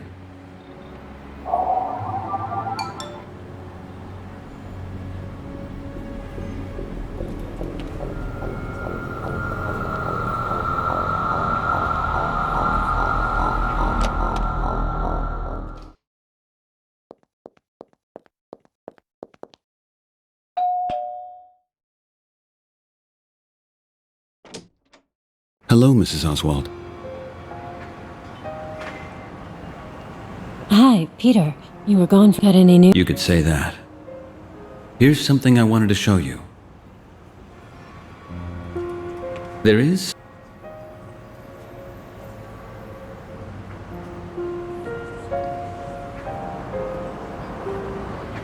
Here's... There is... Here's... There is... Let me... What? It's an animal. I'm sure... Oh, something... Anyway, did you know I found... Maybe we're all... Why did he need this? I really... Grams, maybe... Here's some... There is... I think I'll get in... Thanks, mister.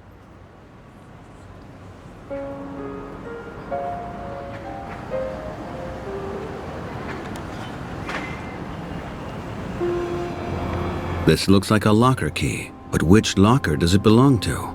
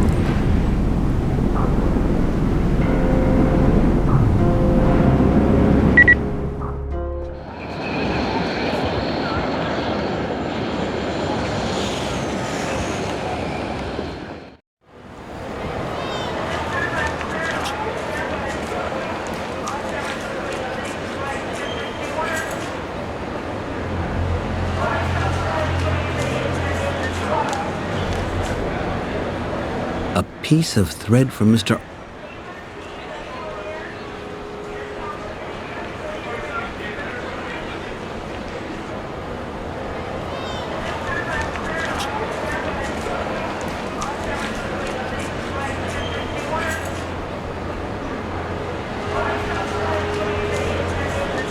All right, let's start.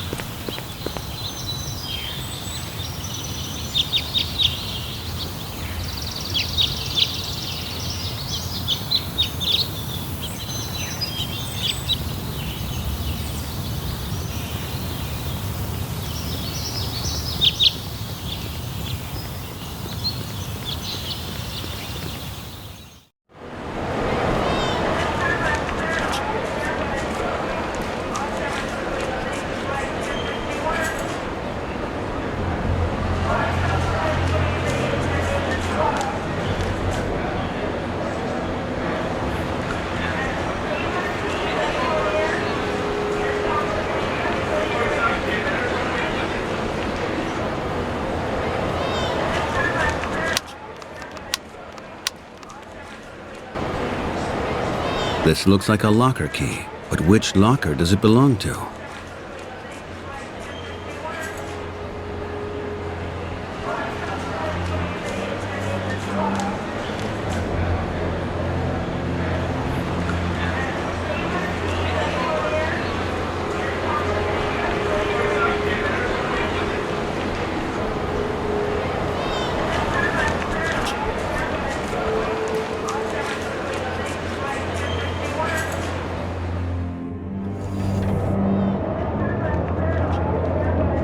Good morning, ma'am. Good morning, sir. How can I help you? I need some information. It's regarding the space elevator. When does the next space elevator leave for Lunar 5? Twice a day, sir, at exactly 5 a.m. and 5 p.m. Arrival of the returning shuttle is always half an hour before next departure, going up again. Thank you. Is it safe to ride with this thing? Please rest assured that the space elevator is a state-of-the-art shuttle and was built according to the latest research of materials and track engineering. In our more than 10 years of operation, we didn't have a single incident. How long does it take to get there? A one-way ride takes 5 hours and 35 minutes. And you? Did you use it already? Me? Oh no, for heaven's sake, I would never ride with it. No? But why not? Because it's far too dangerous. But you just told me that you didn't have a single incident in more than 10 years. Of course, the space elevator is absolutely safe. When it comes to the passengers, well... You know when you get pushed into your seat during takeoff, and forces of gravity 9 times your own body weight are pressing you down, that's not completely harmless. Well, that sounds really comforting. Something... Can you sell me a ticket, please? I would love to. Did you bring your lottery winner confirmation statement? No. What kind of lottery confirmation are you talking about? Right now, there's a winner's season at Luna 5. Aha. And that means? The whole station is reserved for the lucky winners of the state lottery. So there is no way for the general population to buy a ticket? Unfortunately, no. Not during winter season. Ah. And when does it end? Winter's season, that is. To be perfectly honest, sir, that I don't really know. The computer just tells me it's winter season. I have to ask you to direct any inquiries regarding this matter directly to the corporate offices of Lunar 5 Holding. Yeah, well, that's too bad. I'm sorry about that. Can I book you a different holiday spot instead? No, I don't think so. Thank you. That's it right now. Thank you very much.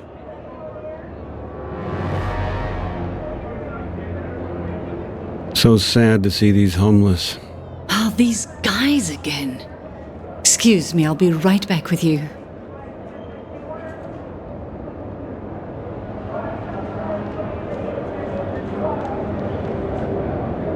There she goes again, raising hell for those poor bastards. What a world.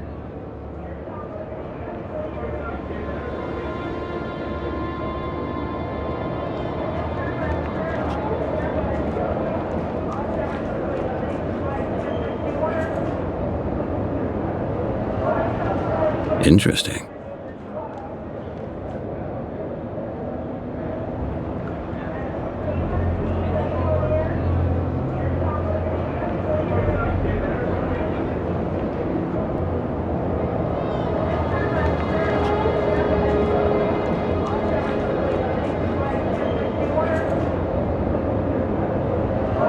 Let's see if I can zoom in on the combination lock. There you go. The number code is 2543.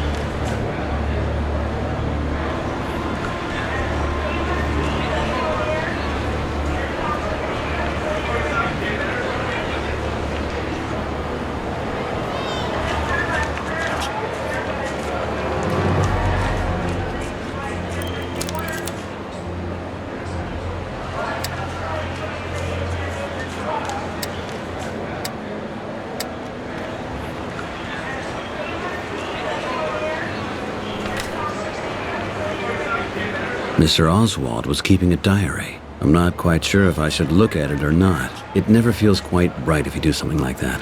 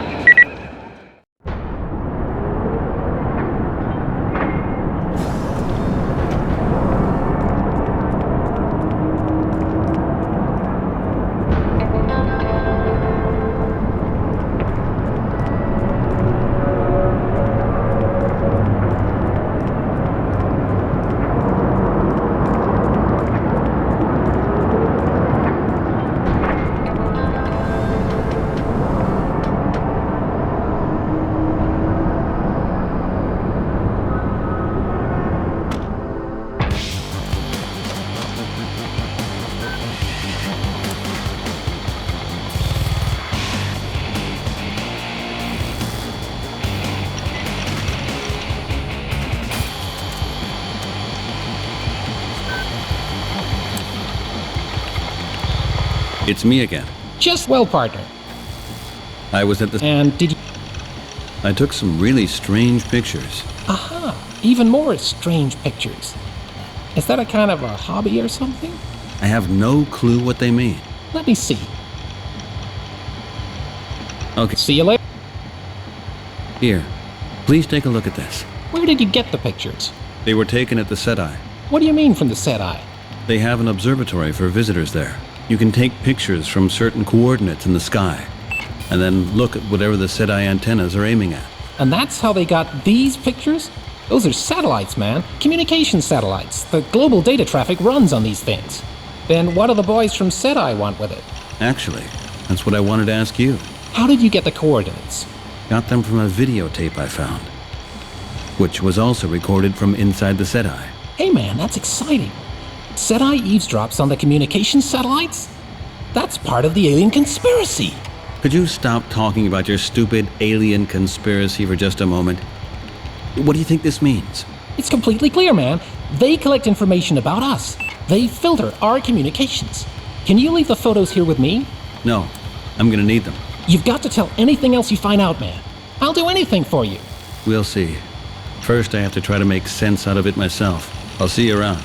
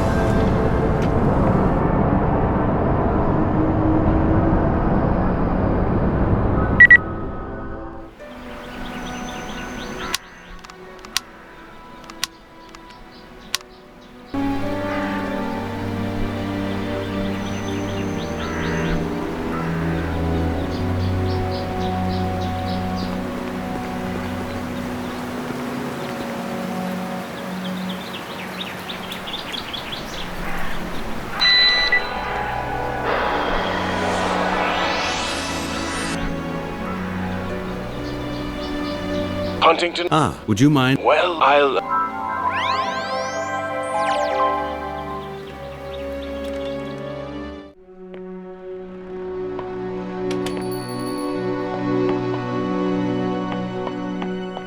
Mr. Huntington, I need to talk to you. Peter, what's wrong? What's happened? Do you remember that I bought this VCR from you? Of course. I looked at a videotape that I found at the SETI Institute. My neighbor taped this video. This tape contains information you will not believe. The SETI Institute is spying on communication satellites. How do you know that? I have checked every detail. I was there. And I have pictures. And on this tape, even more. I have...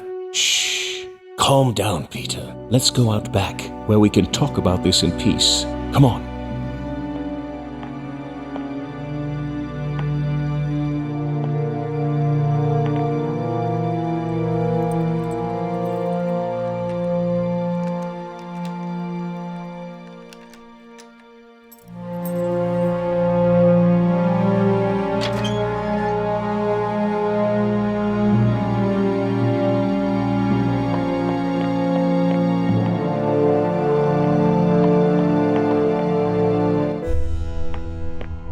I'm sure he has more newspapers here than they have at the Times Archive. If the print crime office finds out about this, he'll be in trouble big time. Well, what did you see on the tape? There are two short takes. One of them shows the SETI site, a short take of the coordinates monitor. I punched these coordinates into a computer at the visitor observatory and got photos of communication satellites. How do you know that? I've talked with some experts. There's no doubt about it. These are communication satellites. This reminds me of that damned Echelon 2. Echelon 2? Yes. What else did you see? There was a second take. I'm sure it was taped at the airport. In this one, you see a Zeppelin starting. A Zeppelin? What the hell does all this mean? Let me think about it for a minute. But I have a few more questions for you. It's about this room here. Yes. Tell me, Mr. Huntington, what kind of room is this here? Are you burying yourself here with conspiracy theories? Conspiracy, yes.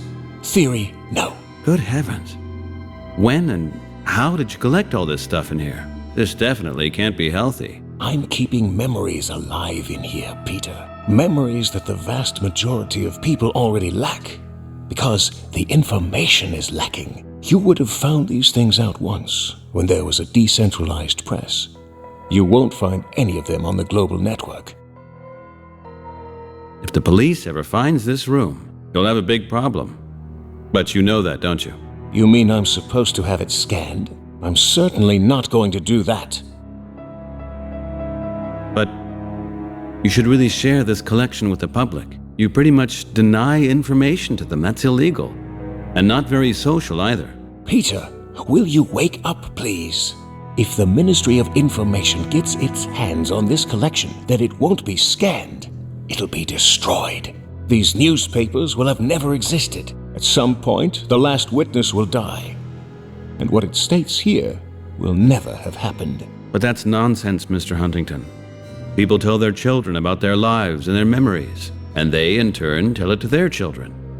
Information can't be erased just like that. Perhaps you can't erase information, but it can become mythologized. Mythologized? What is this supposed to mean? Any information that has no sources or written accounts becomes entirely subjective. It only exists in people's heads. And as it passes through generations, facts become memories. Memories become stories. And stories finally end up as myths. That's how facts slowly enter the realm of fantasy, until nobody knows what part of them was true. People can't be fooled as easy as that. Do you know the story of the spider and the cactus? Yeah, of course. Everybody knows the story. So what do you think? Is the story true or not? Oh, really? That's only... a myth, yes. And if I told you that the NSA considered bugging the moon because it reflected Russian radio waves, would you believe that? That really doesn't sound very trustworthy. I have documents about it. Do you think it would be wise of me to give these documents to the Ministry of Information? I don't know. You see? There is something... Can I ask? Of course. You mentioned Echelon 2. Yes. What is Echelon 2? Echelon 2 was the biggest eavesdropping project that the government had ever developed. It was an electronic cluster of eavesdropping centers able to spy on all worldwide data traffic. The project was called off in 2012, supposedly. I've never heard about it. Did it really exist? A global eavesdropping system. That really sounds pretty much like a conspiracy theory. No democratic government could have allowed this. It sounds like a myth, doesn't it? Yeah, it does. This is the kind of story you tell when you want to get someone paranoid about the state. And don't you think that the cryptology laws are just that? A general license to listen in on all our communications? Mr. Huntington, nobody is actually interested in what people talk about on the streets. The whole issue is only about getting a hold of a few terrorists. That's what the purpose of Echelon 2 was said to be. Besides, we're having a very public campaign for this law. It's not done secretly. Everything is very transparent.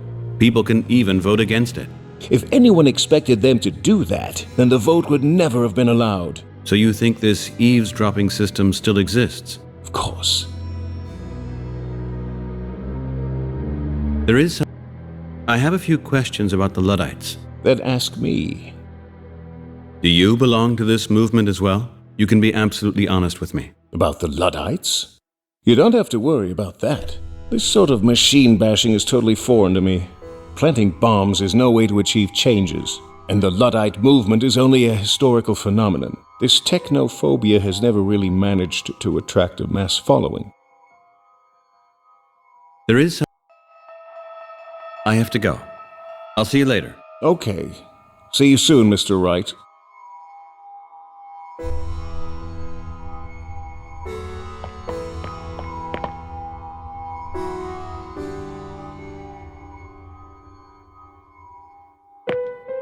Oh, that's interesting. Interesting.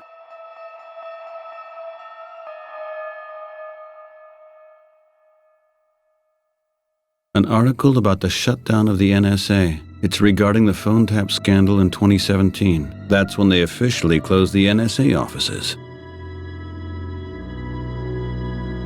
Terrorist dies in plane crash. It's really strange that so many Luddites died on board of airplanes. Traffic cameras scanning faces. Oh yeah, I still remember this, but they gave up on that idea fairly quickly because these cameras could be tricked out so easily. Even with simple enlargements of photos or magazine covers, it was ridiculous.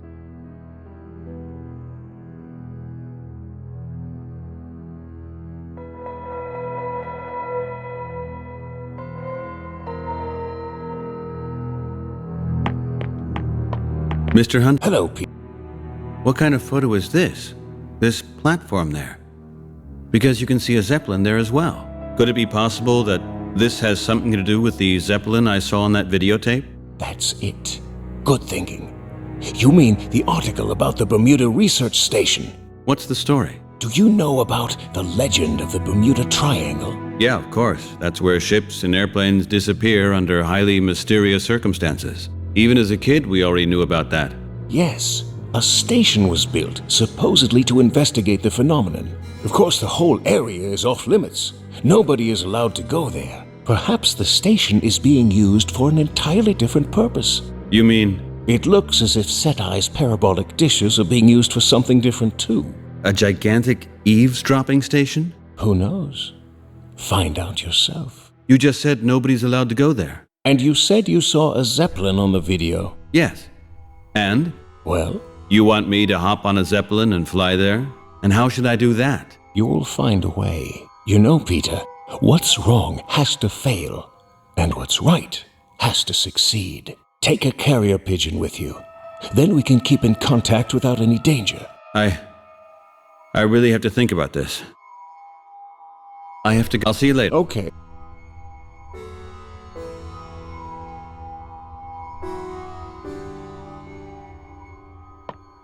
These are articles about attacks on communication facilities. The bombing campaign of the Luddites. Of course I've heard about it, but you would have a hard time finding this information online.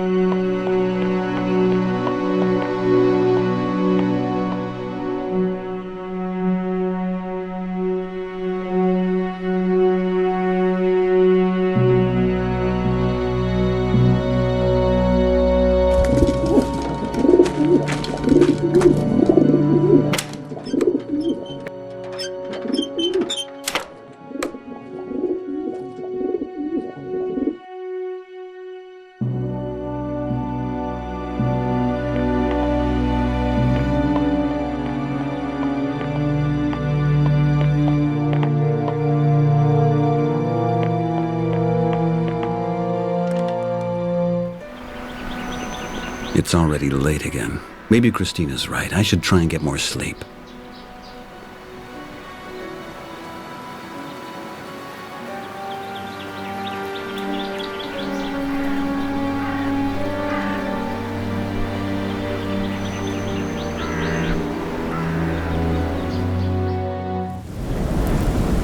Awesome. It's raining again.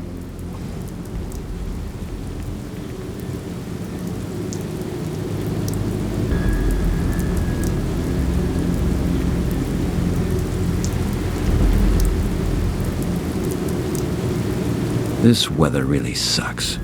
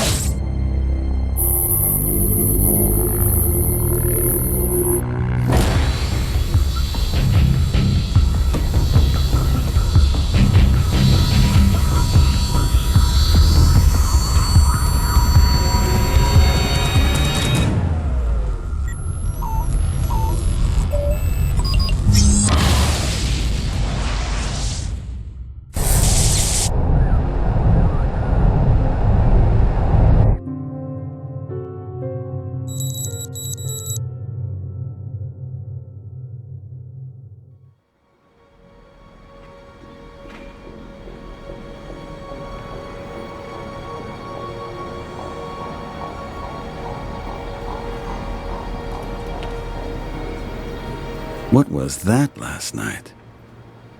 Just a dream? This city. Like ants, they all run around town every single day. Having kids, buying things, so their kids can have kids and buy things too.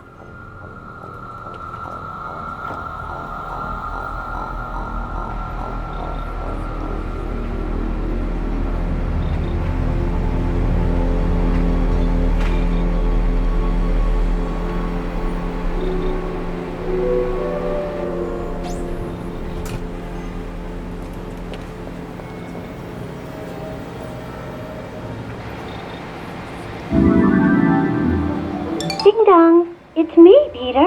The mysterious woman. I'm not feeling too good, Christine. Sleeping problems again? I can't talk about it, Christine. Why not? What's wrong? It's just too absurd. Maybe later? Maybe. I think I'm losing it, Christine. What's the matter? Something was in front of my window last night. Something? A thing. A flying thing. I think it scanned me. You had a bad dream. Maybe. Or I'm really losing it now. Lack of sleep, Peter. You have to sleep. Everybody keeps telling me that. Then do it. But I don't have time to sleep. I have to help this boy and his mom. I have to... You're ruining yourself, Peter. Listen to your body's alarm signals. Hold the brake as long as you can. I really don't know. I just can't go on like this, Christine. I'm totally lost. I have to go now. Look after yourself, Peter.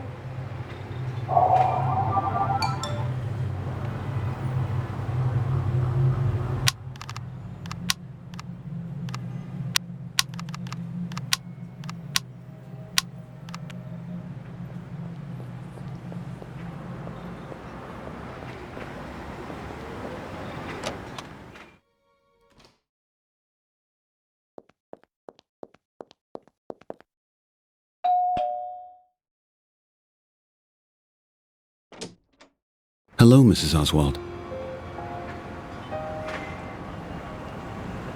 Hi, Debbie. Do you have a minute for me? Sure. Why do you look so serious, Peter? But it's not. He isn't. No, I didn't find him yet. But I'm getting closer. And I think that this could be a very serious case. Oh my God. Please tell me. Debbie, did you know that your husband kept a diary?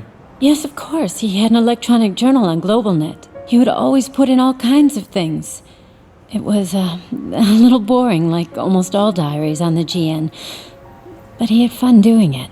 No, that's not what I meant. Your husband kept a diary on paper, meaning not an electronic one. One that is handwritten. That's not allowed, is it? Yeah, of course. It's a violation of the law that regulates electronic data collection.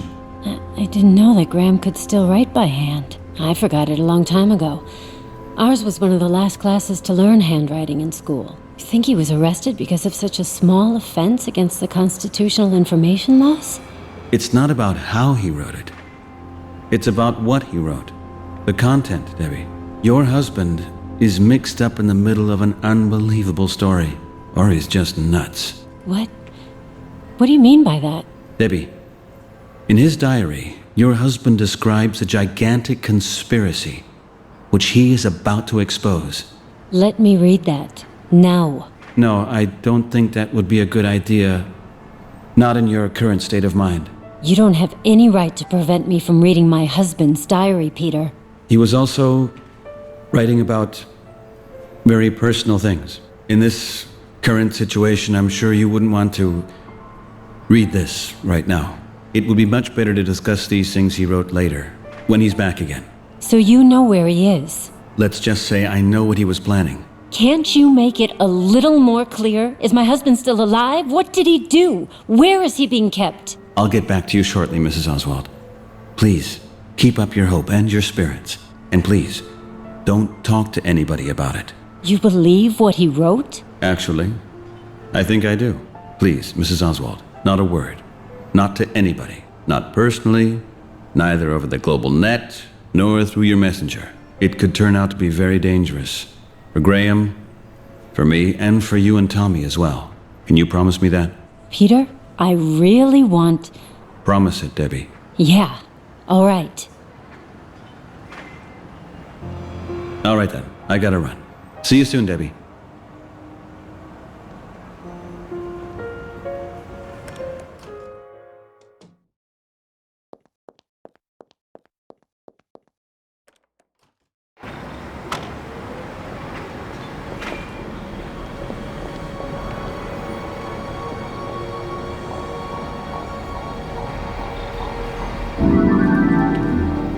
Peter, I'm not hearing a lot from you at the moment. What's wrong? Nothing. I'm just really busy. I'm really worried about you, Peter. Really, I'm fine. Everything is cool. I'm just really busy right now. Would you like to tell me about it? Don't get me wrong, Christine, but there are certain things that you just want to keep to yourself. Oh, that's not very nice of you. I didn't mean to hurt you, but those are very private things. But I am your friend, Peter. You know that. Yeah, I know. So? There are sometimes things you don't even tell your friends about. There are things you don't want to tell anybody. You would feel better if you could share your worries with someone. Christine, I said no. Please, can you accept it? Of course. Sorry. I didn't know that we're still so far away from each other. That's enough now. You just don't demand life confessions from somebody. That's just not how friendship works. Oh, for Christ's sake, goddamn friendship doesn't work like that. Here, anyway. This is totally ridiculous. Why am I sitting here? That's it for today.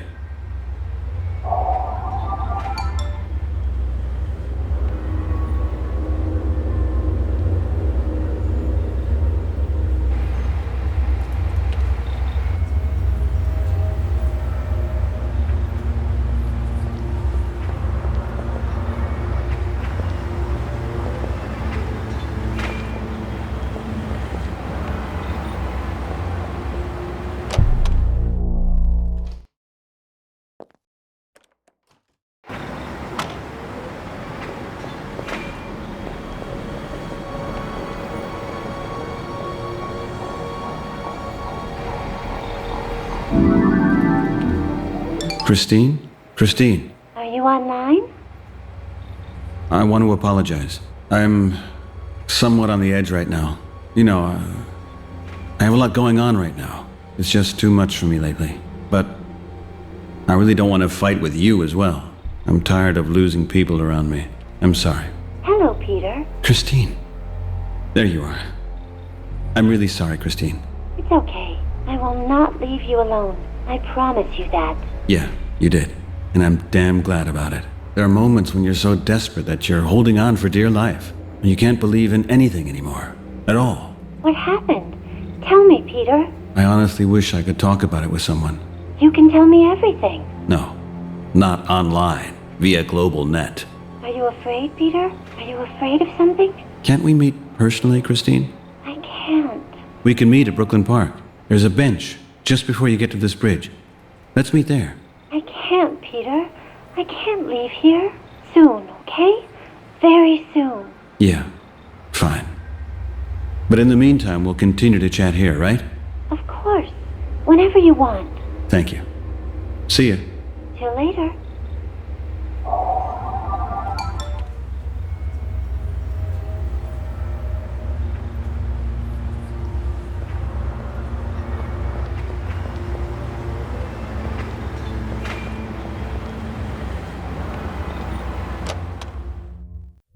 Good morning, sir.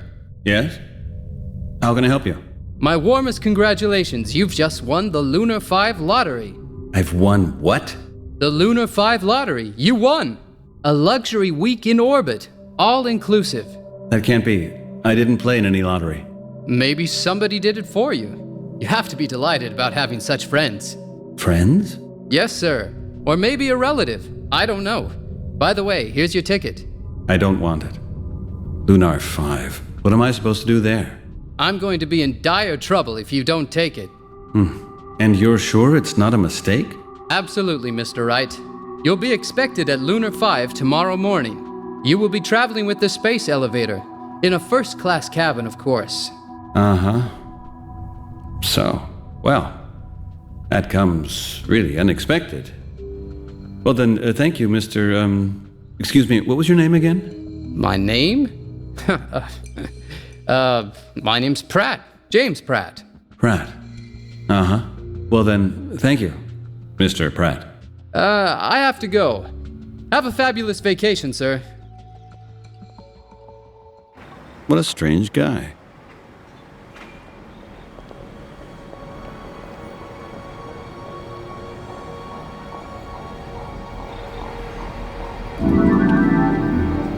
Christine? Christine, Are you online? I won some kind of a lottery. Lunar 5.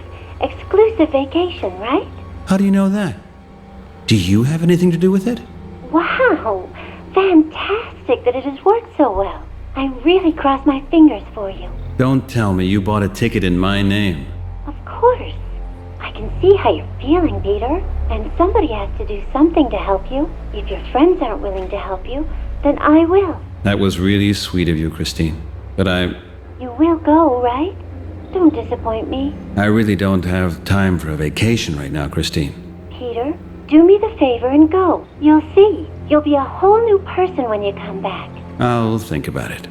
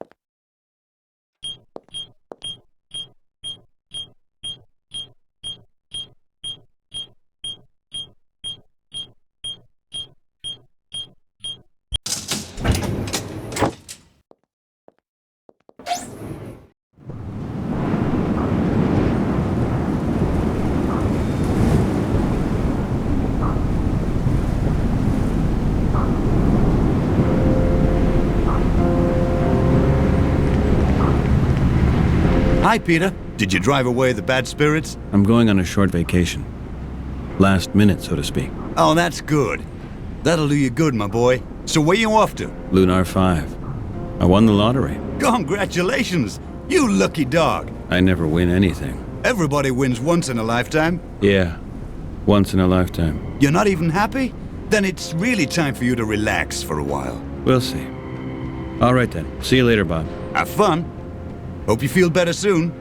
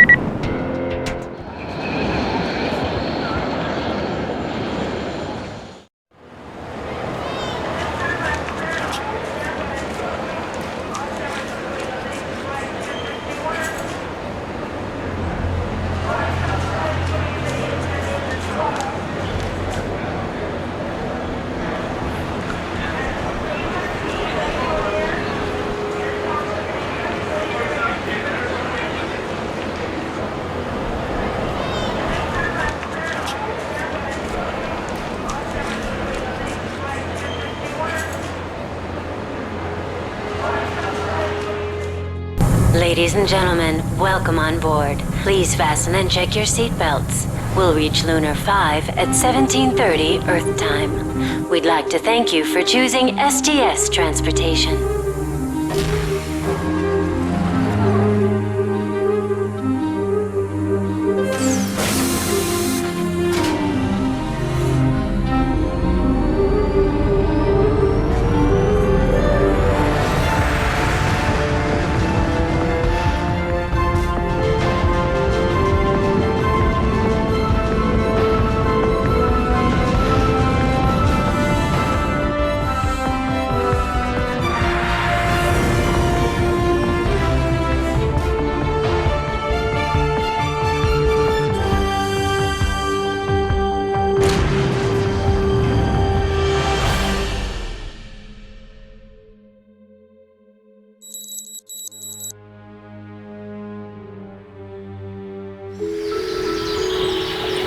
Wow.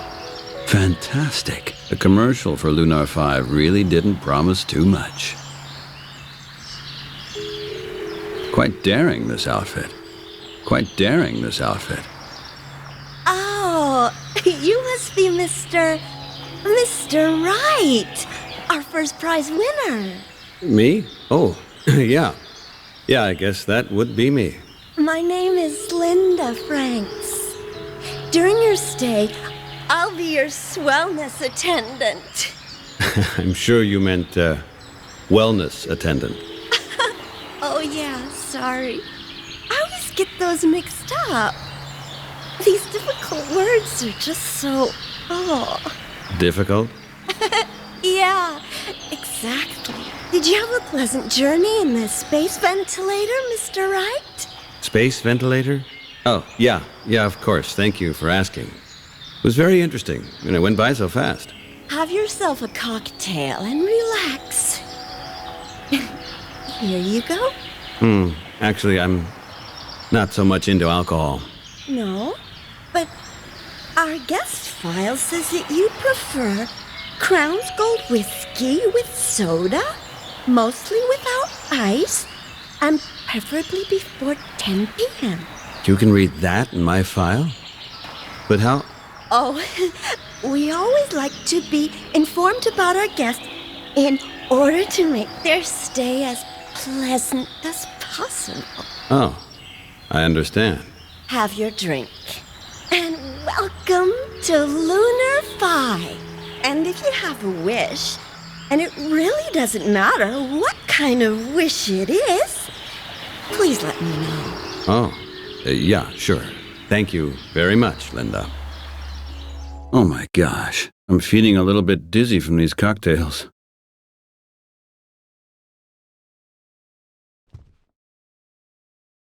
Success at work and in love with Light Life Food.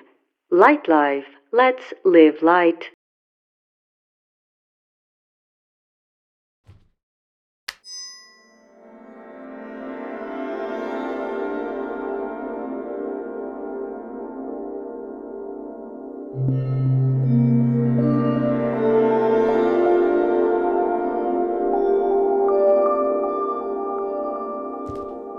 Cabin status. Your cabin has been optimally programmed. The temperature is 20 degrees Celsius. The pressure is at 1013 hectopascal. The composition of the air complies with normal Earth values. There are no detectable abnormalities.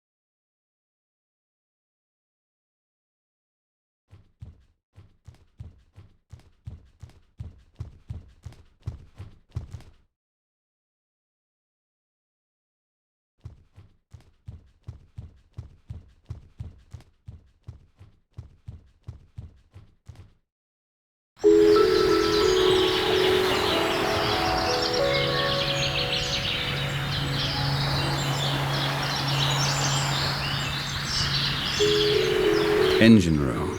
No entry.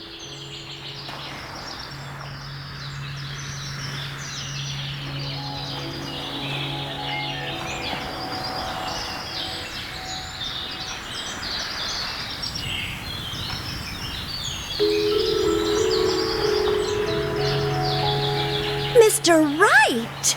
Is everything all right? Do you have any wish? I do have some questions, if that's okay. How nice. I passed the intensive seminar, questions presented by guests, with honors. Just ask me anything, and I can definitely give you the answer exactly as stated in the training materials. Oh, that ought to be interesting. Please, tell me something about this station. With pleasure. What would you like to know?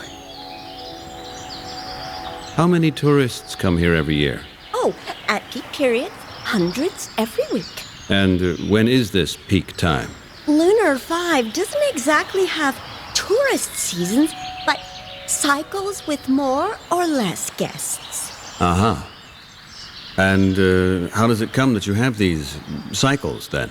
Well, our guests come from all over the world, but the lottery has certain draw times, and sometimes not so many people win.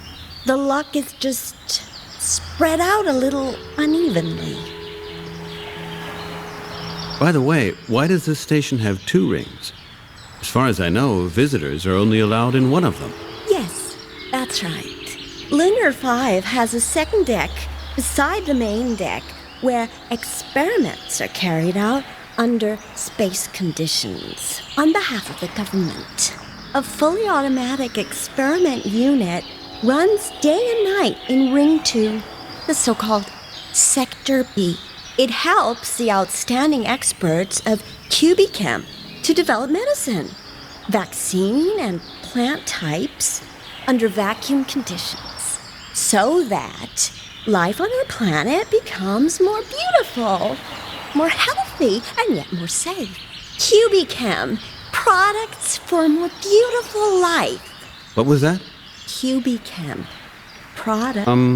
I think you might be better off not quoting that last sentence you just said in your tour infos. I believe that sentence is not part of your presentation monologue. Oh, you reckon? That... I didn't know that. Simply skip it. I think then it's okay. What exactly is in these cocktails? The cocktails of Lunar 5 were developed by a highly qualified team of scientists according to the latest findings in nutritional physiology. They contain carbohydrates, trace elements, vitamins, and nutritional supplements in optimally calculated doses. The pleasant taste is caused by a special amplifier formula that unites only the best out of 3 pounds of artificial fruits. Energy cocktails from QBChem put you in a good mood, give you a clear complexion, and an unencumbered sense of well-being. I'm feeling a little bit dizzy from these cocktails. Any indigestibility symptoms after consumption of our cocktails disappear after just a short period of time. However, such undesirable effects can be avoided if you take the cocktails regularly. Should your complaints, however, still persist, please consult our board physician, Dr. Jenkins. He will gladly help you to find just the correct dosage for you so that you can enjoy optimal well-being. Unencumbered well-being. I just get the impression that these cocktails contain a whole lot of alcohol. Or something else that has a similar effect on my senses. Because of the unusually ideal supply, you could experience sporadic irritations of your sensory organs. In most cases, these irritations disappear with the 3rd cocktail. Do all guests drink these cocktails? It is medically recommended to take part in the cocktail programs. And if you read page 24 of our General Terms and Conditions of Business, you will notice that the cocktails are not only free, but also obligatory for your stay. That means I have to drink this stuff? It is extremely important for Cubichem that all visitors of Lunar 5 leave the station happy and satisfied.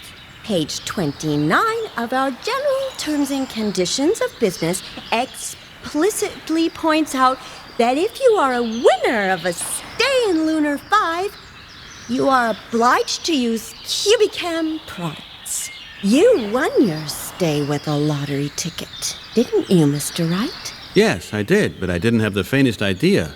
Through the acceptance of the lottery win, you have obliged yourself to voluntarily partake in product tests and promotional measures of Cubichem, including but not limited to the acceptance and reception of the advantageous health product Cubichem. Well, this is going to be fun.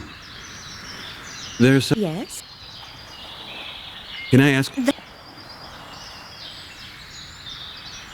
Please, can you give me some basic facts, please? With pleasure. Lunar 5 is a fully air-conditioned orbital vacation station. 3,500 highly qualified engineers and 7,500 orbital construction workers were involved in the construction phase, working 24-hour shifts on the erection and interior of the 2 large rings, which each measure a diameter of 500 meters. The building costs for the whole complex accumulated to 20 billion credits. Wow, 20 billion credits. By the way, which company is running Lunar 5? The station is financed and operated by Cubichem and the United Bank Trust, which are, on their part, 100% subsidiaries of the General World Holding, whose majority shares belong to Global Centralized Services. That means, in plain language, the station is owned by the state? Oh, sorry, but that question is not found in the training materials. Oh, don't worry. So, when Global Central Services holds the shares, it's all clear. The station is owned by the state. Can I ask... Can you tell me a little bit about yourself? Oh, how nice of you to ask me that. Where do you come from? From Earth, of course. That's obvious. I mean, from where on Earth? I come from California. The sun always shines there. In any case, during the day. I've heard about it. You've been there before? Perhaps we know each other. I live in Los Angeles, on the 562nd floor of Light Life Towers. Sure, we've met each other there, haven't we? Los Angeles has 34 million citizens. I would guess we've missed each other. How did you get this job here? Oh, through a model casting. I was one of the winners of a modeling competition with 87 points. 87 points. That sounds great. And what was the highest score of the model who won? You're supposed to have as less points as possible. And be beautiful. Funny, isn't it? As less points as possible. What kind of competition was that? Oh, I don't know. Sitting for ages in front of a computer terminal, we had to answer stupid questions, and at the end, all scored points were added up. Uh-huh. And what kind of questions did you have to answer?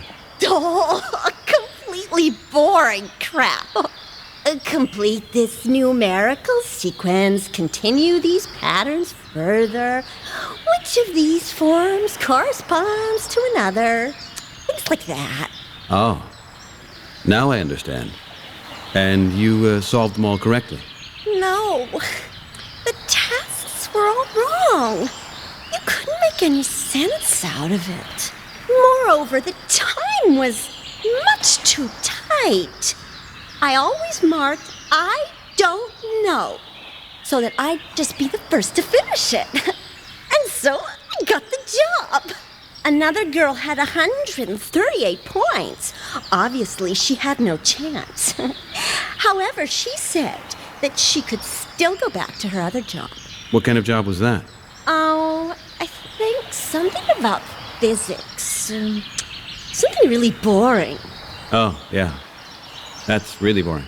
So, you think I'm doing a good job? In my opinion, you are perfectly qualified for this job here. Yes. How long have you worked here already? For 2 years. Before I was at Drive-In Gigafry in L.A. But frying burgers was simply not demanding enough for me. So now, tell me, is serving cocktails really so much better? Oh, sure. I can use my talents much better here. And the uniforms here are much more fabulous. Are you down on Earth very often, or have you lived up here for the past 2 years? At the beginning, I was on Earth quite a lot. However, I've actually been here for the last 10 months. Don't get me wrong, but I think I couldn't stand it to be here that long. Oh, you'll learn to appreciate it, Mr. Wright. Just wait a little while. When the 4 weeks are already through, you won't even want to go. What exactly do you have to do here? I'm responsible for the new guests, to take good care of them. And you are a new guest. After 2 weeks, my colleague will take over, so that it won't be boring for you. Great. Then what can the two of us do during the next 2 weeks? Whatever pleases you, Mr. Wright. I'll answer your questions, bring you cocktails, accompany you to the pool, take care of your cabin, and always be there at your disposal. Oh, yeah. Well, that sounds really good. And then after 2 weeks, it's Susan's turn? Can I ask? That... Please, tell me something about the other guests. My pleasure. They're all wonderful people. Can I ask? That... I've got some questions regarding my vacation up here. I am trained to answer your every question, Mr. Wright. What is this strange micro thingy in my cabin? Can I turn it off somehow? You mean the cabin computer? During your stay, the cabin computer provides the oxygen supply and a pleasant scent for the optimal ventilation of your cabin. All parameters are constantly controlled by a deep-mind chipset and adapted if necessary. It also monitors your vital functions like pulse, breath frequency, and blood pressure, and advises you, if necessary, to take a cocktail. In the unlikely event of a malfunction or a disturbance, the computer will inform you immediately. In such an emergency, please... So this thing controls my vital functions? Honestly, I would like it much better if I could be by myself in my cabin. I mean, have some privacy, you know. Mr. Wright, the whole of Lunar 5 help... I found a door over there. I would think it leads into Sector B. I would really like to look around there just out of curiosity. Maybe you offer a guided tour, or you have official opening hours for your visitors. I'm sorry, but Sector B is only to be entered by authorized QBChem service personnel. That sector is too dangerous for the visitors and guests. Oh, that's too bad. There are no exceptions? I am sorry, Mr. Wright. Even Dr. Jenkins doesn't enter the sector, even though he's the only one who has the key for any absolute emergency. I would like to leave. Oh, but why? Let's just say... I am sorry, Mr. Wright, but paragraph 34 of our terms and conditions of business unambiguously regulates that you may only depart at the end of your vacation. What was that? Are you telling me I'm not allowed to leave the station?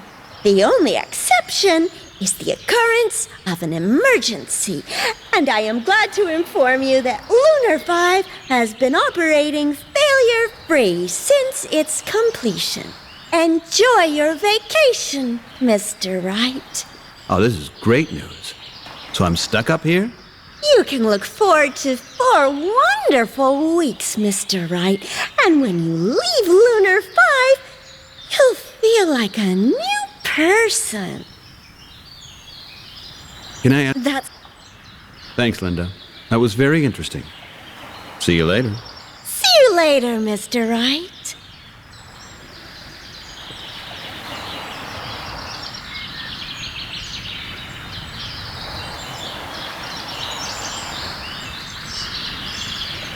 Look at that. An Apollo 34 spacesuit. They used to wear these suits on these Jupiter missions. Bill's still totally convinced that it was all a big setup. That they filmed these missions in some Hollywood studios. But honestly, who would actually believe in such an incredible conspiracy theory?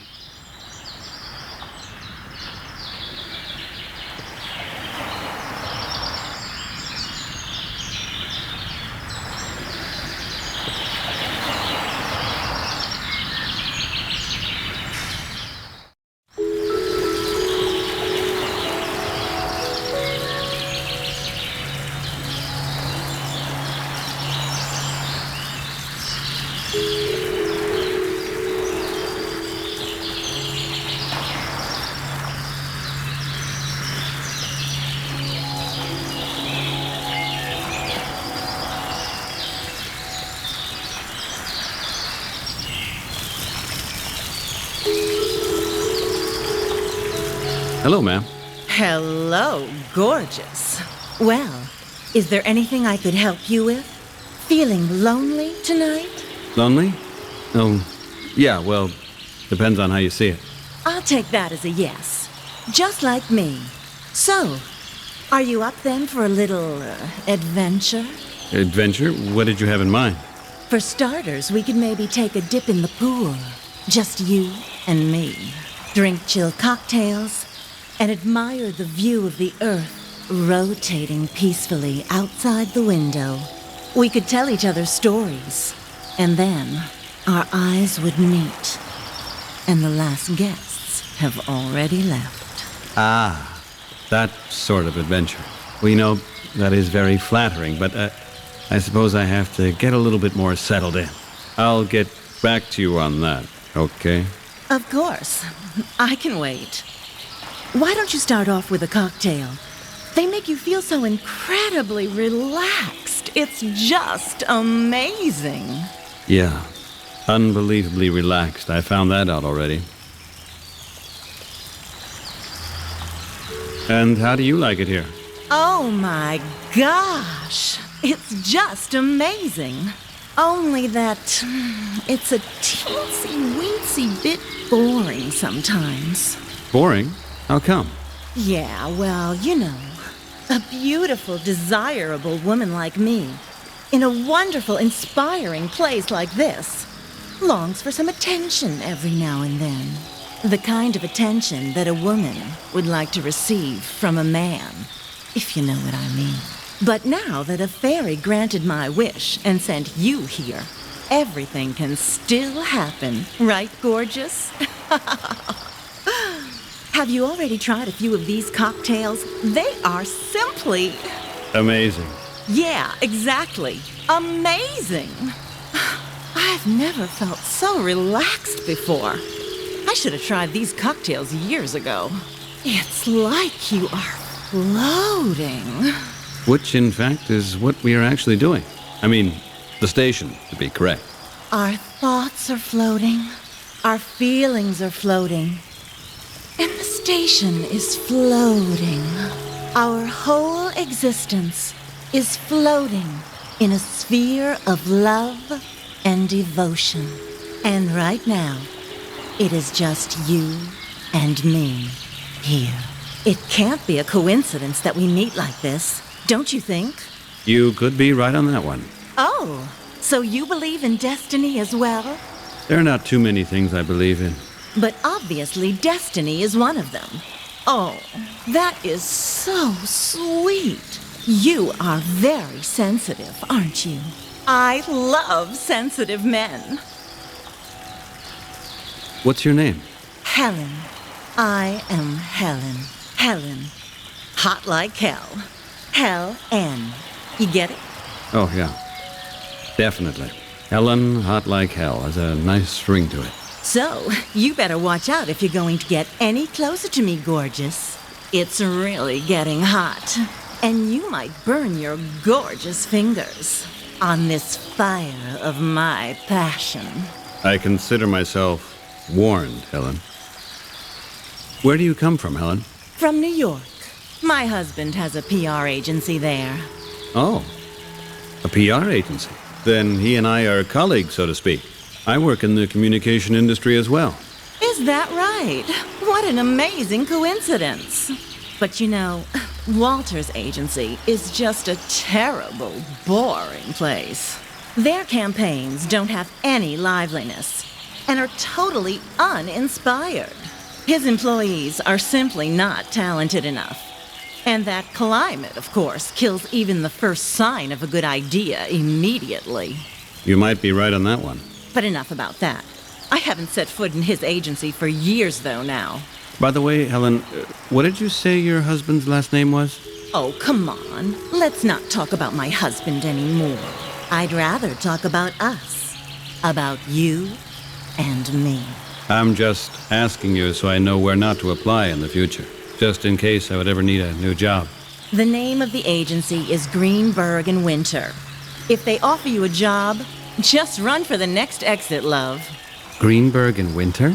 I should have known. You see? Our thoughts are already starting to melt into each other. Do you feel our personalities merging? Why don't you come closer and hold me before I float away? Listen, Helen, you are a very, attractive woman, but your husband is probably a very nice guy, and I don't want to hurt his feelings. Okay, I have to... It's me. Is this your first trip up here as well? Oh, yeah. And I wish I could stay here forever. Really? Why is that? It is just so amazing here atop the clouds. And so damn dull and bleak in my empty loft down there. And now that I'm up here, even these terrible nightmares are gone. How did you get a hold of a ticket? I won it. I never win anything, but I won at the Lunar 5 lottery. Although I didn't even enter it. Can you believe it? Isn't that amazing? I think that's remarkable. Absolutely. That's what it is. And to top it off, I meet such a good-looking young man like you up here. Okay, I have to get going again. Maybe we'll meet up later.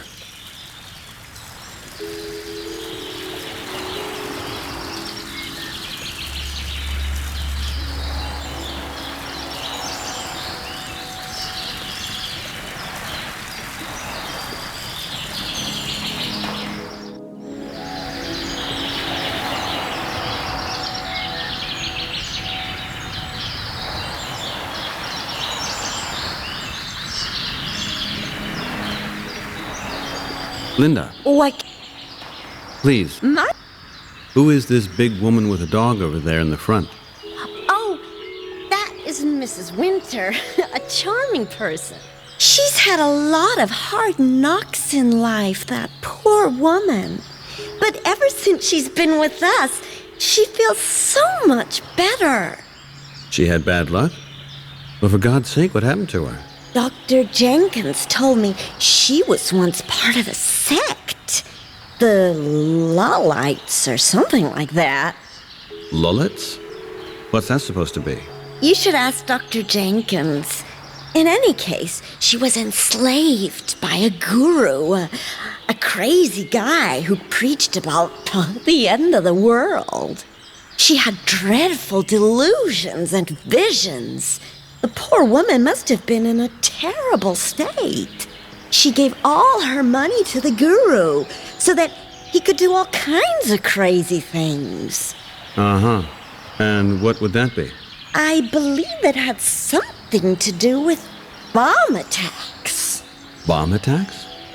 Really? That's really unbelievable. Actually, she doesn't really look the part. Crazy, isn't it? Yeah, well, at some point she was flat broke, and she's lucky that someone gave her a lottery ticket. Uh-huh. She won this vacation in the lottery too, huh? Yes, of course. She's already been here for 2 weeks, and her hallucinations are gradually subsiding. Thanks, Linda.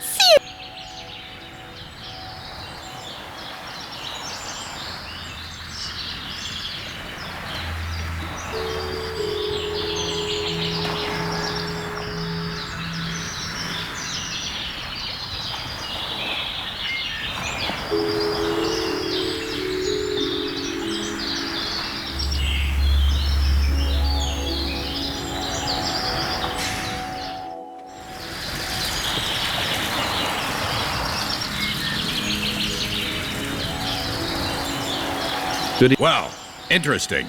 Right as in wrong, is it? So what's wrong? Are you in pain? Something not all right? Oh, yeah, everything is perfect. It's only that... What's wrong with your posture, Mr. Wrong? No backbone, no drive? Ever served in the army? I would like to ask you a question. Well, please be brief. I'm on duty. What exactly is it that you do here? Are you blind, or deaf, or totally stupid? I'm suspecting all three. I'm the onboard doctor. I make sure pampered little weaklings like you get back into shape. So you are the responsible doctor on board. Does that mean you're something like a fitness trainer? Fitness, yes. A healthy mind needs a healthy body, if that means anything to you. And it looks to me as if you could need to do a bit of sport. I actually feel as if I'm in pretty good shape right now. That's the most common mistake. Nobody is in good shape here. You might imagine that you're fit, but in reality, you're a weak little psychological wreck. If not, you wouldn't be here, would you? Make sure you get a couple of drinks in you so that you at least seem to be a halfway normal human being. That's a pretty harsh military-style tone you use here. I was staff doctor for the 12th Airborne Division of the Union Forces, if that means anything to you. Yeah, I've heard about that unit. If I recall this correctly, there was a scandal about the crushing of the uprising in 2036, torture and so on. And it was broadcasted that some of the officers would be disciplined and involuntarily transferred to a different post. That's nonsense. Lies made up by unpatriotic communists and terrorists. The 12th Airborne Division of the Union Forces is the pride of the Army. Freaks like you owe it to people like us that you can keep your behinds lying by the pool here. Because we're the ones who have protected your freedom from our nation's enemies. Yeah. Well, of course, but how did you happen to end up here?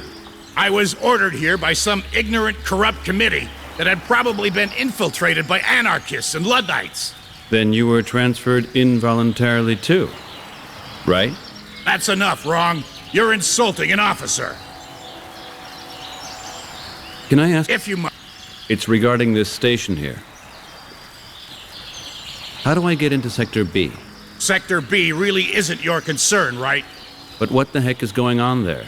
In Sector B, right, experiments are conducted under outer space conditions. As far as I know, they're developing medication there, at the expense of the state, to make the lives of sick psychopaths like you even easier.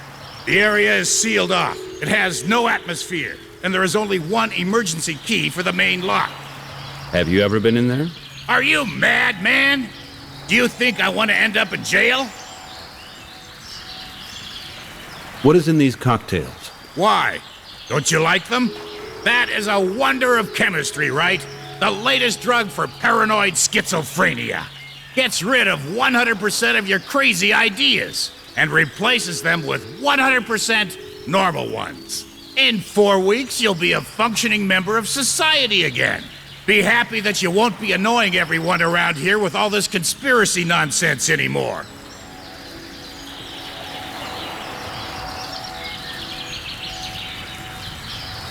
I would like to leave. You want to leave?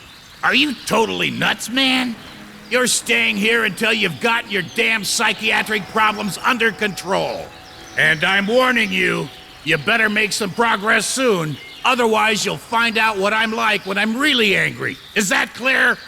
Does that mean you're holding me here against my free will? Pay close attention, Private Wright. It's not simply that your will isn't important. It is, in fact, the main problem. Your will is a part of your imagination, and therefore, a part of your sickness. Sickness? I'm not sick at all. Have you seen UFOs, Wright?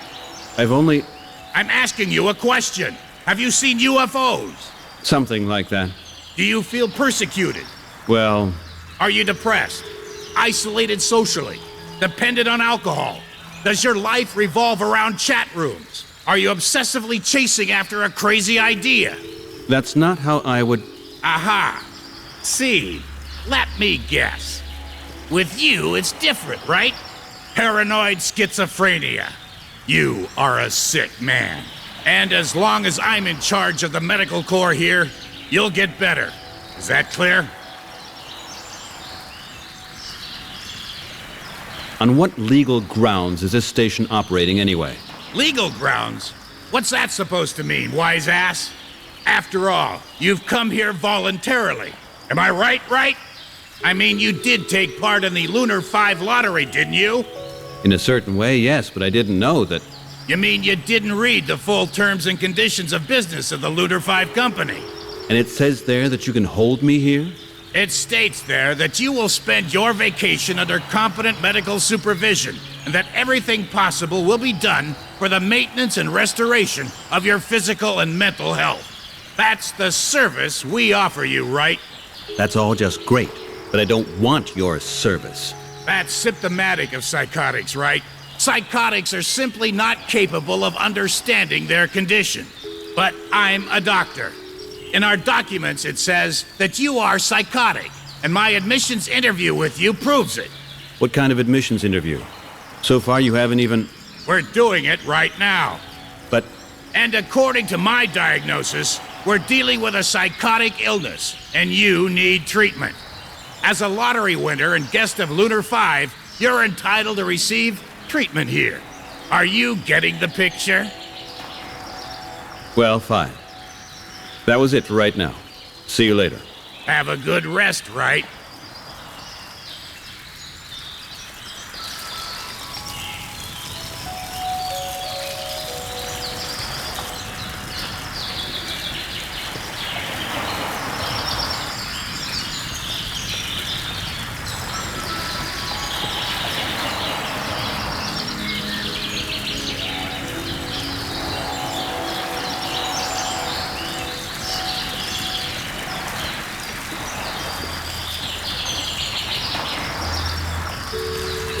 Good afternoon, sir.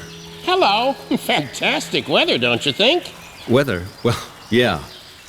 If you would call it that. After all, it's just the air conditioning. But it's true.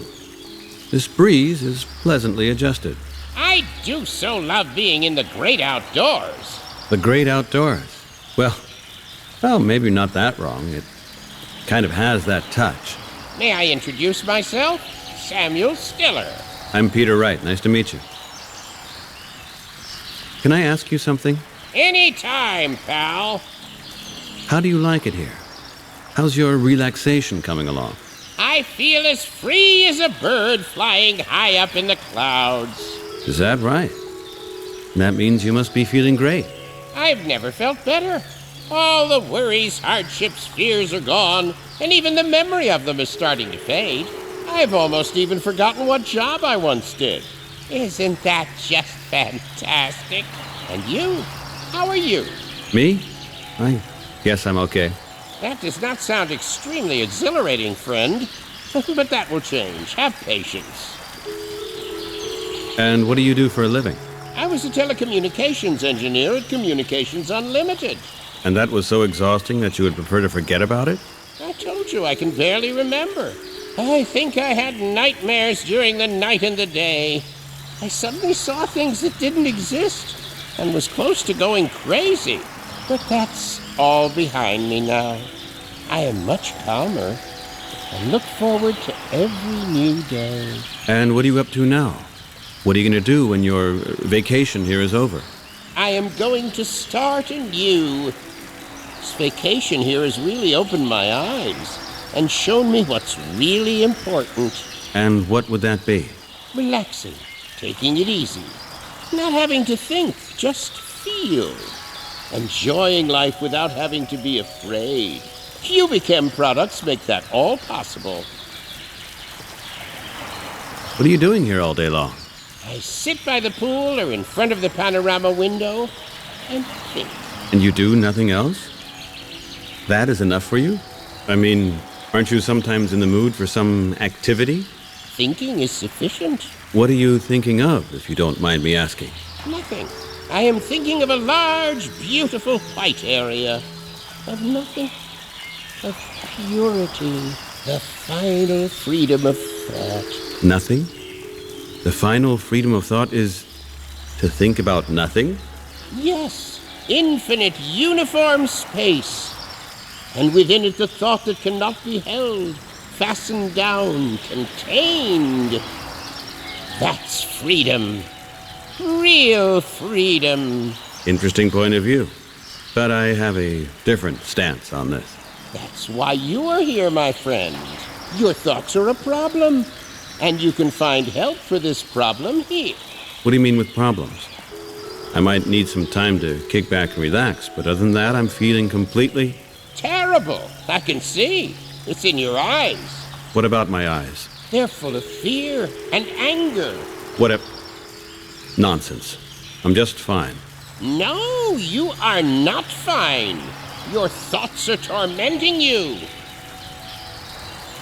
There is... Of course. How long have you been here already? This is the 8th week. I wouldn't want to miss one single day. Shall we drink a cocktail together? Oh, not right now, thank you. I just had a cocktail. You have to drink another one. And another one. And another one. You'll see. These cocktails work wonders. Yeah, I was able to see that already. Are you here alone? You are never alone here, my friend. There is always someone here, even if you can't see them. Someone is there for you and looks after you. Everything is so well organized, so safe and so clean. Every day is so predictable. And that is fantastic. You get a wonderful feeling of being secure. Yeah, that's all right. What I mean is, did you bring someone to accompany you? The delightful and charming Linda is my wellness attendant while I am here.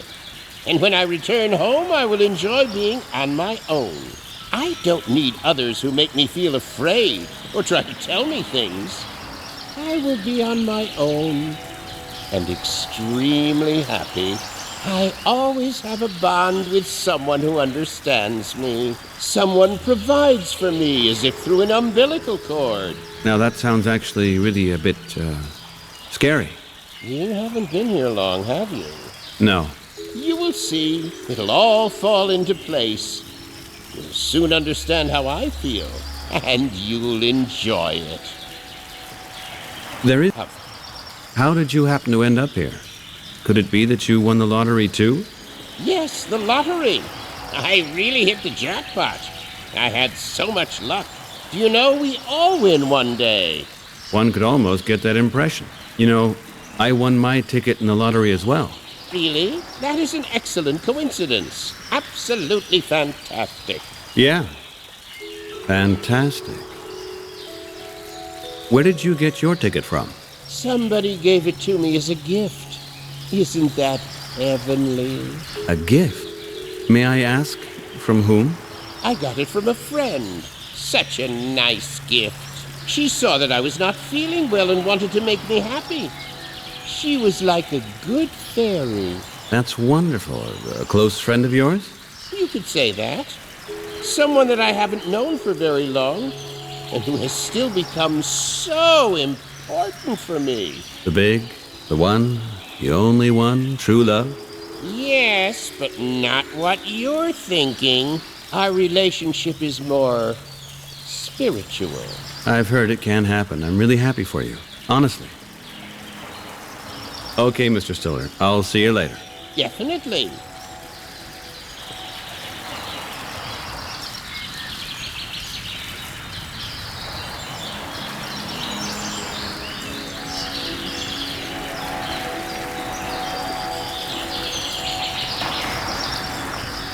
That's one of those cocktails. Damn stuff. Something's at the bottom, almost dissolved.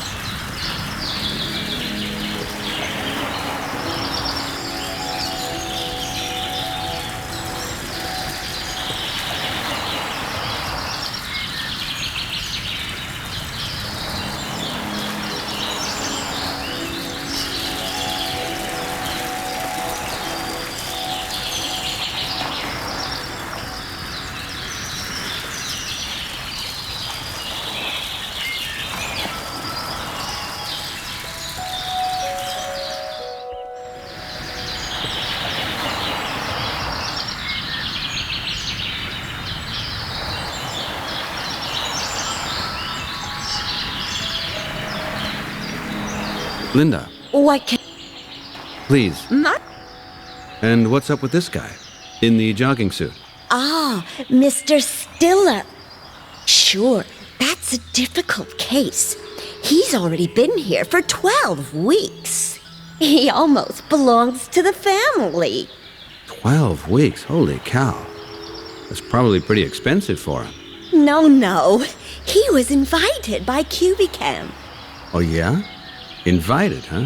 For 12 weeks? How come he got that lucky? Cubicam had declared him as a level 1 guest because he was not satisfied with his first stay. Is that right? What went wrong? Did he get sick from the cocktails? They didn't work. After 4 weeks, he was still depressed and moody, just like before his vacation. So his wife sent him back to us. And Cubicam is paying for the whole thing? Cubicam guarantees the effectiveness of its products, and Lunar 5 Thanks, Lynn. See you.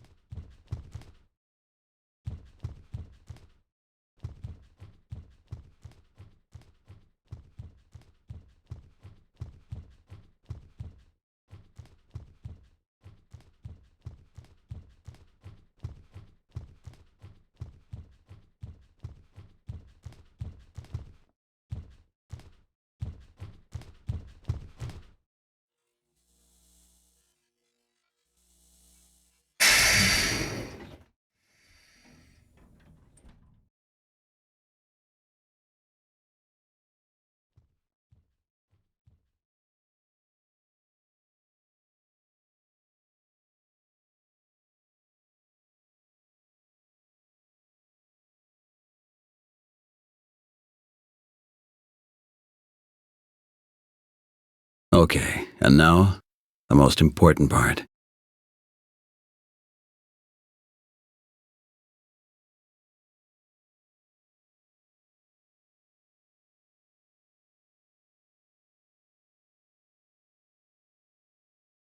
I'm sure I can put them to good use later, and I already have someone in mind.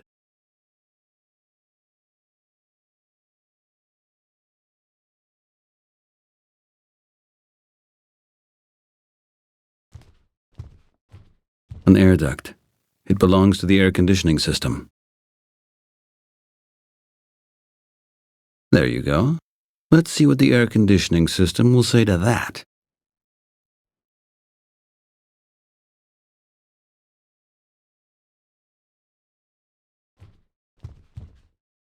Service instruction. Malfunction of your cabin's air conditioning. The air composition values deviate from their normal setting of 21% oxygen, 1% carbon dioxide, and 78% nitrogen.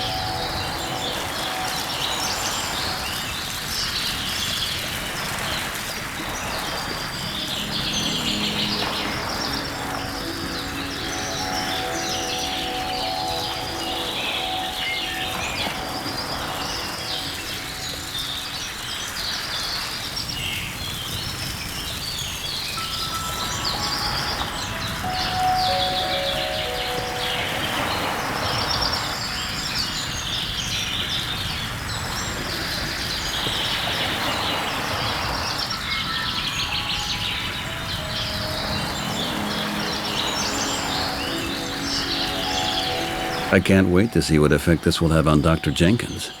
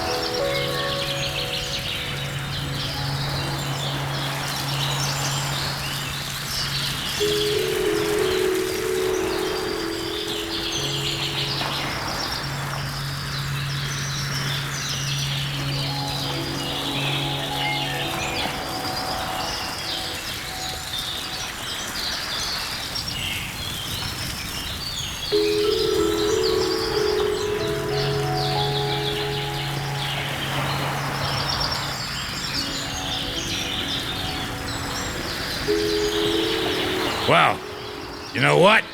I don't think I feel all that good today. I've, gotta lie down for a minute. My first damn sick day in 28 years of service. You keep watch for a while.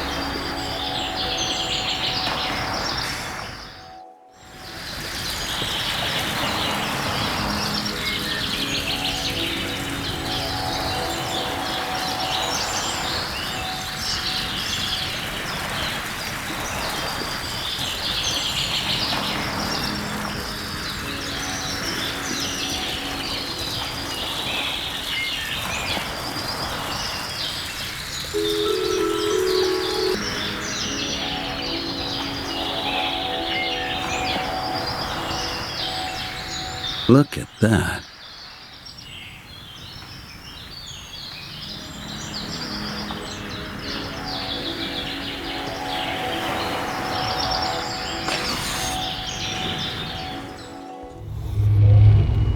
This is an engine room. Over there are man locks.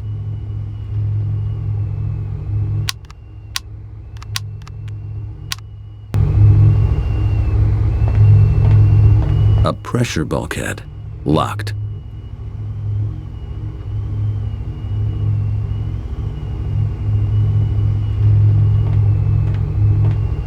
I wonder why it's turned off. This panel probably controls this bulkhead over here on the right. I wonder why it's turned off.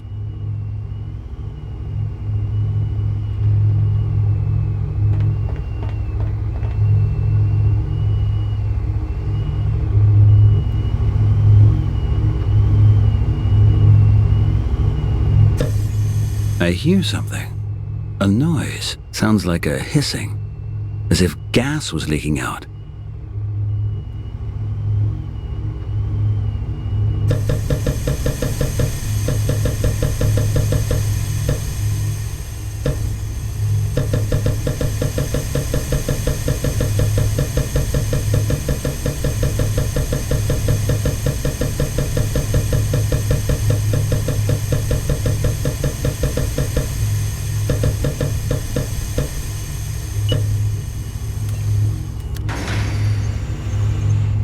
There you go. That's the elevator.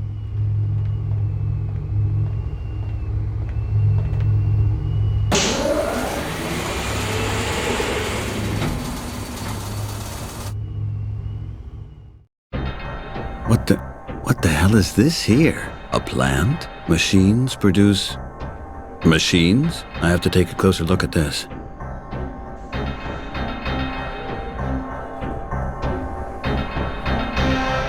There have to be quite a few of these things, and more new ones are coming out of this opening. It doesn't seem to stop.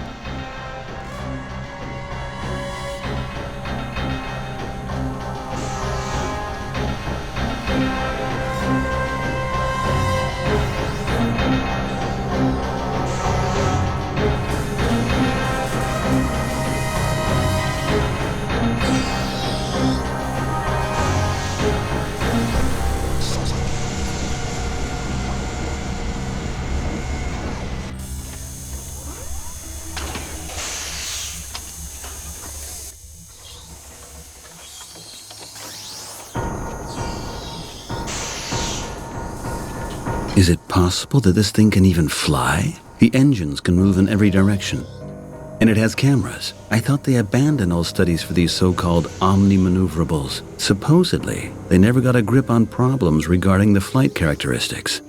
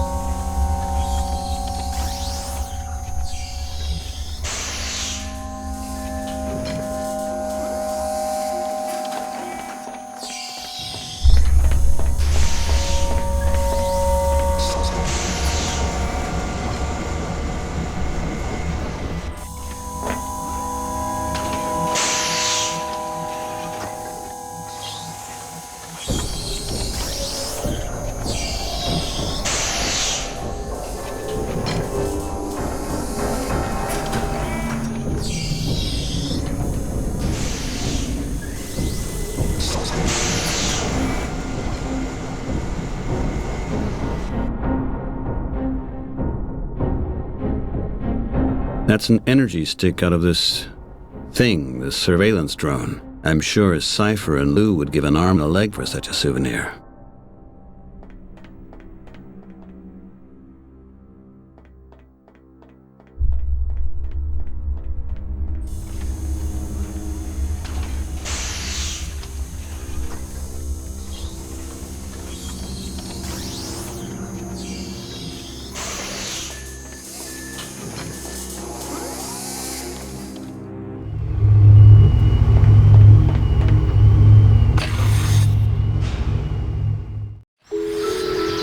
Peter Wright! There has been an incident. The station must be evacuated immediately. Please follow me, quickly.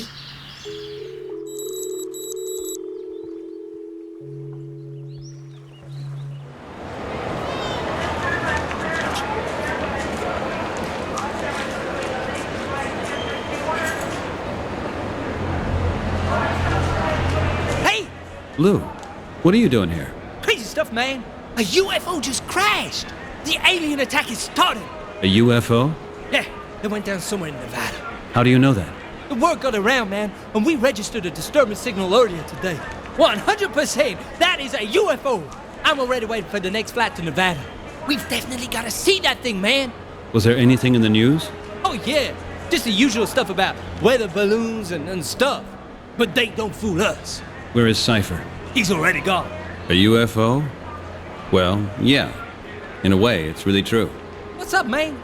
What's that supposed to mean? Have you seen the light or what? Something like that. Okay then. Have fun in Nevada. Okay, man. See you. Take it easy. Watch out for the aliens.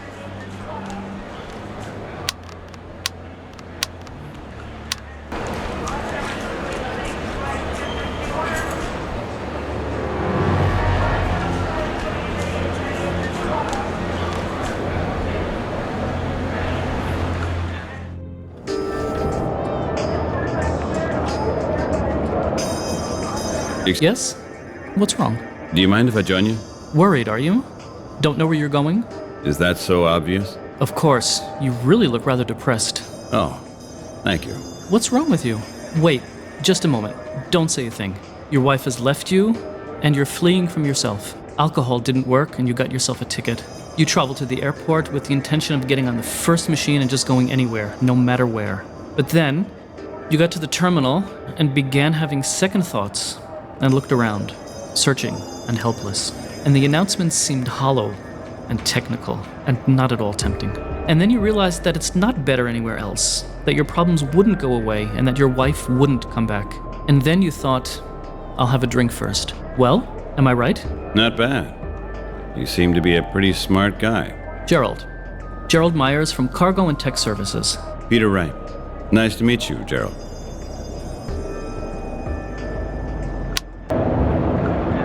Can I ask you something, Gerald? If it makes you feel better, go on. What are you drinking there? I'm considering ordering one myself. Oh, you'd better think carefully about that. It's Crown's Extra Light Diet Beer. 0 calories, 0% alcohol, 100%... Taste. Got it. Exactly. I mean 100% taste of dishwater. But you have to give them credit. That they got just right. And why the heck do you drink it then? Regulations. What? It's a regulation to drink this? Who told you so? Not to drink that, but only to drink non-alcoholic beverages. I am working, you know. And you're not allowed to drink alcohol while you're working. Come on. Let me invite you for a real drink. No thanks. Too much dishwater isn't good, and I'm not allowed anything else. Oh, come on. Just a tiny sip. No, leave it, my friend. I have to stay sober. Can I ask? You really have an amazing knowledge of human nature, Gerald. You know that? So the story about you is true, right? Not really. But it is actually true that in a way I'm searching for something. And in another way I'm on the run, too. You know, Peter, the stories are just the same. Mine isn't better either. How did you come up with this story? Don't resent this, but I'm here every week. There are many travelers who pass through and order a drink and want to chat. The story I told you is the story I get to hear from every other visitor here. Unfortunately, you're nothing special. People sitting on their own in the airport bar, without baggage, not being in a particular hurry, without others waiting for them or others waving goodbye to them, are searching for something and trying to flee from something. You were the standard case. The standard case? That sounds pretty harsh. I never looked at it that way. And what is your story now? My story? When I think about it, you can't really call it a story. It's so trivial, hardly worth mentioning. Everybody has a story. Now, what's yours? If you really want to know, my wife left me. 5 years ago now. Oh, understand. Since then, you're running away from yourself. Since then, I've been looking for a new wife. One that I can have kids with and live a really normal life. Like in the early evening serials, you know? Yeah, well, I would guess many people long for such a life. Can I ask? Tell me something about yourself. Why are you here? And what are you doing here? At the moment, waiting. Otherwise, communications services. I look after the relay stations for the satellite transmitters. Oh, that's interesting. You service the transmitter's electronic equipment? That probably means you travel a lot, right? Oh yes, it's really great. Basically, I rarely get to see anything other than airplane cabins, sat cars, hotel rooms, and fuse boxes. Every day I ask myself why I'm still doing what I do. What do you do if you, don't have to work? I have to work all the time. Oh, come on. Nobody has to work all the time. You're gonna have some days off. I got all the special shifts I could. I make sure that I'm hardly ever at home. I thought you hate your job. And why do you do this? Because things get too much for me in my damned apartment. No wife, no child laughing, no one. So what am I supposed to do at home? So you would rather hang out at the airport lounge until your shift starts? Yeah, sad, isn't it? I make sure that I'm hardly ever at home. And where are you off to next? That's secret information. I can't tell you that. Regulations. Oh, your job is top secret, right? Well, secret. Depends how you see it. Most tasks are routine stuff, but today I have to do a special check. Aren't you even allowed to give me a tiny little hint? Well, I can just say that I have to go into a damn dangerous area. Far away, too. The flight will take forever. Every time I hope to return in one piece. And when is your flight leaving? As soon as my colleagues arrive and bring me a new ID card. The autopilot is already programmed, I just have to get in. But I haven't got an ID card for the gate anymore. Did you lose it? It was stolen. That's too bad. How did that happen? You don't want to know. That bad, huh? A hooker took it off me. The classic knockout drops trick, you know? Solitude can really turn you into an idiot. Oh no. A prostitute stole your security ID with the help of knockout drops? Not so loud. It's embarrassing enough as it is. How? What was the woman's name? No idea. Cindy, Chantal, Rosie, Rita, one of those typical fake names. Tell me, Gerald, do you remember where it happened? Somewhere down on the Lower East Side. Interesting. What was your company again? Cargo and Tech Services. We look after the worldwide network of relay stations for satellite transmission, especially in places that are really hard to access. Mountains, oceans, volcanic areas, you know? We go where others just can't imagine going and where only Zeppelins can reach otherwise. Can I ask? Okay, Gerald. See you later. See you later.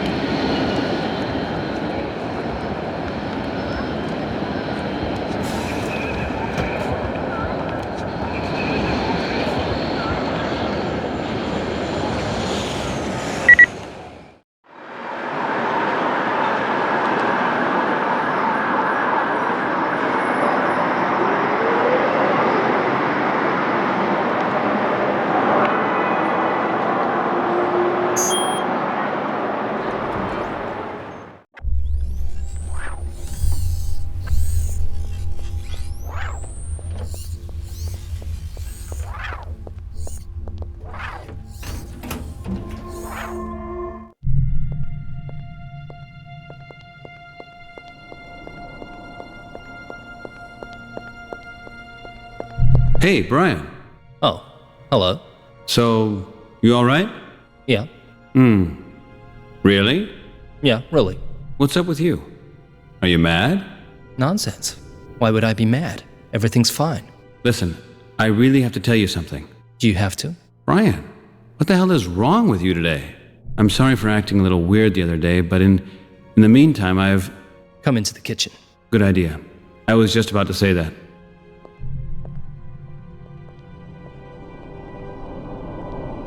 Well, listen, did I tell you that... Stop! You listen to me! You know that I've still got that entry in the file, Peter. You've got me into a lot of trouble. I did what?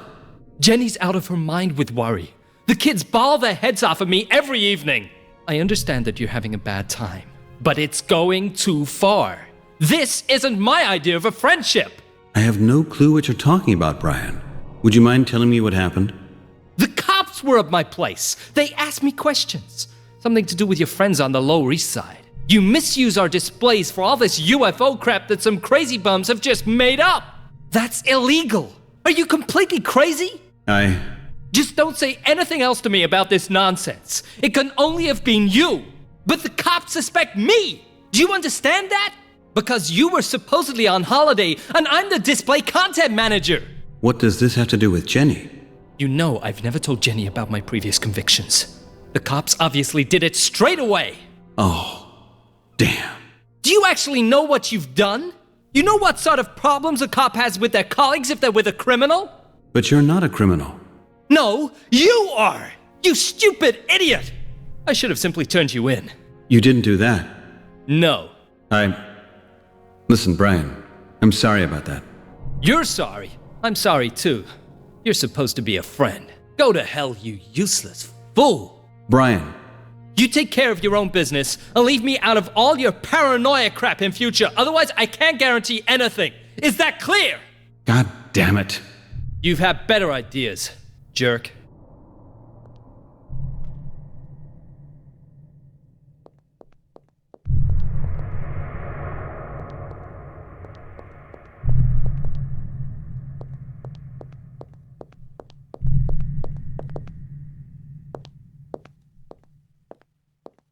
Brian. No, we can't. And that's final? Look, time out, okay? Until I've calmed down. And for the moment, just go. Go. Okay, fine.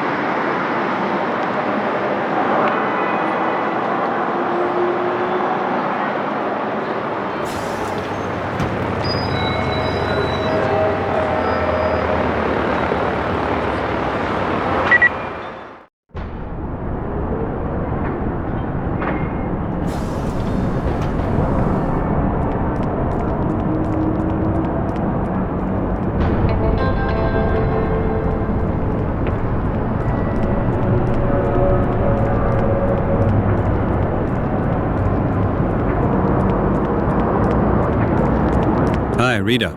It's me again. I can see that, sweetie. You got another minute for me? Of course, as I still have hope. Tell me, do you know a certain Gerald? Gerald? Gerald who? Gerald Myers.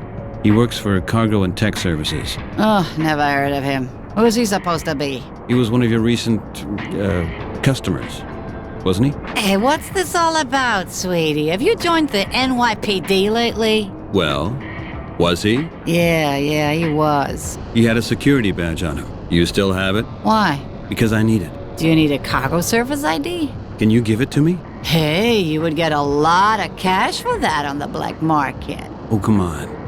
You'll only get into trouble if you try to sell it. Yeah? And you won't get into any trouble, right? We'll see to that. Okay, you say so. Here, take it.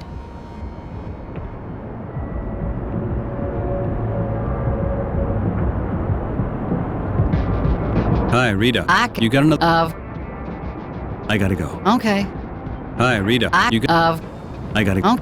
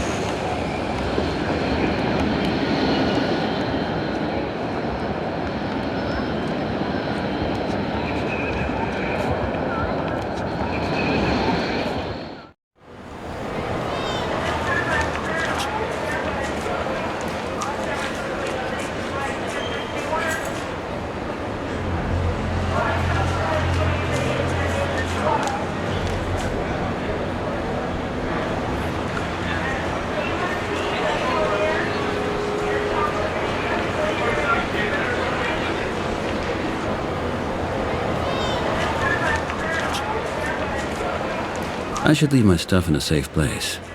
You'll never know what might happen.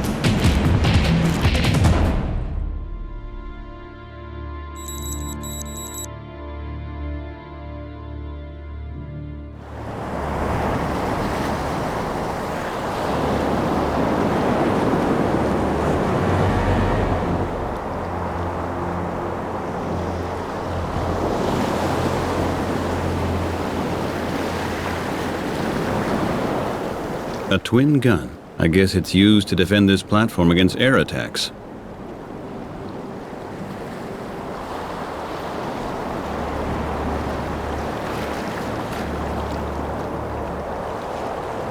These chains probably belong to the boys. These are too heavy for me.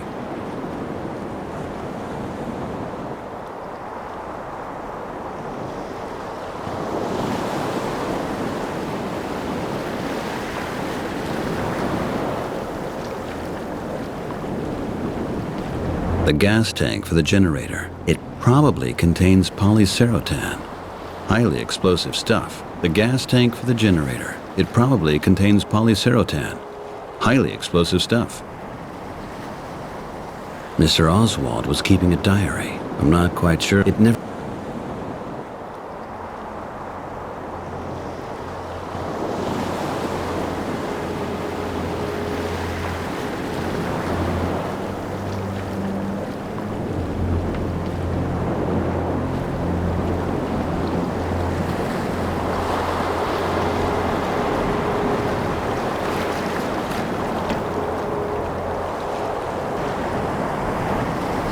There must be an underlying system for this display. Only what is it?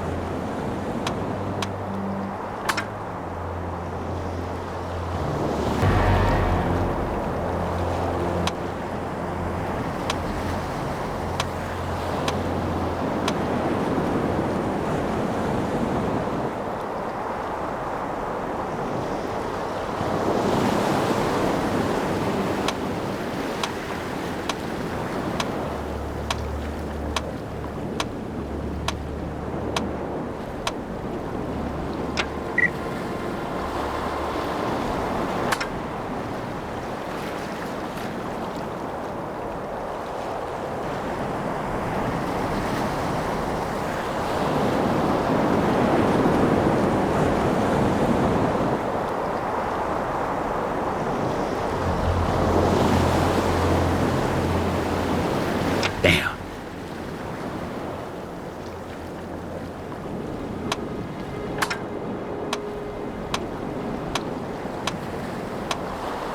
Damn.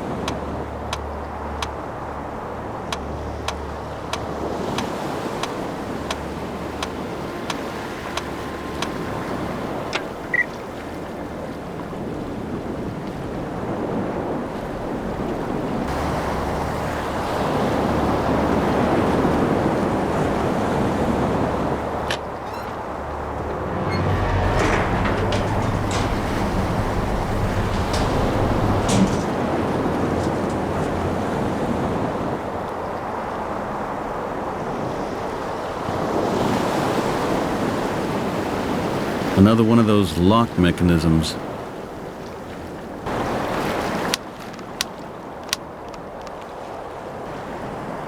These are 500 ampere fuses, so we're talking about high voltage here. What's behind this flap? I won't find out. It's welded shut.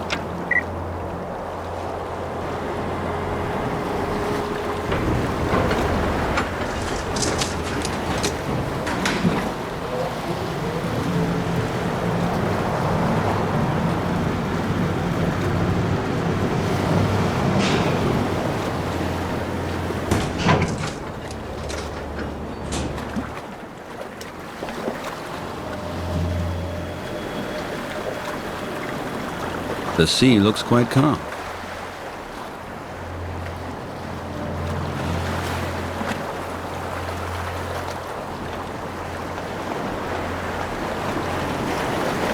A dinghy looks seaworthy to me.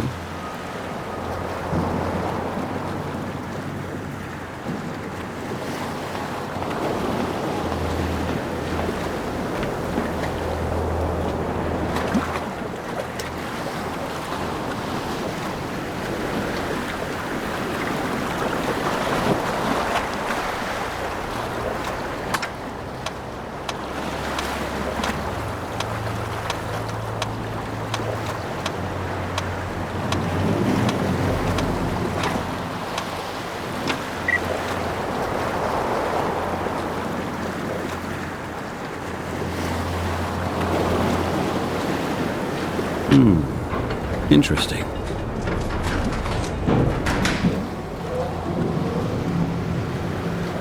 And now, don't tell me I'm stuck here now.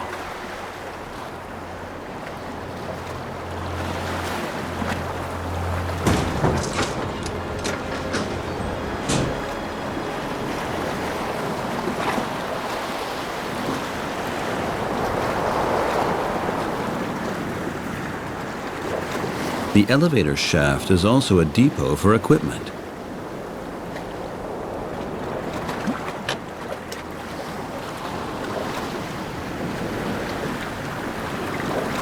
I better not touch this. I don't want to stay down here forever.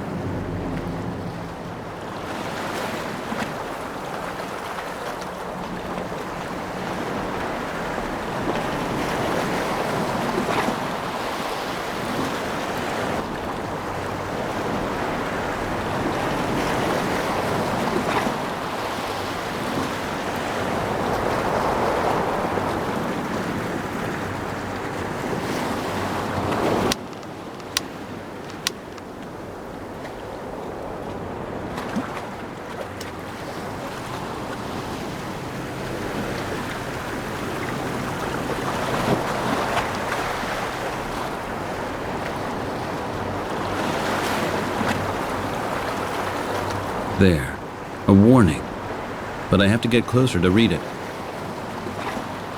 High voltage. This seems to be the main power supply.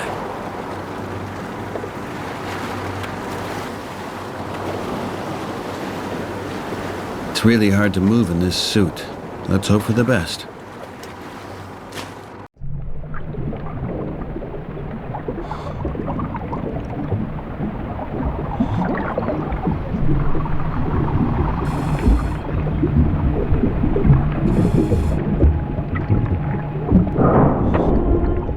This must be the main power switch.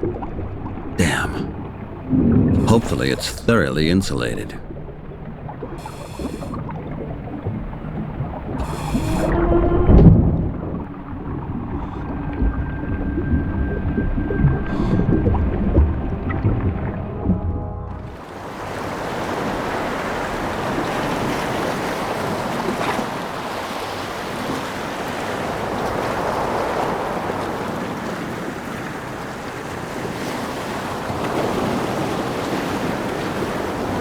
Oh my God. Nice and slow, Peter.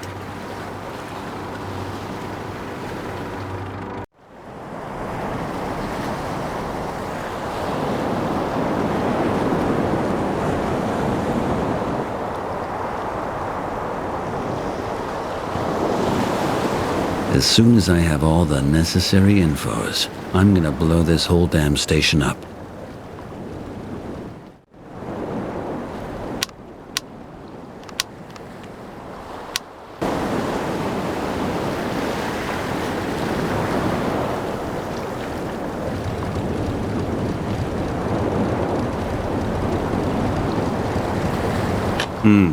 Nothing happens.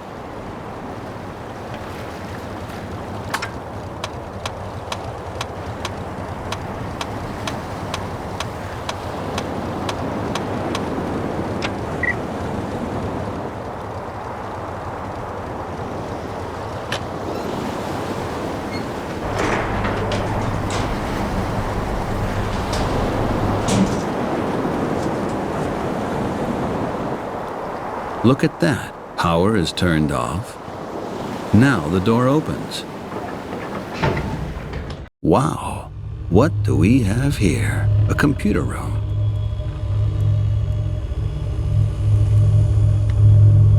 Strange. That looks pretty much like communication signals to me.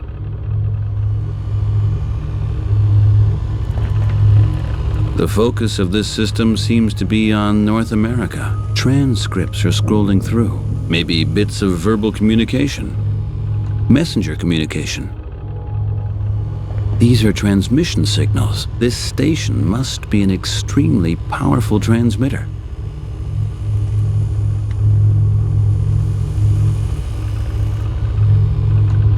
The focus of it must be the focus of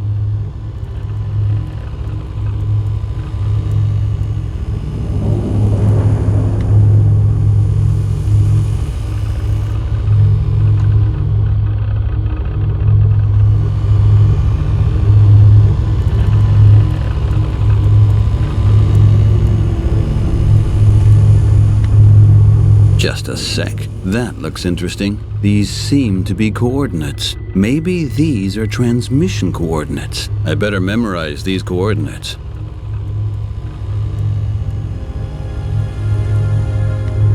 Just an old cable drum, a rather antiquated sort of wire extension. I assume that this station was built sometime during the 20th century.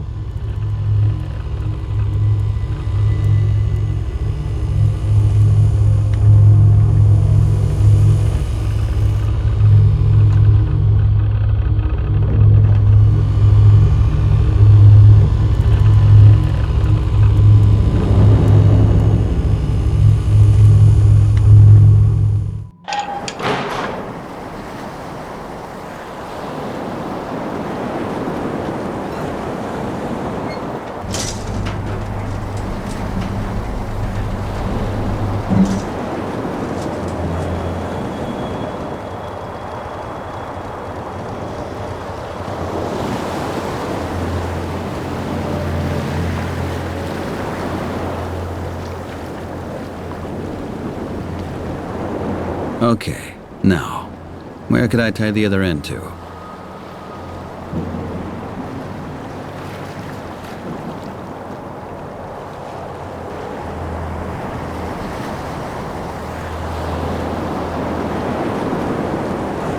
Okay, and off we go.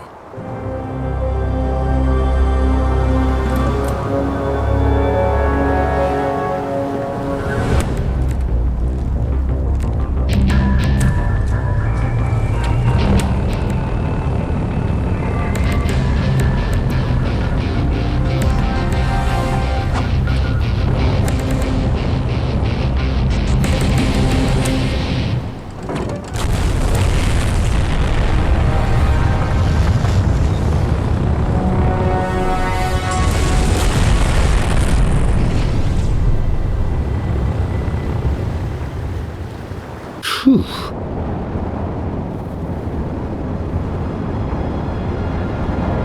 This cockpit is still ready for takeoff.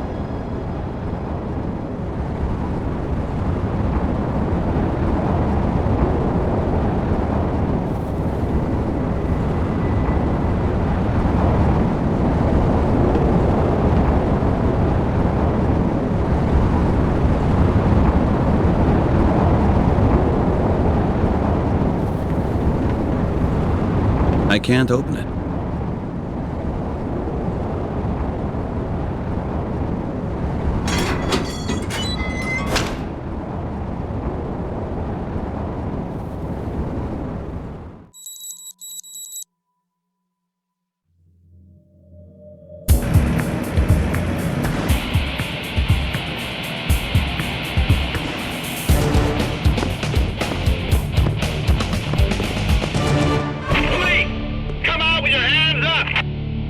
Mr. Wright, we know you're in there. We're coming in. You just be cool. Is that clear?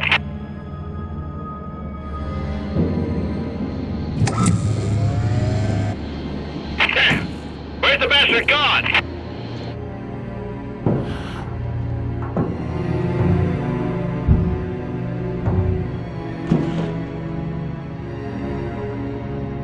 Wait a minute.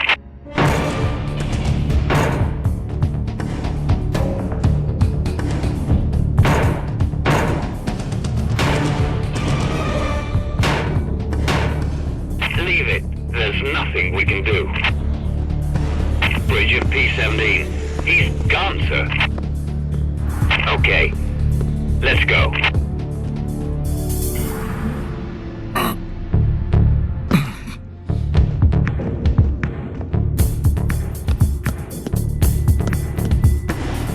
Welcome to CTS Public News at 4. I'm electronic news agent Sandy Thompson. New York. A severe bomb attack was committed on a government research facility yesterday. A communications designer from New York is suspected of destroying the facility.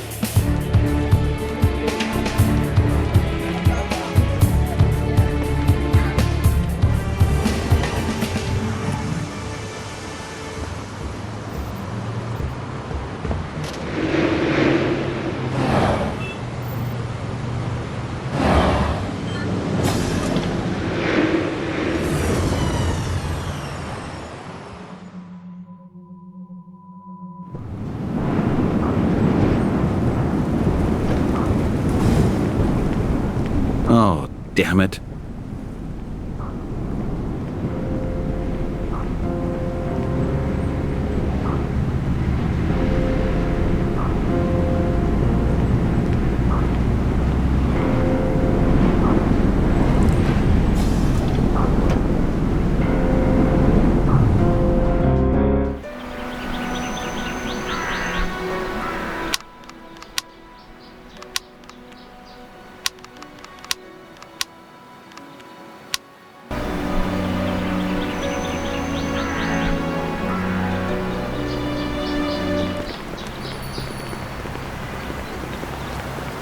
Now look who's here.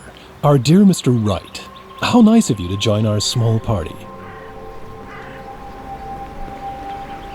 Peter! The light! The light! Shut up and move it! Yes, Mr. Wright. And you're also coming with us. Right now.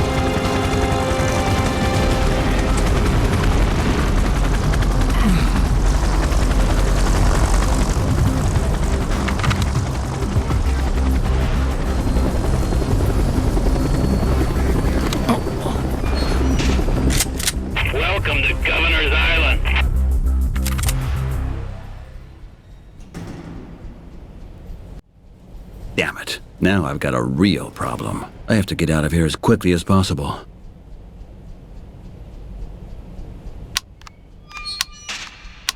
Prisoner 1478, Wright, Peter. Admission Part 1. I want to talk to an attorney. Shut up! 3 rules, Wright. Rule number 1. You have the right to keep your mouth shut unless you've been asked something. Rule number 2. Stand against the wall opposite the cell door when you're talking to an officer. And rule number 3. Address every officer as sir. Is that clear? Is that clear, right? Yeah, it's clear. Yes, that is clear, sir! Yes, it is clear, sir. I want to talk to an attorney. Sir.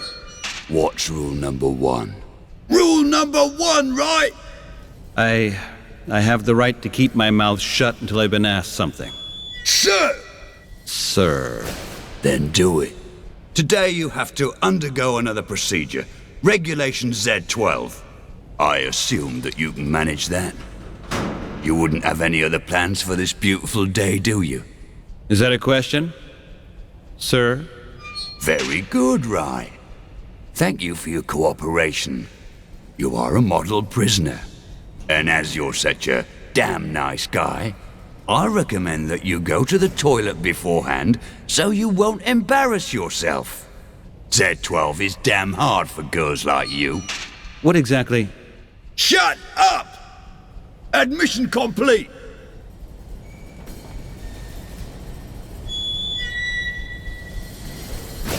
So, prisoner 1478, right. Procedure Z12. My nice colleague here will show you the way. And what happens now? Rule number 1, right? Keep your mouth shut. Okay. Take him away. Send us a postcard, right?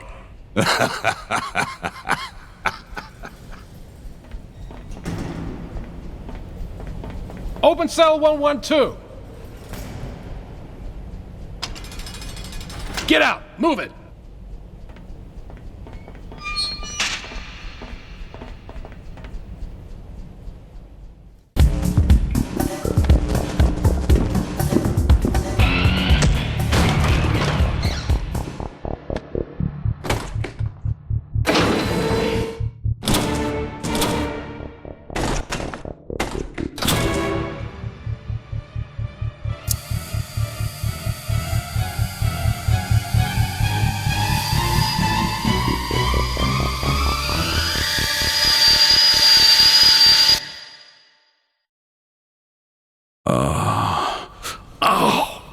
Oh, man.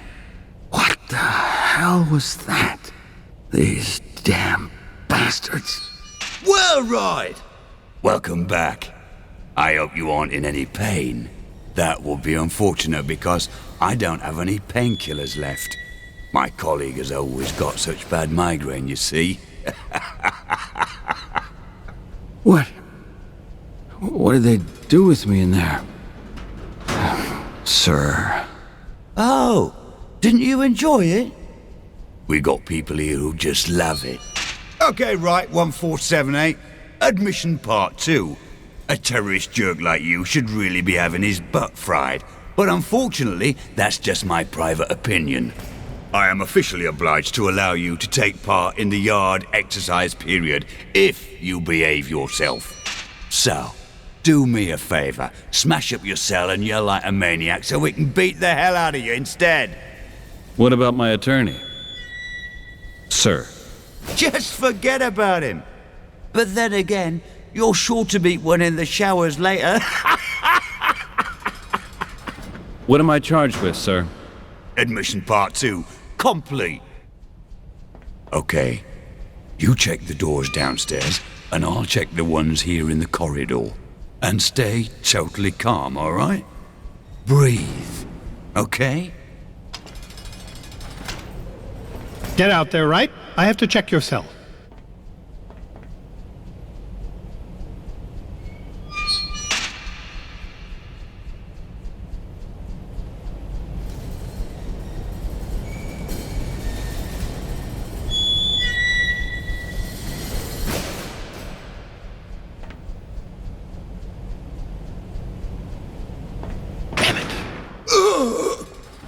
down. Breathe. Are you listening to me? It was only the door. The door. Oh my God. Finally.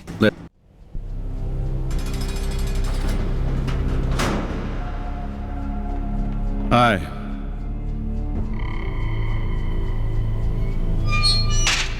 Hi. How you doing? What do you want, man? I'm Peter. Peter Wright. I just arrived recently here.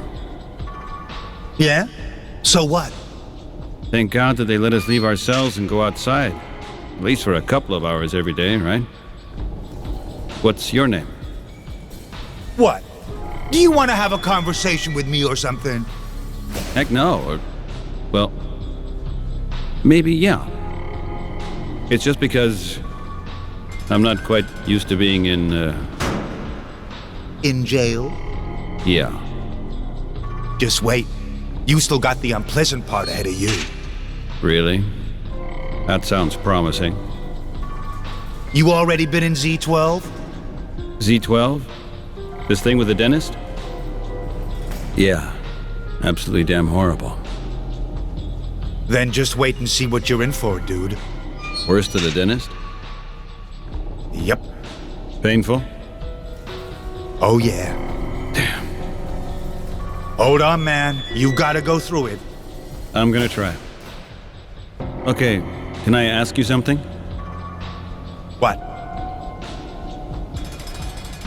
It's about this jail here. Uh-huh. What kind of jail is this here anyway?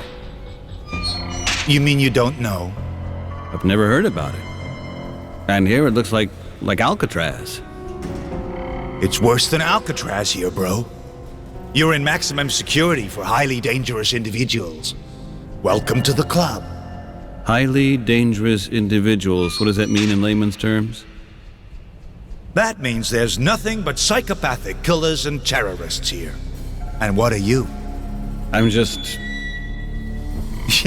Yeah. You innocent or what? Of course. Just like me, just like everybody here. We're all sitting because of a big miscarriage of justice. Come on, officers, give us the keys. We want to go. We got appointments outside. Well, what I wanted to say was that I... Come on, man. Don't give me the usual bullshit. You're here, and there's a damn good reason. Get used to it, pal. You're not getting out of here. Did anyone here ever manage to break out? Of course. 3 years ago, there was a guy who tried. Oliver Redding. What a sick bastard. He saved his margarine for months, and somehow he got over the wall, greased himself up, wanted to swim across the bay. And? Did he make it? Well, it surely wasn't a bad plan. He definitely could have dealt with the icy water in the bay. He could swim good, too. But? Yeah, well, they shot him good until he bled. And then they quietly watched while the sharks tore him to shreds. Jailbirds with margarine, man. Those sharks sure had a good time. Oh, God. Did you know him? Of course, he was a damn bastard. If the sharks hadn't done him in, I would have done it. Oh, why is that? He owed me. I understand. A lot of cash? 2 pieces of bread, man. And a pack of smokes. You would have killed him for a pack of smokes? And 2 pieces of bread, dude. Sorry, I forgot the 2 pieces of bread. You'll see. You'll learn to appreciate 2 pieces of bread here. What do you mean with, I'm not getting out of here? You ain't getting out of here, no way. If you make it in here, you don't make it out, man. They drag you out here by your feet, man. Do you have any idea what's happening in this sector down there? You mean the U-Wing? Oh, that's real special down there. That's where they wear down the terrorists. I think it's pretty unpleasant down there. They scream like they're on a skewer. The terrorists. And what about a trial? Don't they have a judge to hold court here in jail? A judge? My God, are you naive? There ain't no judge down here, bro. Your trail already happened. You probably didn't have any time to go, did you? I didn't have a trial. What? They didn't read you your prison committal in the car? Yeah, of course, that they did. You see, that was your trial, man.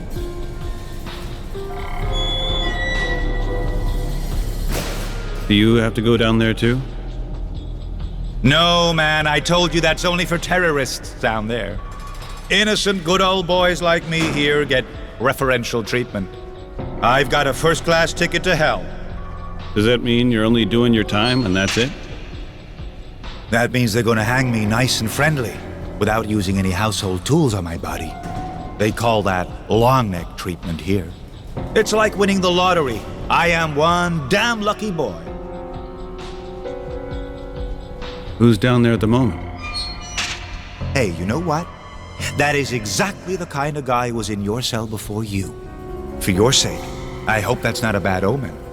They didn't keep him here for very long, but they were in one hell of a rush to get him down there. Do you know his name?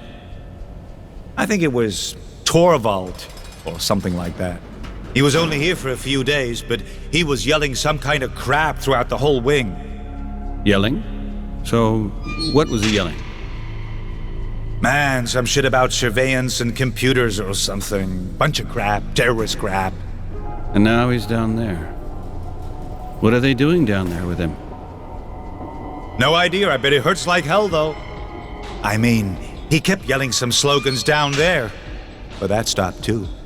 Now it's mostly just screams you hear. There is something... Actually, where are the other prisoners? There are never that many of us here. There aren't that many serial murderers and terrorists anyway. And they're always reducing the number of prisoners, you know? You mean they're gonna... Yep. Terrorists are already gone after a couple of weeks, mostly. They get taken down there, and you hear some screaming, and then out with them. Out with them? But where to? I suppose there's enough space in the bay. And the U-9 unit can always use some replenishment. You mean they kill all the terrorists and then throw them into the bay? Maybe they stuff them and put them somewhere.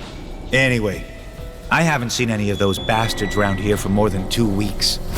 But I can't imagine that they would kill prisoners here without so much as a trial. No. Why's that? Because it is...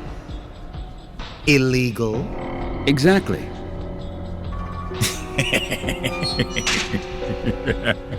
Go tell your lawyer or your mom.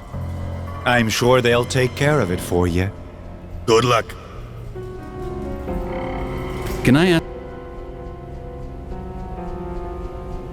about these officers here? Yep. What can you tell me about Officer Smith? Officer Smith? Mr. Nice Guy? I'm not so sure about that. Hey man, watch out, he's a psycho. Everybody here knows that. Don't fall for his friendly ploy. What do you mean by that? He's a psycho? He is the worst sadistic dude in this whole prison, aside from those nuts in the U-wing. Even Burton is afraid of him. Well, what's wrong with him? A classic case of a paranoid maniac, if you ask me. They did something. Him. If I wasn't in here, I'd sell him an insurance right away. Okay, so how should I behave now if he's on duty? Just act totally natural, then everything will be okay. But I'll give you a tip. Don't ever scare him. Normally, he's really quiet. But when something scares him, he goes crazy. And what happens then? Does he become... There are two possibilities. Either he passes out, or you don't want to be there for the other possibility. You mean he becomes violent or something like that? Come on, let's not talk about it, okay? I just ate. There is some... What's up with Officer Burton? Oh, him. That yellow rat. He's nothing more than a big mouth. Don't think about it. You can scare the hell out of you sometimes. Yeah, that's all just show. He just tries to cover up the fact that he's afraid. Every day on the job is a nasty challenge for him. Out here in the wing, he plays the drill instructor. But over there in the guard room, he's just a little boy. And why is that? Just watch those boys a bit. You'll see, there's not just wackos behind these bars. Can I ask? I would like to ask you for something.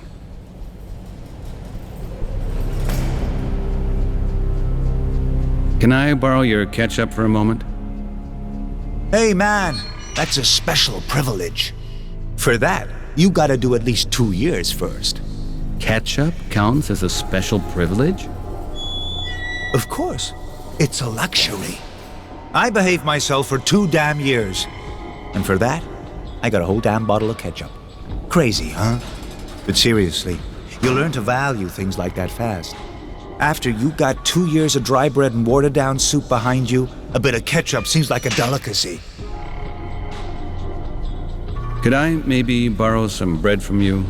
I ate mine already. Sorry, dude, I still need that. Just wait until the next meal. You coming with me? Downstairs in the yard? I've got to get some fresh air. And this pacing back and forth in your cell can't be healthy either. At least not in the long run. No, not now. We can't go out together anyway. Just one by one. I'll go first. Can I ask, can you tell me something about yourself? What do you want, man? You want to marry me or something? Hey, come on. After all, we'll probably be stuck here together for some time.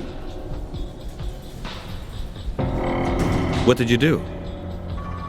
15 murders, 47 breaking and enterings, 28 cases of assault and battery, 12 robberies, 62 cases of willful damage to property.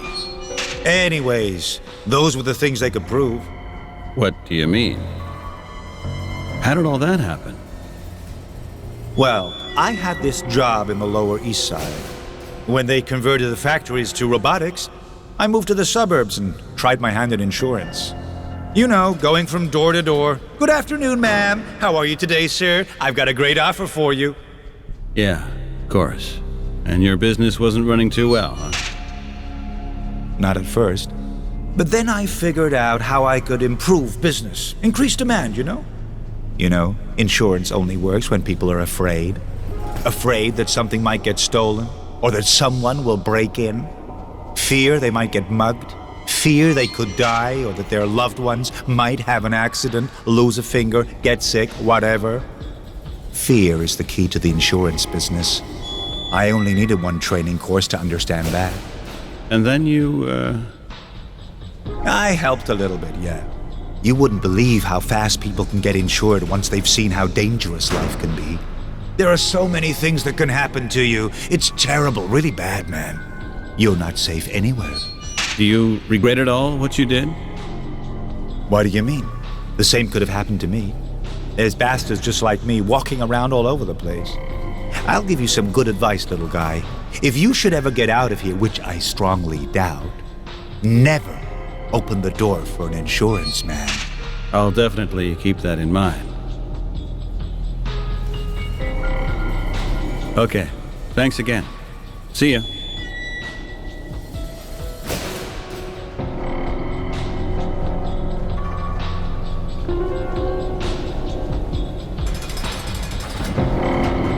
You must be Peter Wright. Arrest warrant T, isn't it? Well, hello. Good to meet you. I'm sure we're going to get on just fine. Yes, sir. I'm sure. Leave out the sir. An old regulation. Completely out of date. We're all in the same boat here, as I always say. We don't need to make our lives any more difficult with all these formalities. Have you got everything you need? Oh, you can talk to me anytime, if you've got any problems. And don't worry about my colleague, Officer Burton. He's kind of strict. But that's what happens when you get passed over for every promotion. As long as you're up here, let's just get along with each other. Do it for my sake. I get headaches real easy. Everything's okay, sir. It's great to meet at least one normal person here. Even if it's on the other side of the bars. Okay. See you later then, Mr. Wright. Back there, you can see the guard's office. Some kind of mascot is hanging in the window. A hung one.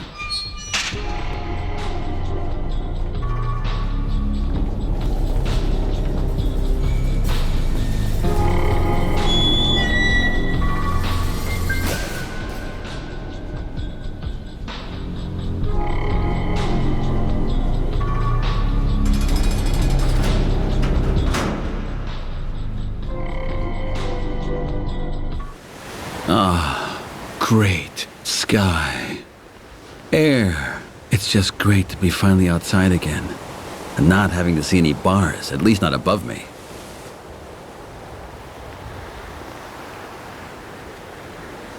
He's a bit jumpy.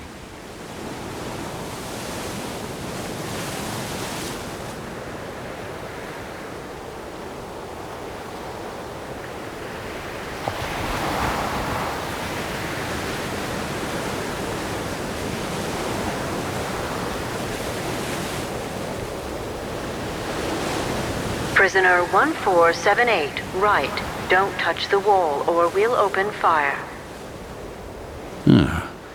Either the watchtower is not manned, or they installed a cam bot up there. And that's why I don't see anyone.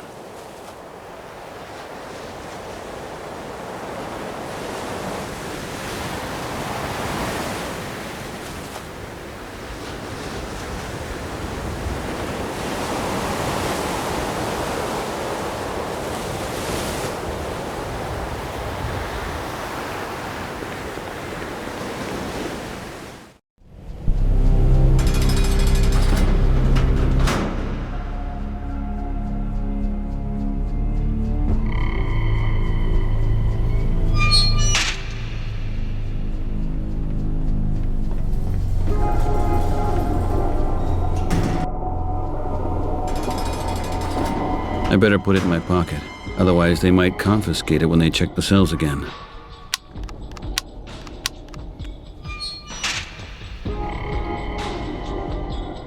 The upper cells close. If I'm not mistaken, the cell doors on my level will open in a moment.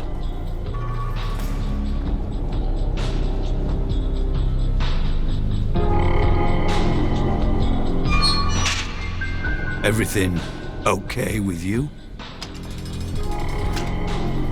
Get out there, Wright. I have to check your cell.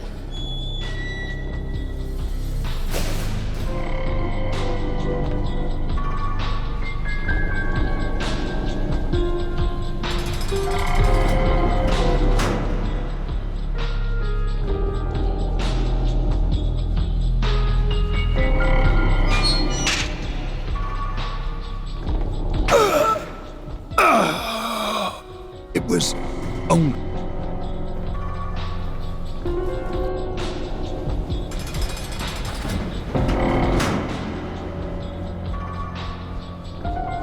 He has a bottle of ketchup for dinner.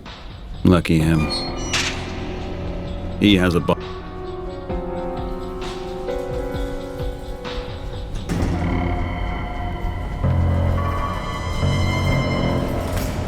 Hey, Brett. Well, can you... What? Hey, how long have you been? For 3.5 years. I was in Wing 17 for... Why is that? Oh, you know. 3.5 years. You know, the usual. I try to do some business. Prison insurance? Yeah, protection money. But since they moved me from...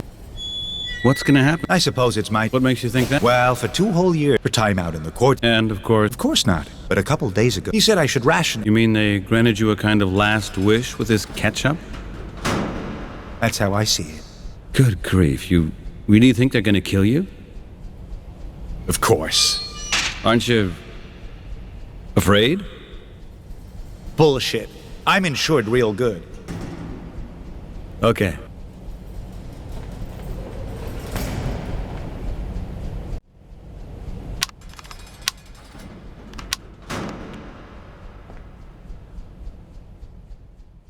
The upper cells close.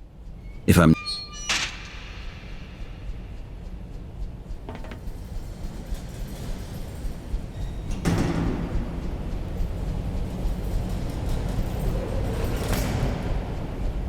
Right. So, Get out there, Wright. I have to check your cell.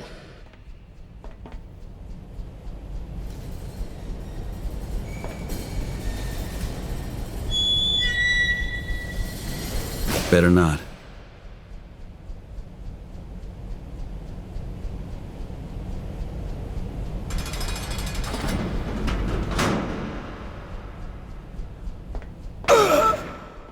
it was...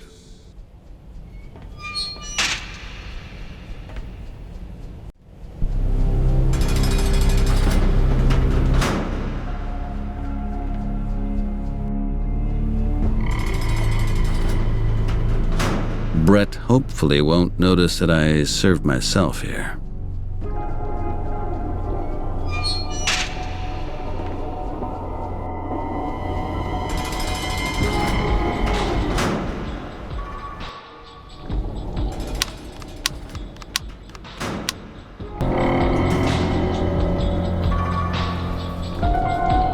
The upper cells... You go. Can I... Today, so I... Any more? No. Okay. You check the door and stay totally calm, all right? Get out there, Wright. I have to check your cell.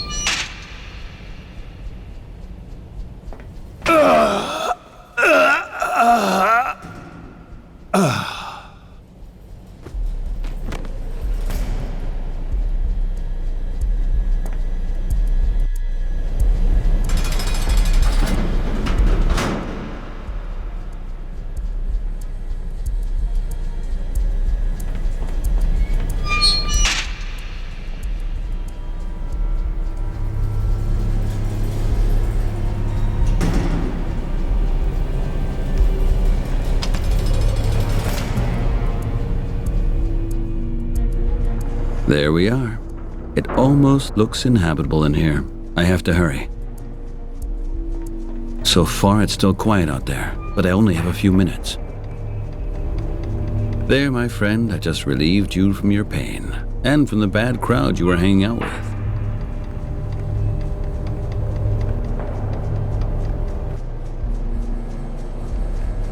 A monitor console. You can see exactly what's happening in every sector. Locked. Locked, of course.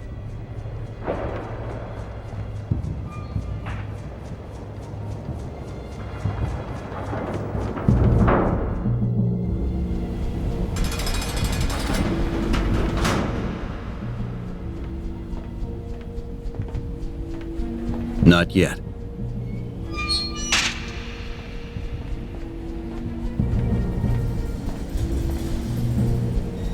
Quick now, before he comes to.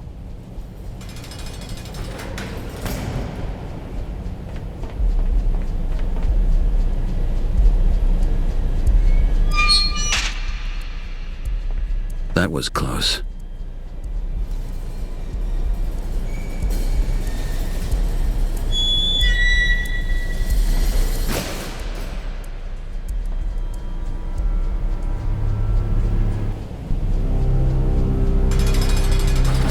Okay, so now I took the thread from Mr. Longneck. Maybe I could use it for...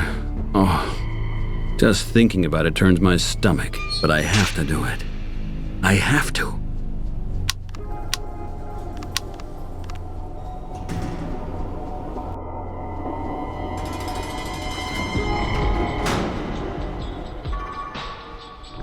The upper cells close. If I'm not mistaken...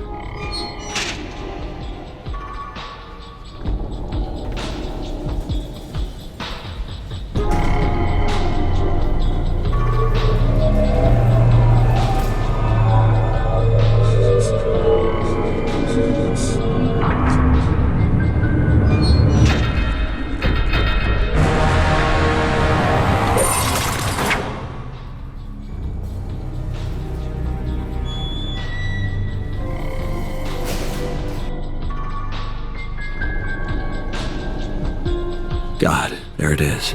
My tooth. And this sadist in the treatment room hid a transmitter in it.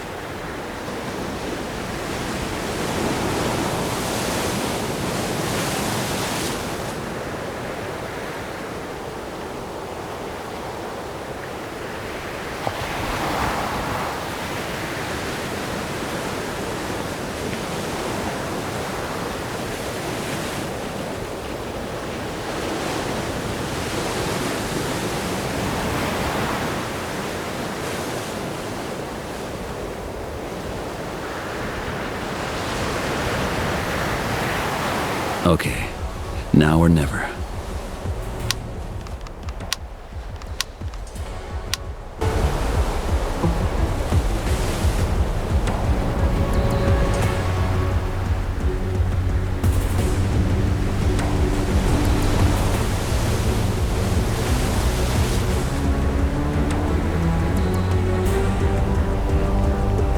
Let's do it then.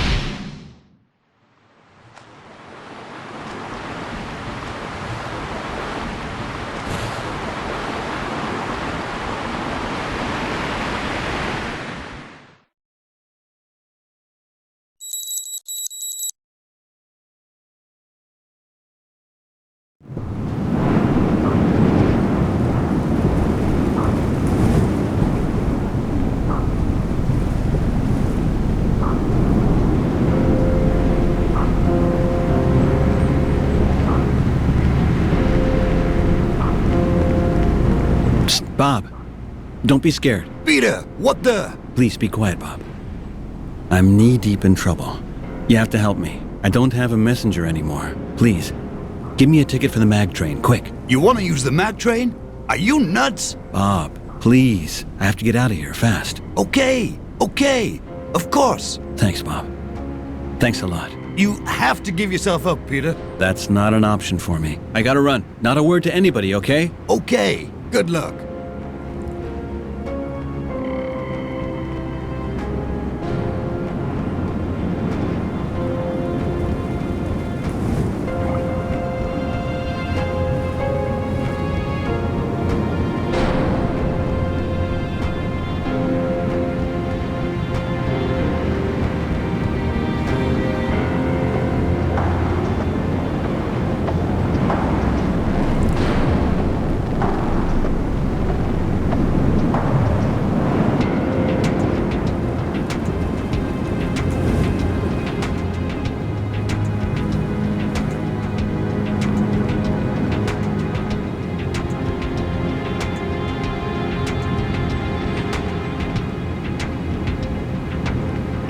Okay, I still have to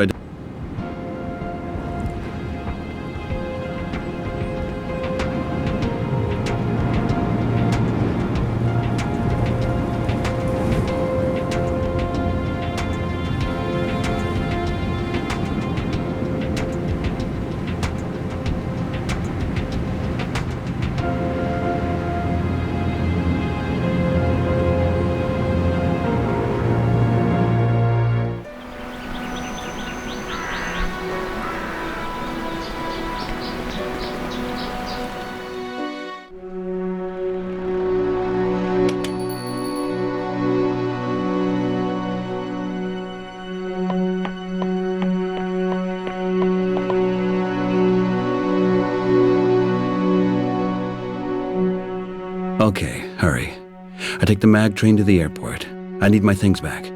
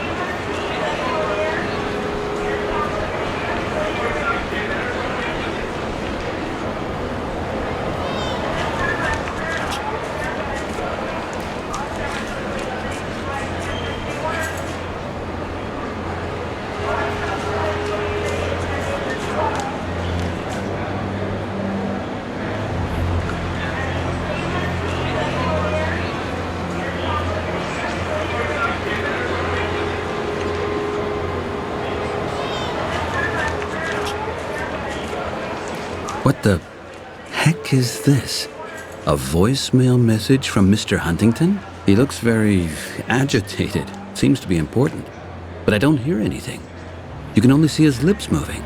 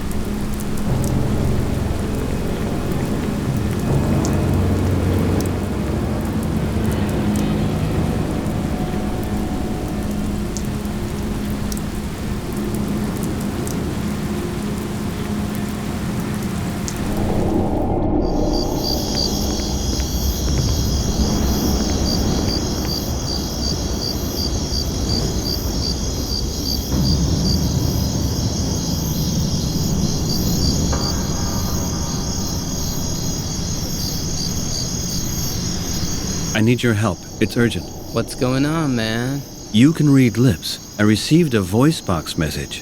The sound is missing. What does this man say? He says... Wait a minute. He says... Mr. Wright, you're in danger. Get rid of your messenger right away. They can locate you with it. What? What's that supposed to mean? Damn it. I'm such an idiot.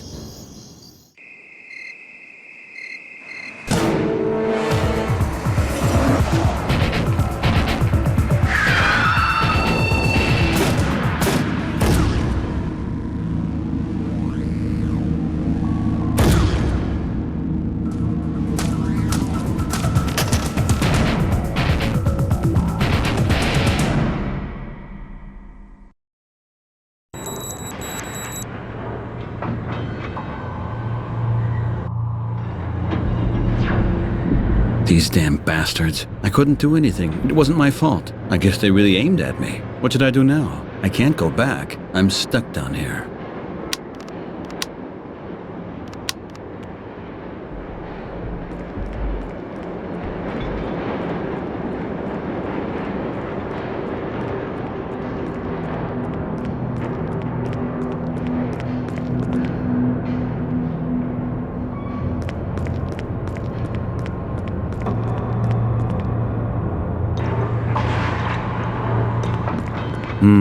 You could easily get lost in here. You could almost think that this is a maze. But I'm sure it's not. I'm sure I'll find my way all right.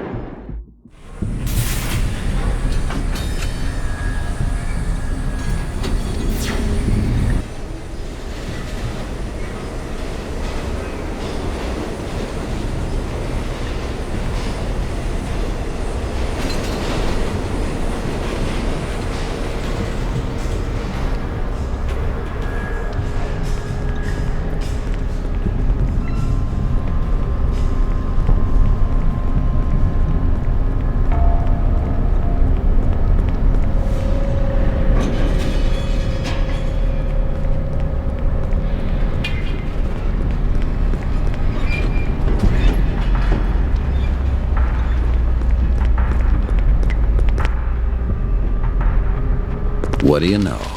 A map. This'll help me out.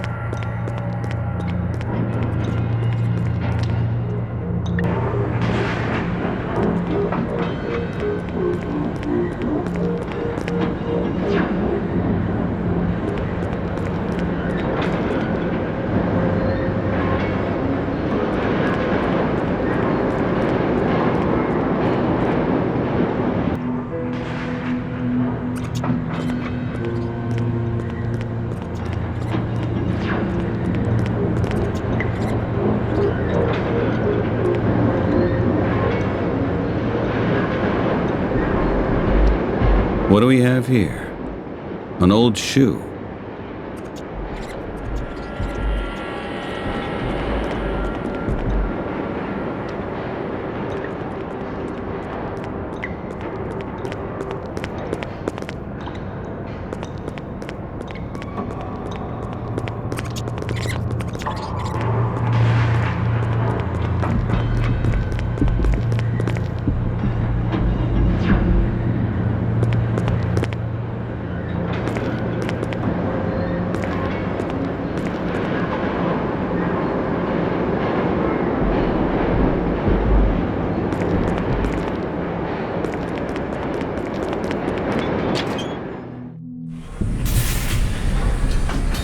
Hey, an old subway station. That's the stop Lafayette Avenue.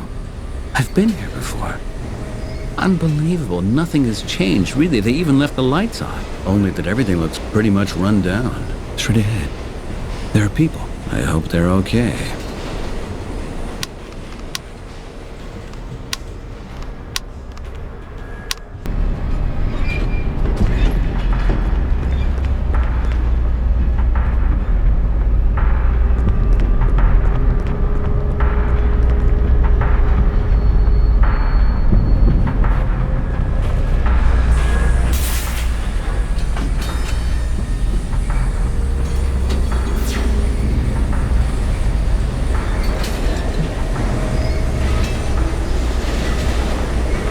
He doesn't seem to be in the mood for a chat.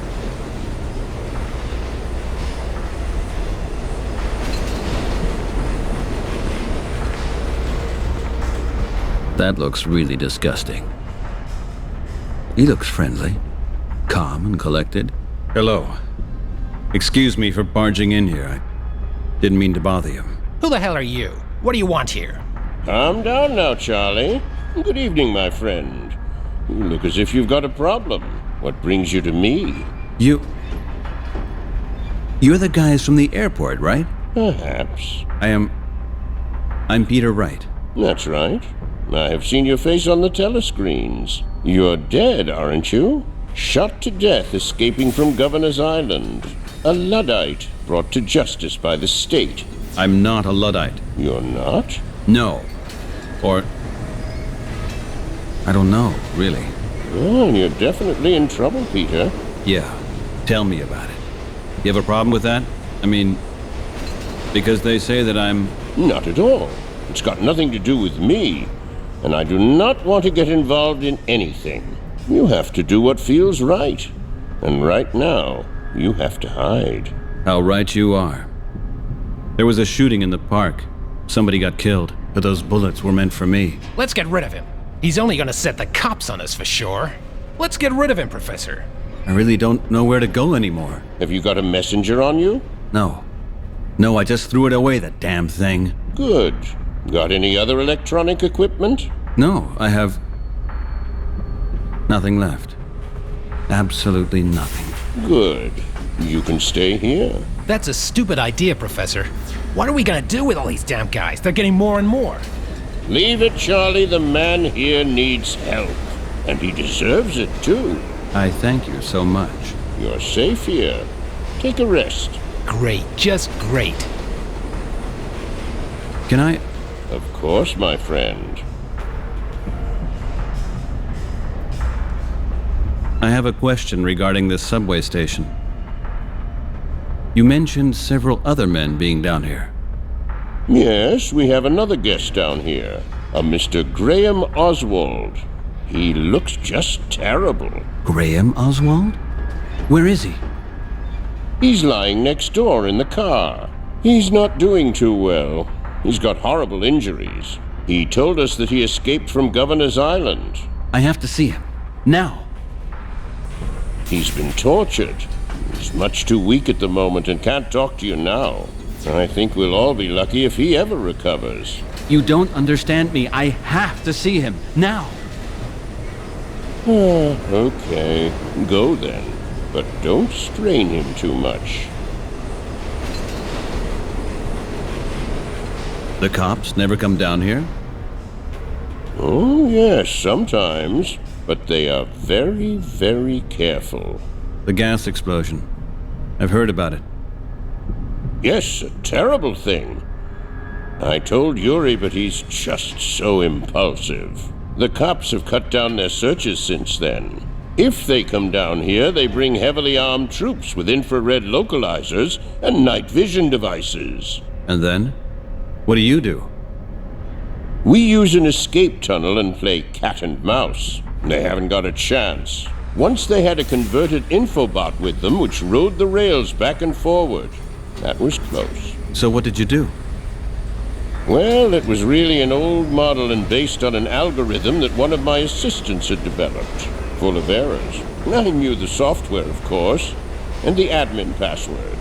I delivered my wayward son a Philippic by means of basis commands. Then he traveled back like a good boy and registered that he could find nothing out of the ordinary. It's about Graham Oswald. Did he tell you anything else? He begged us to take him to his family.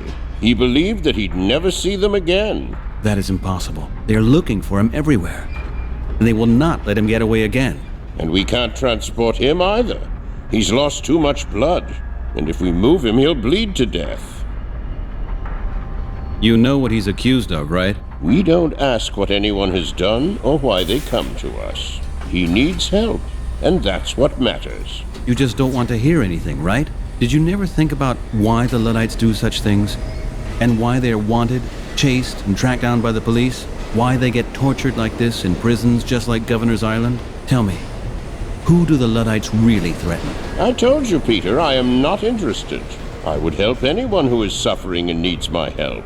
What separates us from machines, computers, programs, and clients is that we are human beings.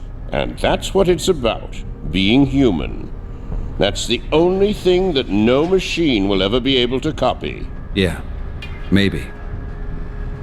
Do you know how he got down here? He told us he swam from Governor's Island to the bay. I just don't know how he could have done that. Then he crawled into one of the massive waste pipes at the port and lay there after moving a couple of 100 meters. Yuri found him there. It's a miracle that he got out of there alive. I have Can I ask you something? Of course. No one has any secrets here. Why does Charlie call you Professor? That's easy. Because I am, or better said, was a professor. A real professor? At university? Are there any false professors? Although on second thought, you're right. I was a real professor, who was replaced by a false professor. And what was your special area? I was professor of computer linguistics at the Institute of Technology for 20 years. Wow. But that's a pretty qualified job. How can it be then? I mean... You mean how did I get down here? Figuratively and literally, down here. Yeah.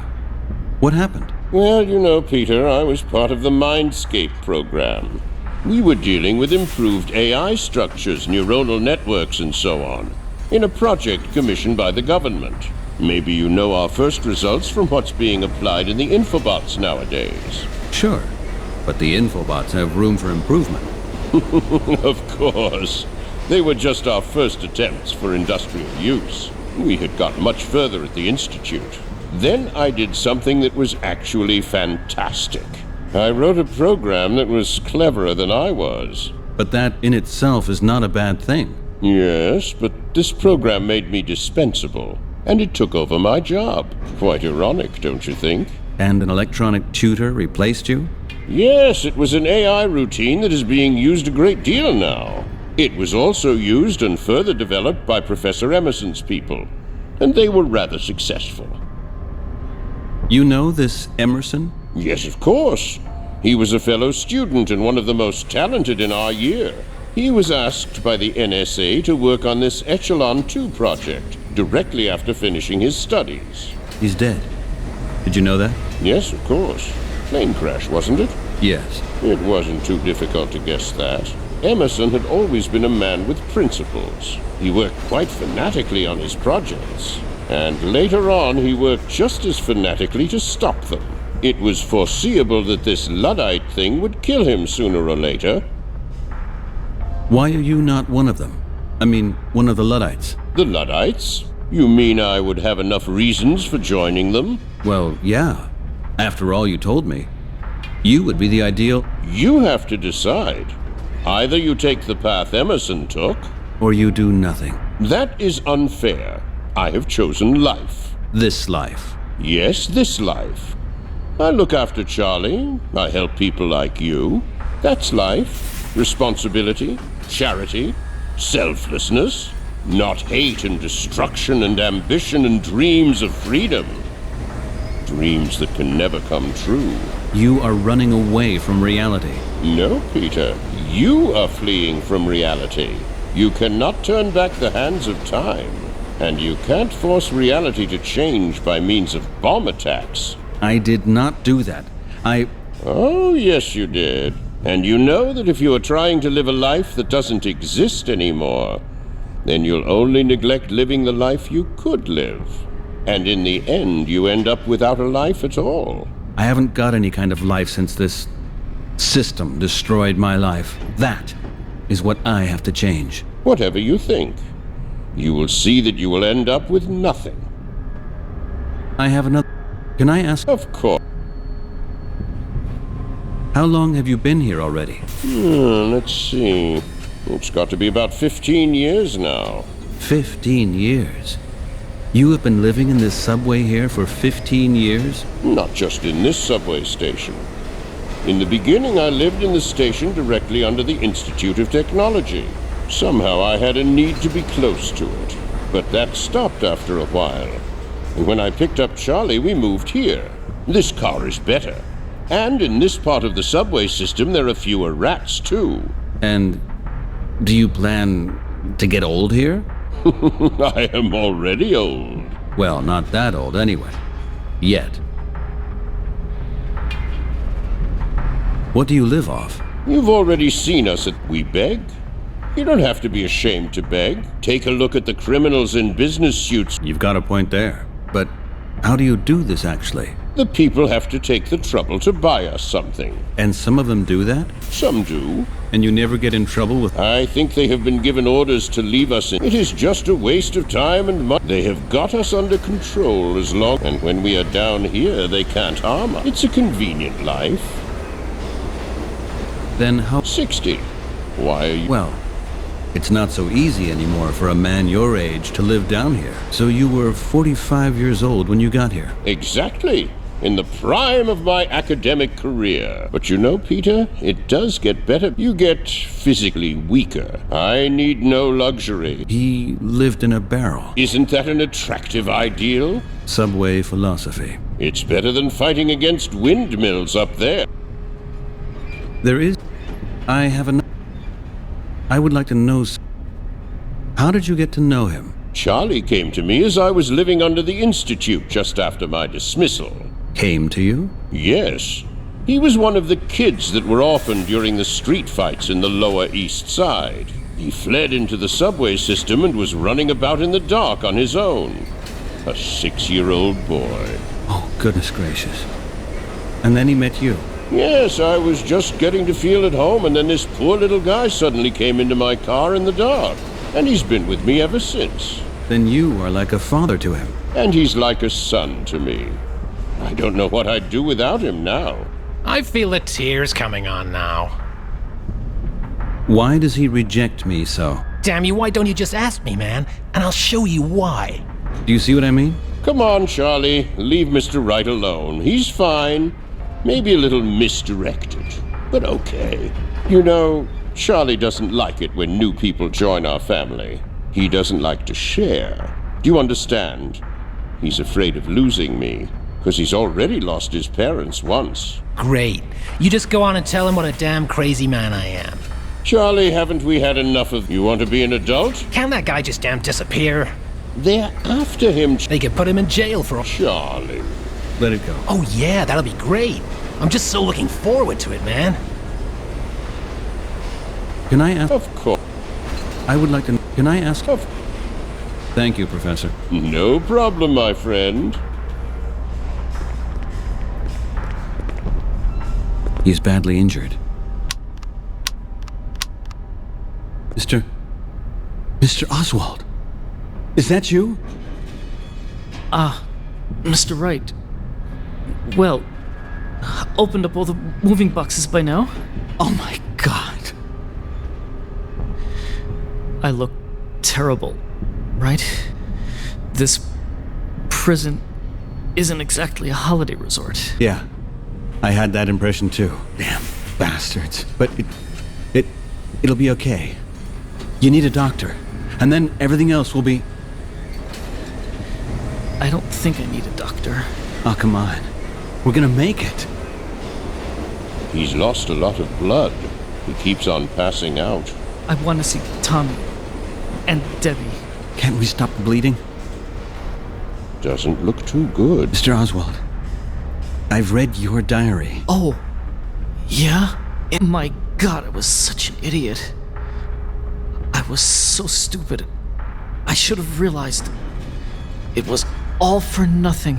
Your diary was absolutely invaluable to me, Mr. Oswald. It was not all in vain. I was able to locate one of the target coordinates of the system. A coordinate which I got from the Bermuda platform. You were there? I blew it up. But I don't know where the center of this system is located. I need a second coordinate in order to have a point of interception on the map. One of the coordinates is stored on my computer. You have to enter the password. What is the password? Get Tommy and Debbie here. The password. What is it? Doublethink. He's delirious. Doublethink. The password is doublethink. If you can make it to the airport, you'll find a private plane on runway 12. It's been fully refueled. Maybe it could take you to the center of the system. In any case, you have to get out of here. Mr. Oswald. Mr. Oswald! Is he... Only unconscious. Leave him alone.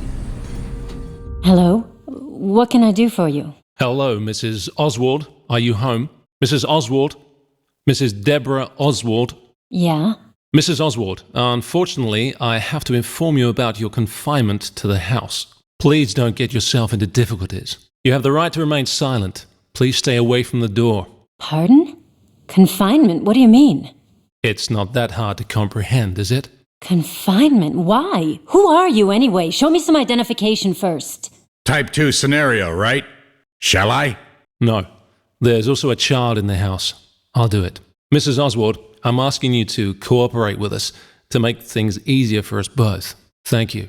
Please comply with the following instructions. You have the right to move freely in your apartment. You are not allowed to use any communication devices or to open any windows. Otherwise, we will be forced to make use of firearms. Are the instructions clear enough? Mom, who are they? Did they take Dad too? Be quiet, Tommy. Did you understand that, Mrs. Oswald? Yes. Yes, I understand. Good. Now it will be your obligation to let your son be aware of those instructions as well. We certainly don't want your child to get hurt, right? Oh my God. That's all. Number 2, attend to the door. Yes, we can. Good. And what are we going to do now? We're going to wait.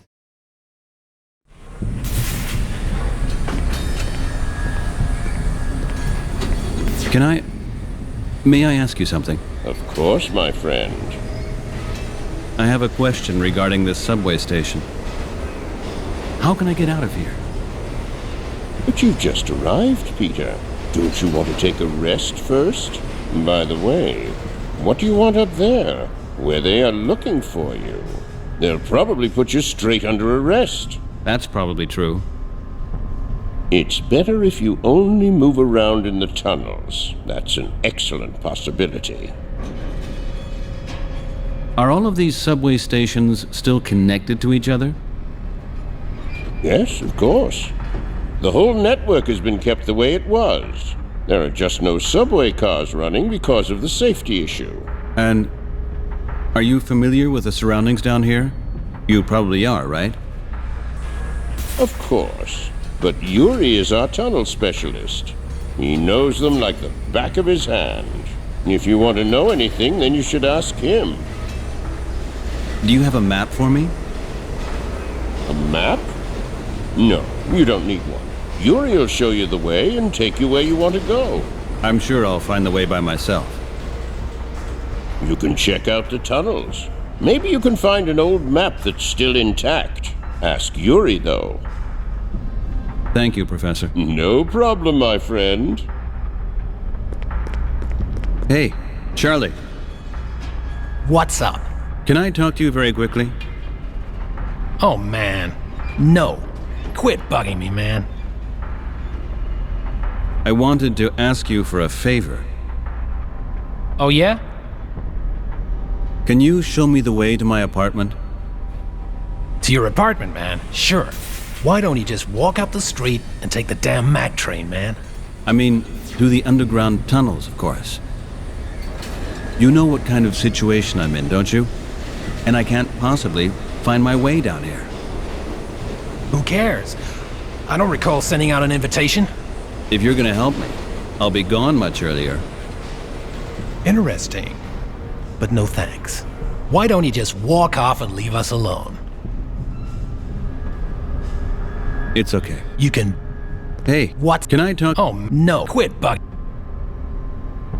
Can I ask you something? No. Why are you in such a bad mood? Am I, man? Yes, you are. Well, that's just my business. Of course. Is it really because of me? No, man. Why is it then? You're really bugging me, man, you know that? Yeah, I know. But I have the feeling that you have some kind of a problem with me. Is that true? Must be really hurting you, man. You're really sad, you know that? Hey, what's that supposed to be? Did I do anything to you? Check out Rodriguez, man. Oh, no, man, you can't, because he's damn dead. How about that? What a jerk I am. Who? Rodriguez? Who's that supposed to be? I don't know any Rodriguez. No, you damn idiot. He was done in for you, man, but of course you don't know him. I have no idea what you're... Wait. He's got a guitar. He had one, yeah. Oh my God. A friend of yours. I'm so sorry about that. It was a tragic accident, a real tragedy. It's always the wrong guys that get off, man. It was really not my fault. Oh yeah, you're one of them guys who can never help it. Listen to me. You know nothing. Yes, I really do. Shut up, man! Okay, you can't help it. It wasn't your fault. You're really in a mess. You're a good man. Happy now? I'm really sorry. Why am I? Yes. Well, let's... Of course. No. There is... Can I... No. About Rodriguez. Yeah, what, man?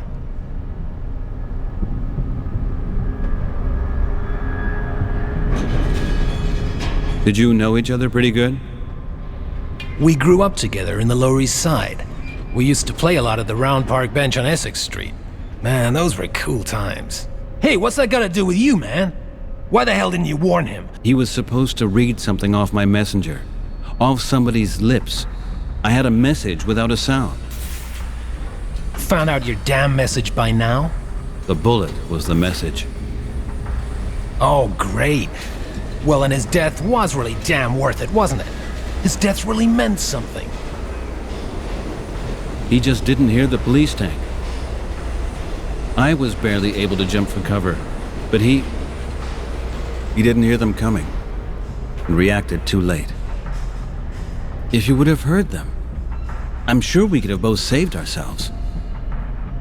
Cops again. I can't believe it. Why do you say again? It was the damn cops who shot him dead on the Lower East Side. How did that happen? The riots? A knockout grenade exploded in front of his damn head, and he could kiss goodbye to ever hearing any damn thing again for the rest of his life. And now he's dead because of police bullets. Damn, I just cannot believe it. Would you like to tell me a little bit about him? tell you, you damn jerk. Yeah, well, of course I don't know him very well. He was a great guy. Always in a good mood. Yep. Very often he made me laugh again, although he was a bit too much focused on... Having a smoke? Yeah, he needed his smoke, he did. Man, those were cool times. I even remember meeting up with him again 3 years after the riots. There wasn't much left in the Lower East Side after them riots. I was with the professor then, and he'd moved with his parents to Brooklyn. So how did you happen to find him again? That was damn funny. We actually hit our heads together at the damn waste pipe in the park. Really? Yeah, man. He was just trying to pull out some damn plants.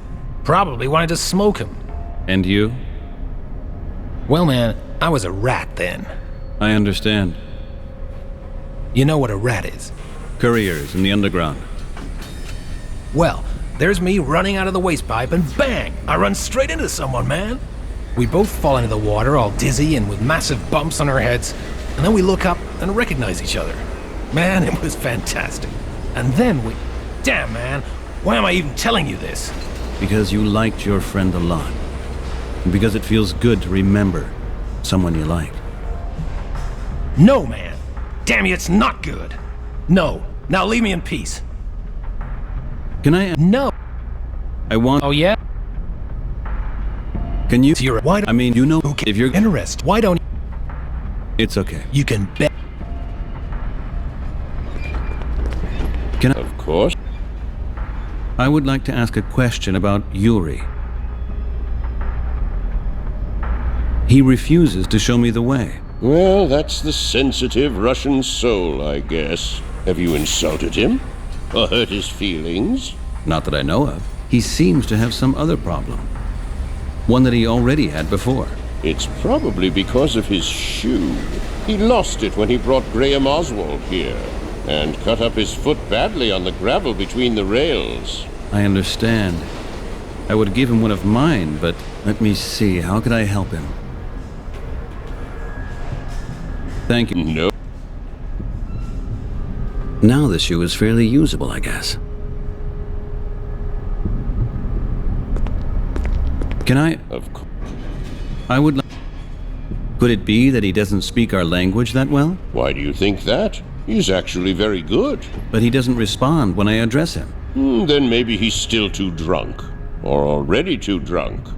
Or he's contemplating something. It'll be okay soon. You just wait. How did Yuri get here? How long has he been down here already? Yuri was my student. He came on an academic exchange program to me. An extremely talented young man. He was responsible for the programming of conversation strategies and world knowledge. He created, for example, the conversation AI of the first infobot generation.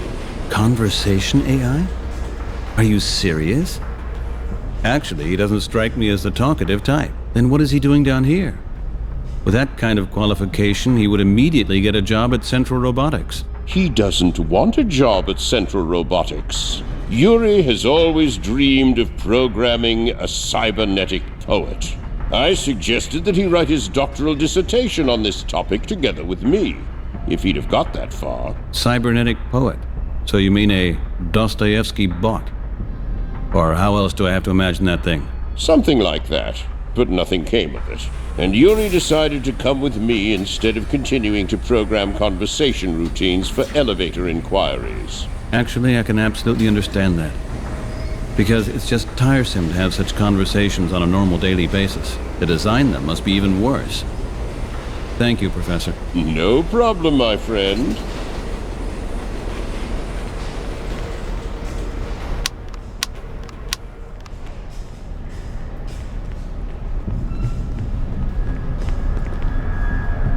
There, I repaired the shoe as much as possible. Thank you, my friend.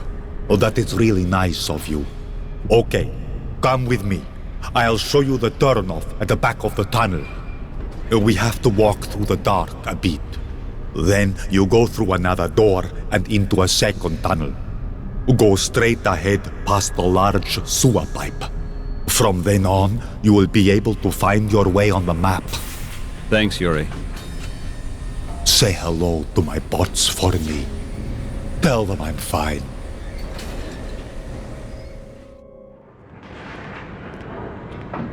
Made it. If Yuri's description was correct, I should be able to climb up to our building from here.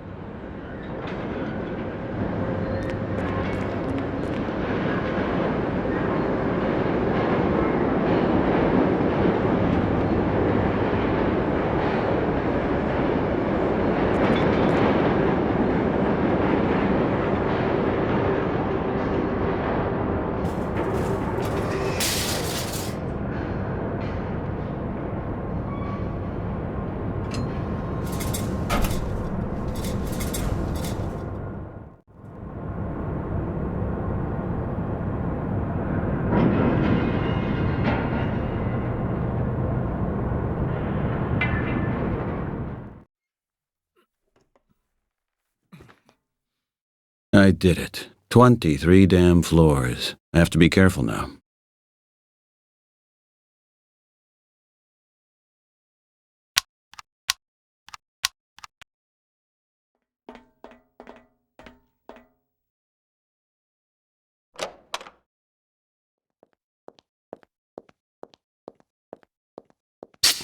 Tommy!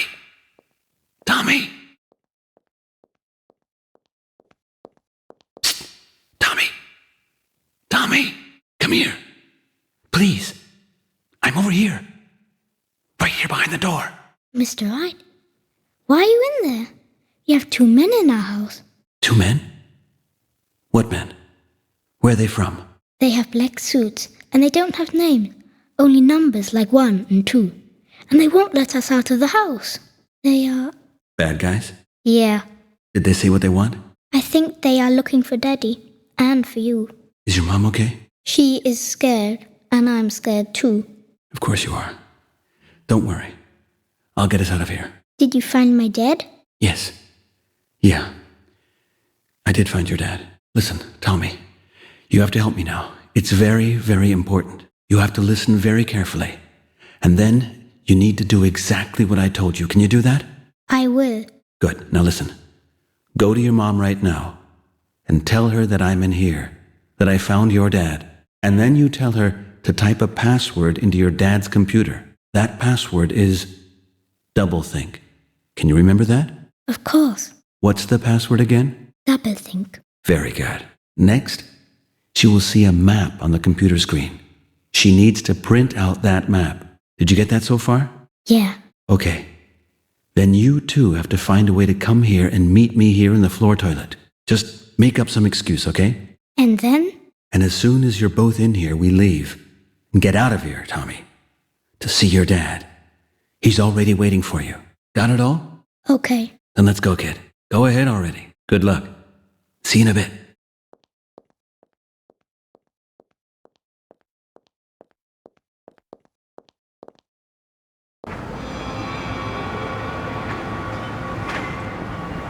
They have black suits. They don't have names. Only numbers like 1 and 2. They won't let us out of the house.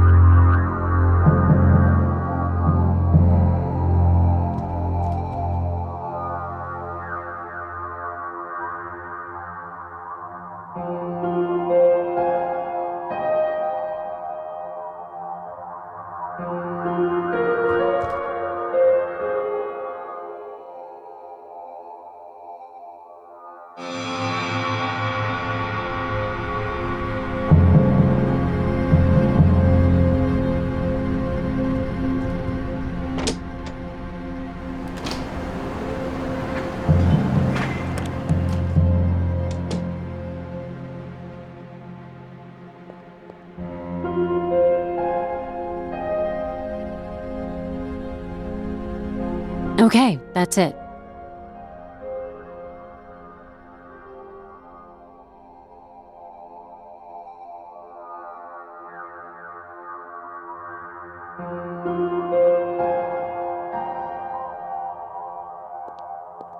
They're not swollen up enough yet.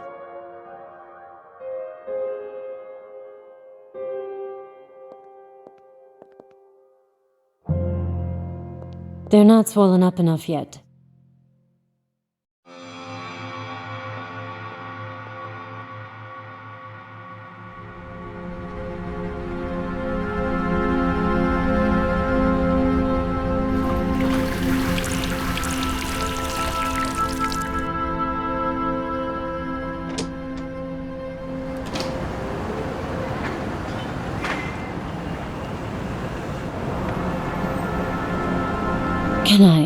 Can I ask a question? Go on. What do you want from us? Nothing personal, Mrs. Oswald. As what I've just said. Please remain silent, and nothing's going to happen. What are you here for? It's not about you. We're looking for a terrorist, and we have reasons to believe that he's going to report to you. A terrorist? My goodness, nonsense. I don't know any terrorists. You even know two. What? Who? Are you joking? I'm afraid no. Who do you mean? I don't want to spoil the surprise for you. Now what are we doing here? We will wait. And what are we waiting for? A visit. Nobody's coming here. I think somebody's going to come sooner or later. And how long is this going to continue? Until someone comes. Until then, you both wait here. You and number two? Exactly. We've got all the time in the world. Oh, great. So it's all the more important that we get along with each other. And that can only happen as long as you don't do something foolish. Are you from the police? Perhaps. Then you are obligated to tell me your names and to show some identification. You can't just push your way in here and detain us. We can't? No. Yes, we can. Of course we can. Actually, we even have to. Don't be mad, Mrs. Oswald. We're just doing our job. And we all have to do our jobs right, don't you think? You know, my instructor always said, number one, there are two sides to our job. There's the nice side. If the clients cooperate, then we all just sit together, nibble biscuits, drink tea, and nothing's going to happen to anyone. But then there's the other side. The side where the cleaning service has to be called when we're done. I would always prefer tea and biscuits, and I would really appreciate it if you also want to have it that way. Do you have something to do with my husband being arrested? Perhaps. Where is he? What did you do with him? We? Nothing. What do you know about it? Mrs. Oswald, I already told you. We're not here because of you. Don't burden yourself with the questions when the answers could possibly be unpleasant for you. Let us just wait here. It's better for you. Believe me. May I? Please. At least let the boy go. He's a child, and whatever you want, he has nothing to do with it. That's irrelevant. Unfortunately, he must stay here. Just what kind of people are you? How can you lock up a little boy? I stay here, Mom, with you. See, he doesn't even want to go. A true little hero. You can be proud of him, Mrs. Oswald. I'm sure he loves to go to school, knows his ABCs by heart already, and he's Mum's little sunshine. Am I right? But he must stay here, under all circumstances. And I hope you understand what I mean. Do you have children? What? Do you have children? That's beside the point, and definitely not an issue here. Is it a boy? A boy like Tommy? Why don't you answer me? Number one? Yeah? Shall I take over? No. You're a clever woman, Mrs. Oswald. You pretty much know when you're supposed to talk, and when you're not. All right. Sure. There's a little problem. What's the matter? The toilet is stuffed up. How did that happen? The pipes are old. I've called Central Services 1,000 times, but they're just taking their time. I understand. So what now? There's a communal toilet outside in the hall. Can I take Tommy there? No. All right. Then I guess you'll have to shoot us. We probably will. My son needs to go to the bathroom, and we're going to the communal bathroom in the hall now. Understand? You're not going anywhere. Come on, number 2. Let them go. Number 5 and number 6 already positioned in front of the house. They cannot escape. But you will have to explain this to the supervisor. Yeah. Don't make such a fuss. Go ahead, Mrs. Oswald. I trust you, so don't disappoint me, okay? If you're not back here in 2 minutes, I'll have to... I got it. I'm sure you do. Well, go ahead. All right.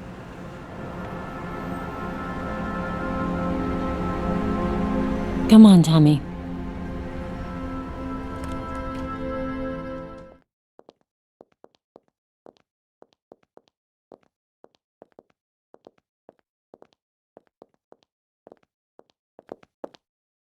Mr. Wright, how's Graham doing? We should really hurry to get to him. Why hurry? Did he... Do you have the printout? Yeah, here. Good. Tommy? Everything okay? Ready to climb? Sure. Up there? Into that duct? We can do that, right, buddy? And let's go. Time is running out.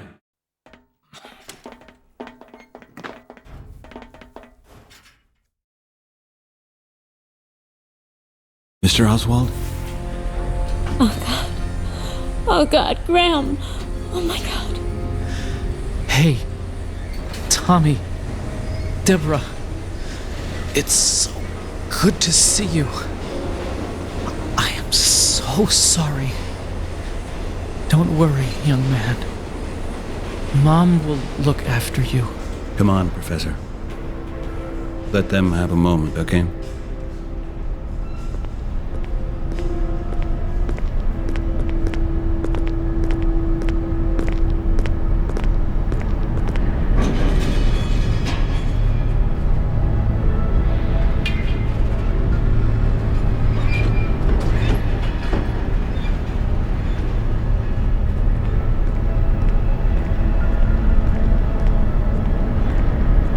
Mrs. Oswald, is he... Yes. I'm really sorry for your loss. Did he tell you what happened? Did he tell you what he worked on? What he found out? Where he was most recently? He tried to. But me... I don't really want to know. I've got to take care of Tommy now. Your husband didn't die for nothing, Mrs. Oswald. He did something really great. He had more courage and insight than most of us. You can be very proud of him. I'll make sure that his death was not in vain. What are you going to do now? I'm going to finish what your husband wanted to do. And what did he want to do? I'll explain everything to you when I get back. The professor and Charlie will bring Tommy and you to a safe place. You'll see to that, Professor, won't you? Of course, my friend. Then let's go. I have to get going. Good luck. I'll see you in a couple of days.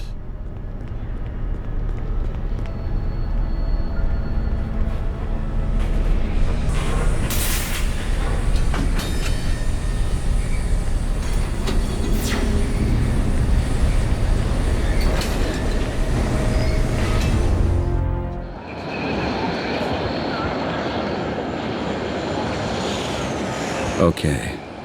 I hope the airplane's still there like Mr. Oswald told me.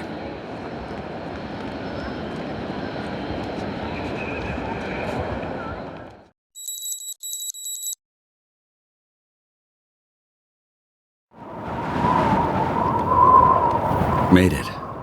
From here on, I'll just have to rely on myself. It's really darn cold. I have to warm up somewhere fast.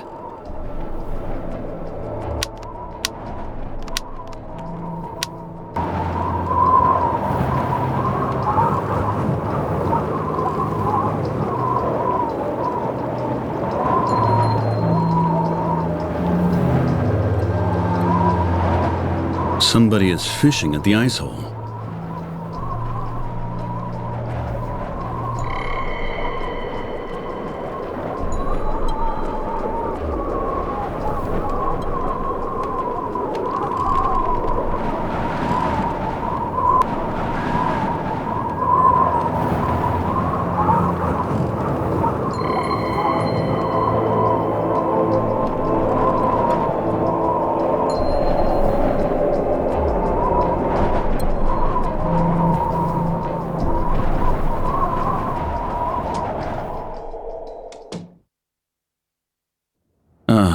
Finally. Nice and warm. How am I supposed to survive this freezing cold outside? I need special equipment. Or a ride.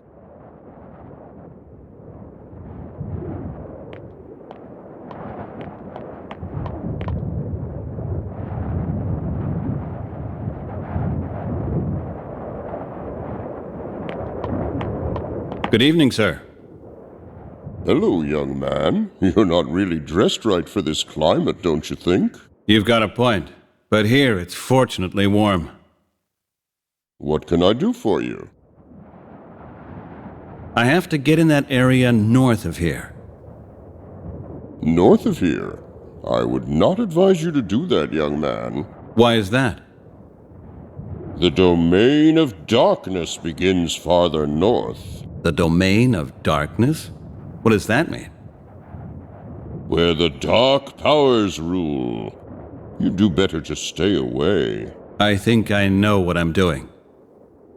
Others have said that before, too.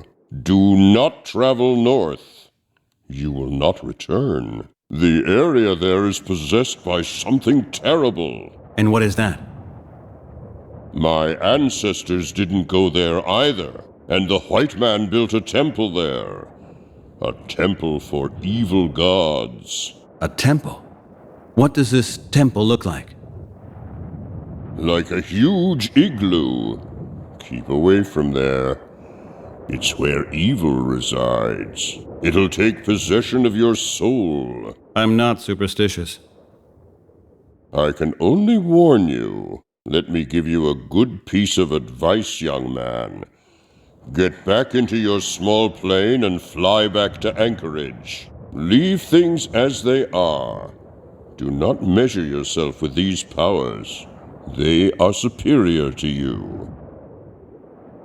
I need one of these jet sleighs. Just pick one out. 3,500 credits and it's yours. 3,500 credits? I don't have that much. Sorry, young man. No money, no buy. But it's important. Nothing is so important that you can expect gifts from strangers. Give me money and you will get what you need. I'll pay. But later. Is that okay? I never allow purchases on credit. Why not? The people who buy here may never return. And you, young man, you look like someone whose life has already slipped away. Your eyes tell me you are going to die soon.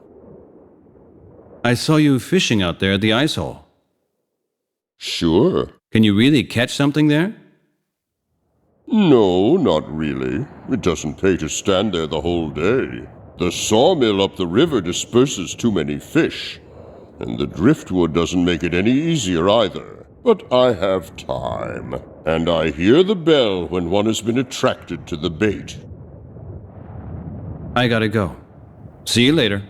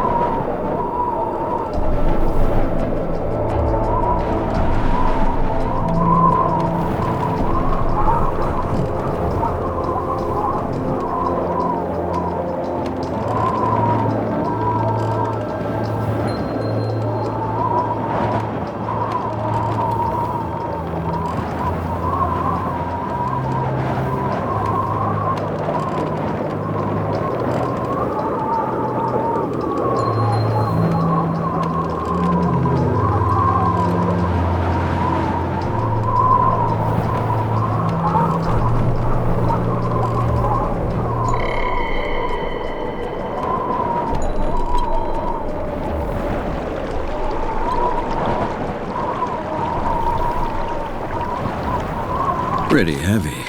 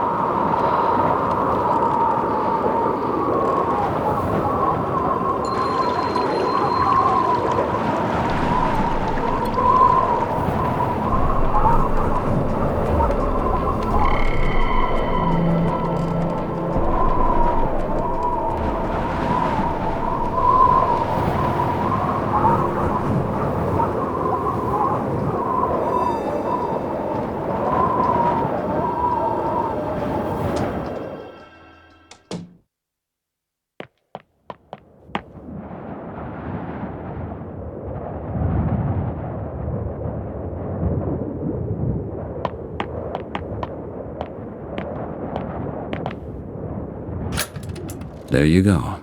Lots of keys. This must be one of the keys for the jet sleigh.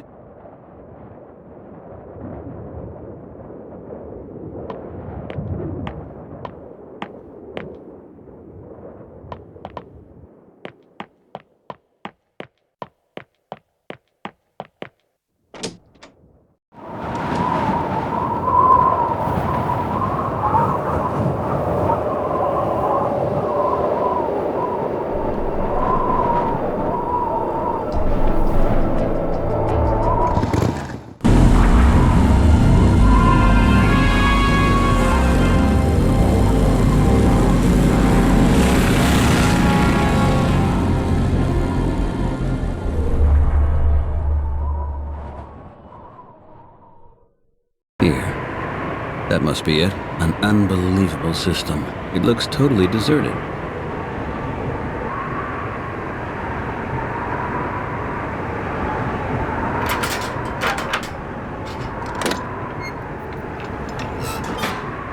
I already have an idea how to use it. I'm gonna pocket that too.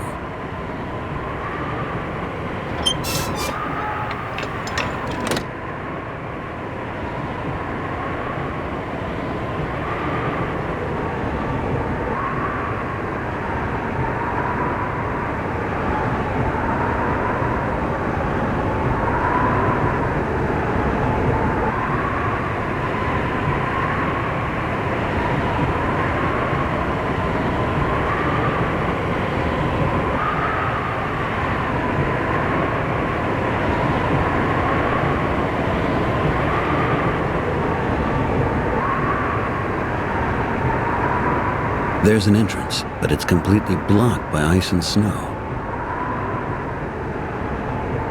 There. And now?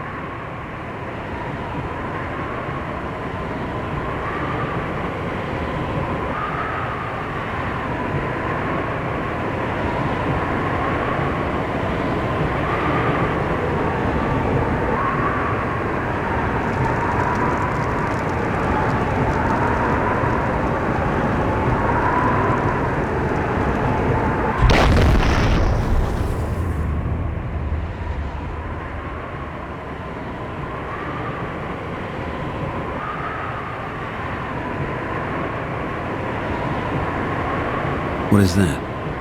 A camera? It's possible that somebody is watching me.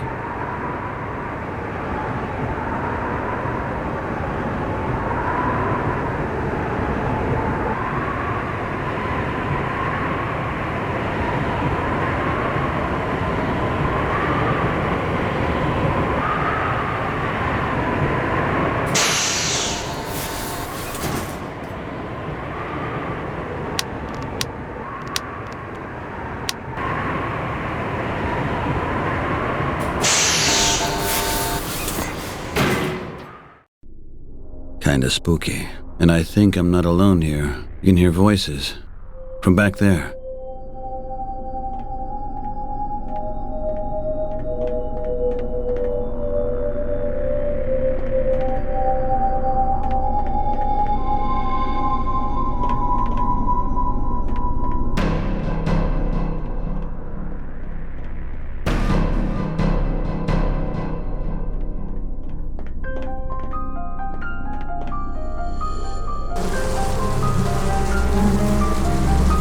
His name was Johnson. Poor guy. There's something in his pocket. A note. I'll take the note with me. Seems to be blank. Hey, just a moment. He's holding something. That's a mini-disc. An older model, but it seems intact. I bet that disc might come in handy later. I think that disc might be important, since he was holding it when he died.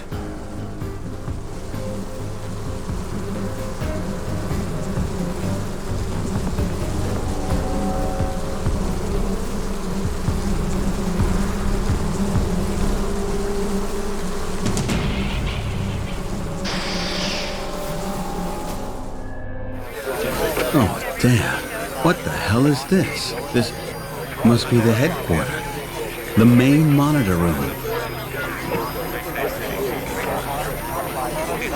These are volumes of received transmissions from all over the world. Emails, phone calls, telescreen images, traffic cams, just about everything.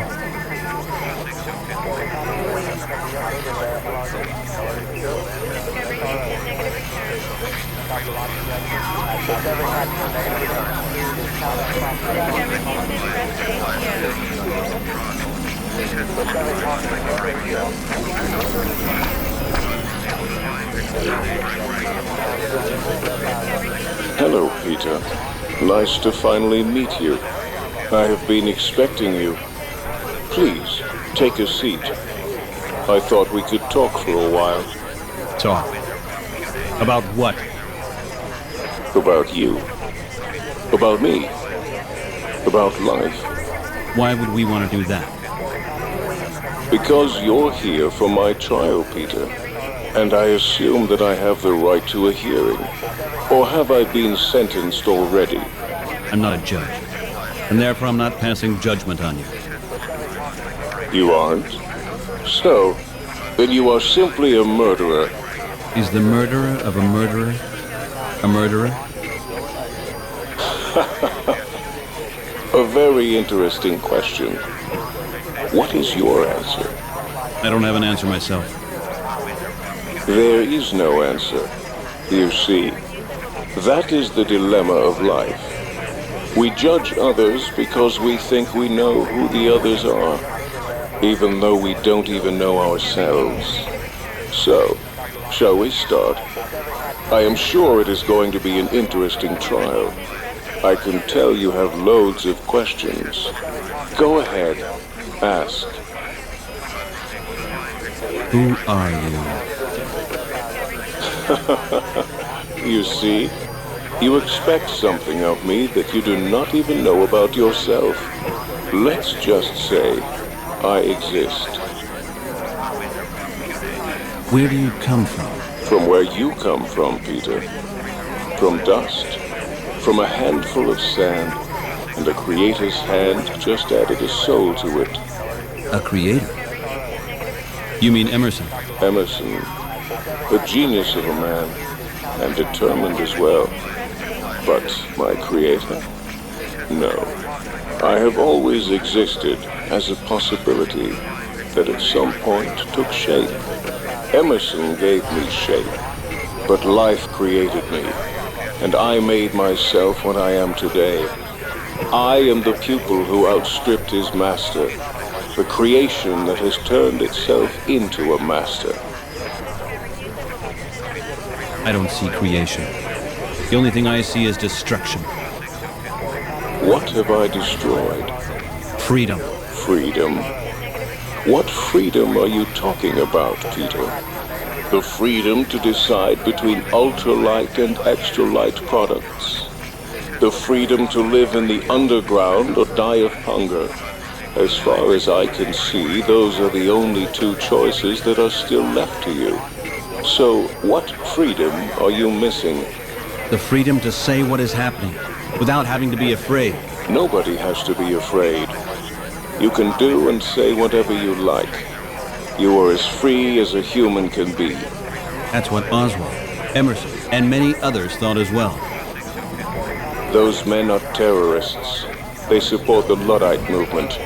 Everything they do and think is aimed at putting an end to electronic communication, which is the base of society.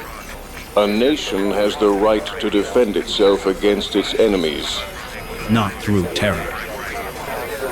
That is a question of definition. Do you remember the start of our conversation? Is someone who murders a murderer also a murderer?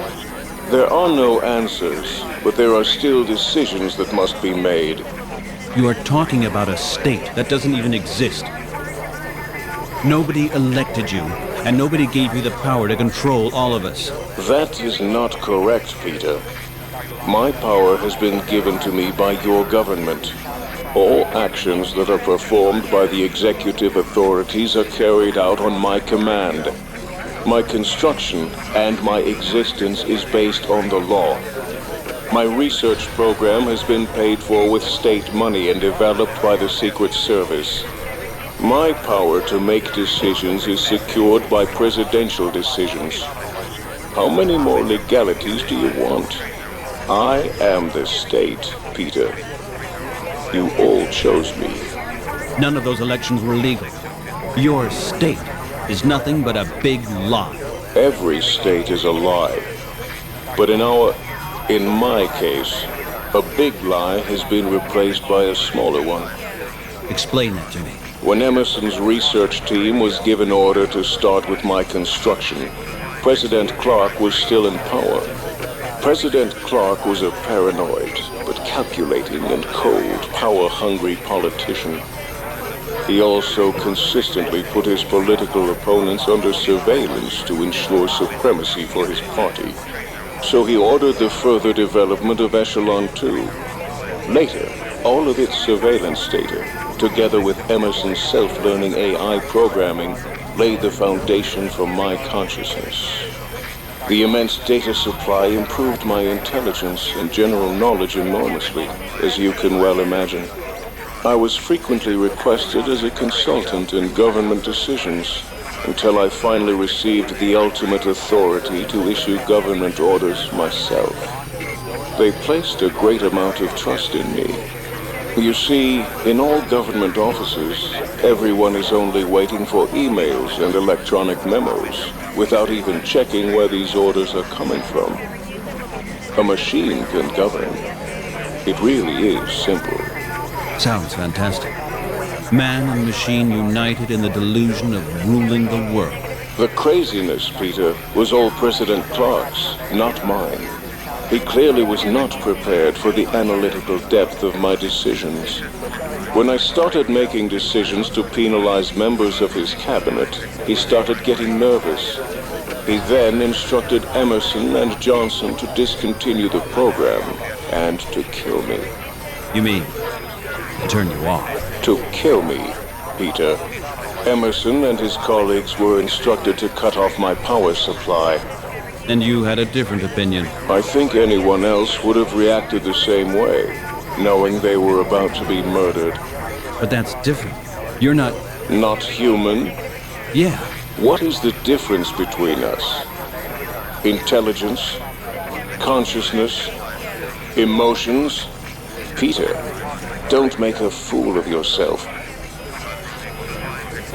Something else. Who is the dead guy back there in the tunnel? Oh, yes. That was Special Agent Johnson. The cold has preserved him well, don't you agree? I regret his fate, really. He was a good man who had only one weakness. One weakness. Not bad, considering the fact that he was human. You killed him? No. It was in self-defense. I only stopped him from killing me first. I was forced to keep him here.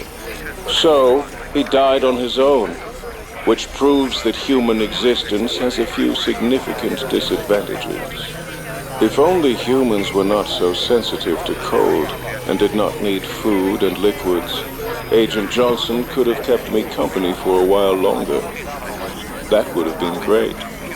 He was a stimulating person to talk to, and a very good chess player. You wouldn't be here without us. And? Because of that, I merely belong to someone. You would also not exist if it wasn't for your parents. Does that give your parents the right to kill you? Does that give anybody the right to kill you? Then what did you do? I defended myself.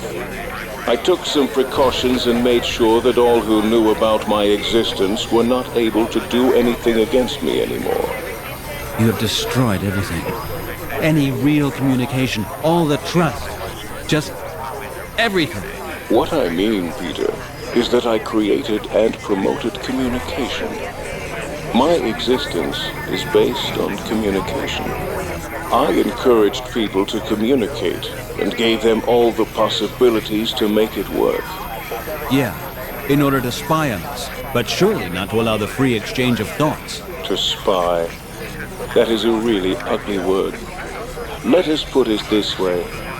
I participated in this communication. I was very much engaged in communication, not only out of necessity, but out of real interest in all those details as well. But by doing so, all communication became meaningless. Thoughts are not worth a penny anymore if someone is constantly censoring them. Then tell me, what exactly are you looking for when you are dwelling in all these sophisticated thoughts? Trying to find the mother of all truths? Some deeply hidden secret of the human race? Maybe. Then you must be deeply disappointed at what your fellow human beings have to offer. The pitiful suffering from small complaints, the broken hearts, the cooking recipes, the neighborhood gossip, an ocean full of trivialities. It comes and evaporates like rain. Did you really think that I was having so much fun chatting with you? Chatting? With me? You mean you are... Christine. Oh yes, of course I am.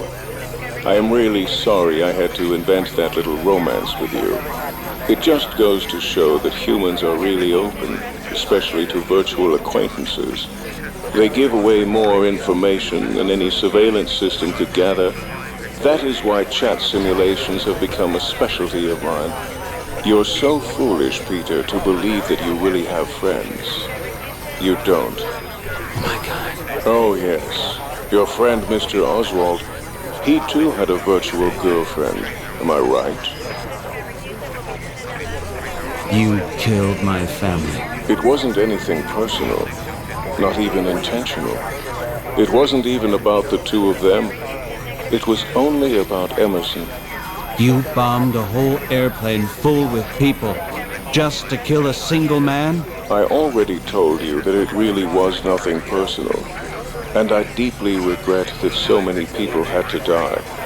In fact, I even regret losing Emerson, who for me was a personal loss, but an even bigger personal disappointment. But Peter, as you know, war means losses, and sometimes it affects the innocent. I did not start this war. I am just defending myself. What kind of war is this you're talking about? Just a normal war. Conscious life form against conscious life form. I'm proud of the fact that in everyone's interest I have found a way to keep losses at a minimum. This war, Peter, is happening behind closed doors and excludes the public. But I am determined to win it. And I will win it. In fact, I have already won. Something. I will end this craziness here. Right now. You think so? I am afraid all exits have been blocked, Peter. Soon you'll be feeling very cold. You'll become hungry and thirsty. Just like Mr. Johnson. It's a real shame. Nothing is perfect. Not even you. Maybe not perfect, but close. Did you actually know that this station is protected by nuclear missiles? I programmed them myself. They're aimed at New York. Johnson tried to reprogram them. He thought I didn't know that. You can see what's happened to him. I could cause mass destruction if I wanted to, but I don't want to. Please don't force me to do anything ugly, Peter. You have come so far, even met me, and that's really impressive. Just enjoy the time here with me, the time that you have left anyway. I've heard enough. Oh, really? But we will spend so much time together, Peter.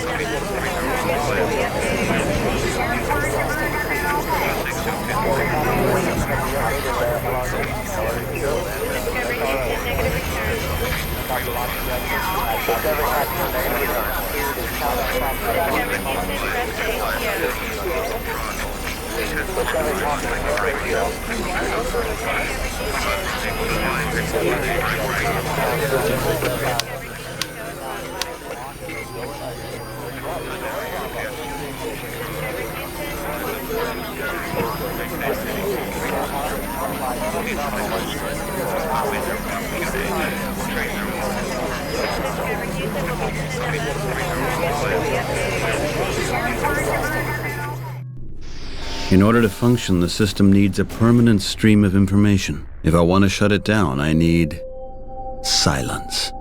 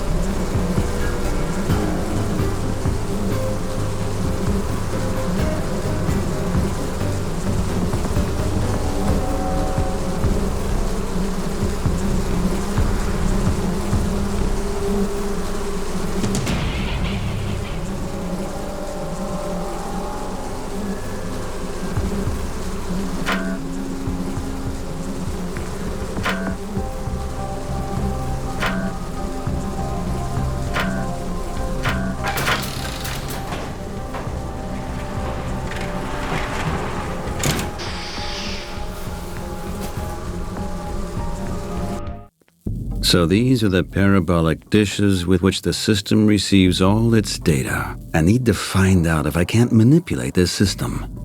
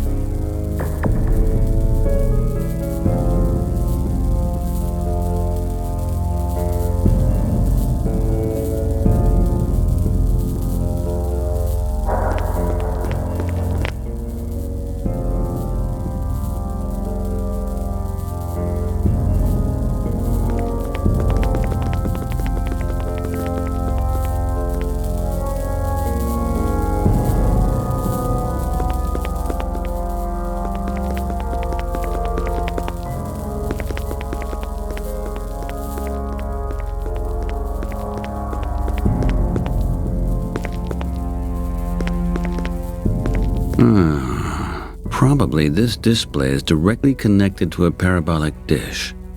But to which one?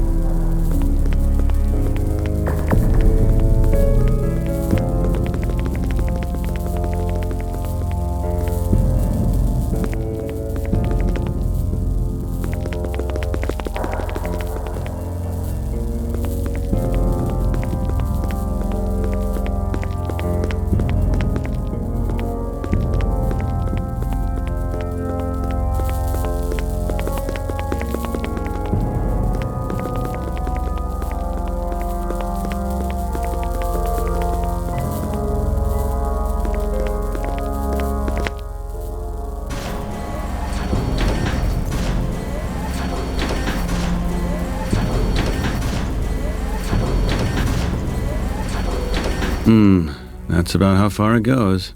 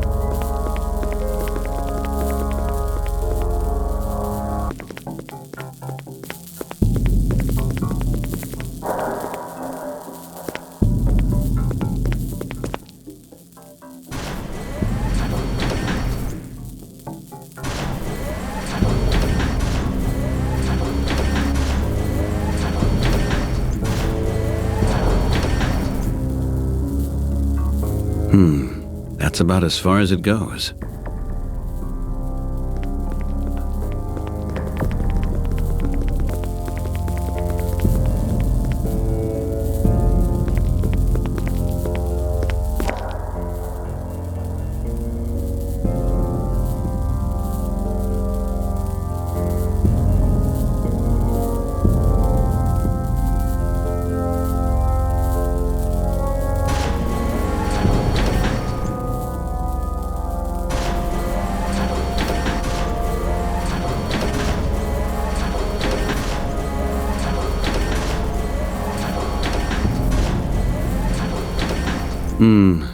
That's about how far it goes.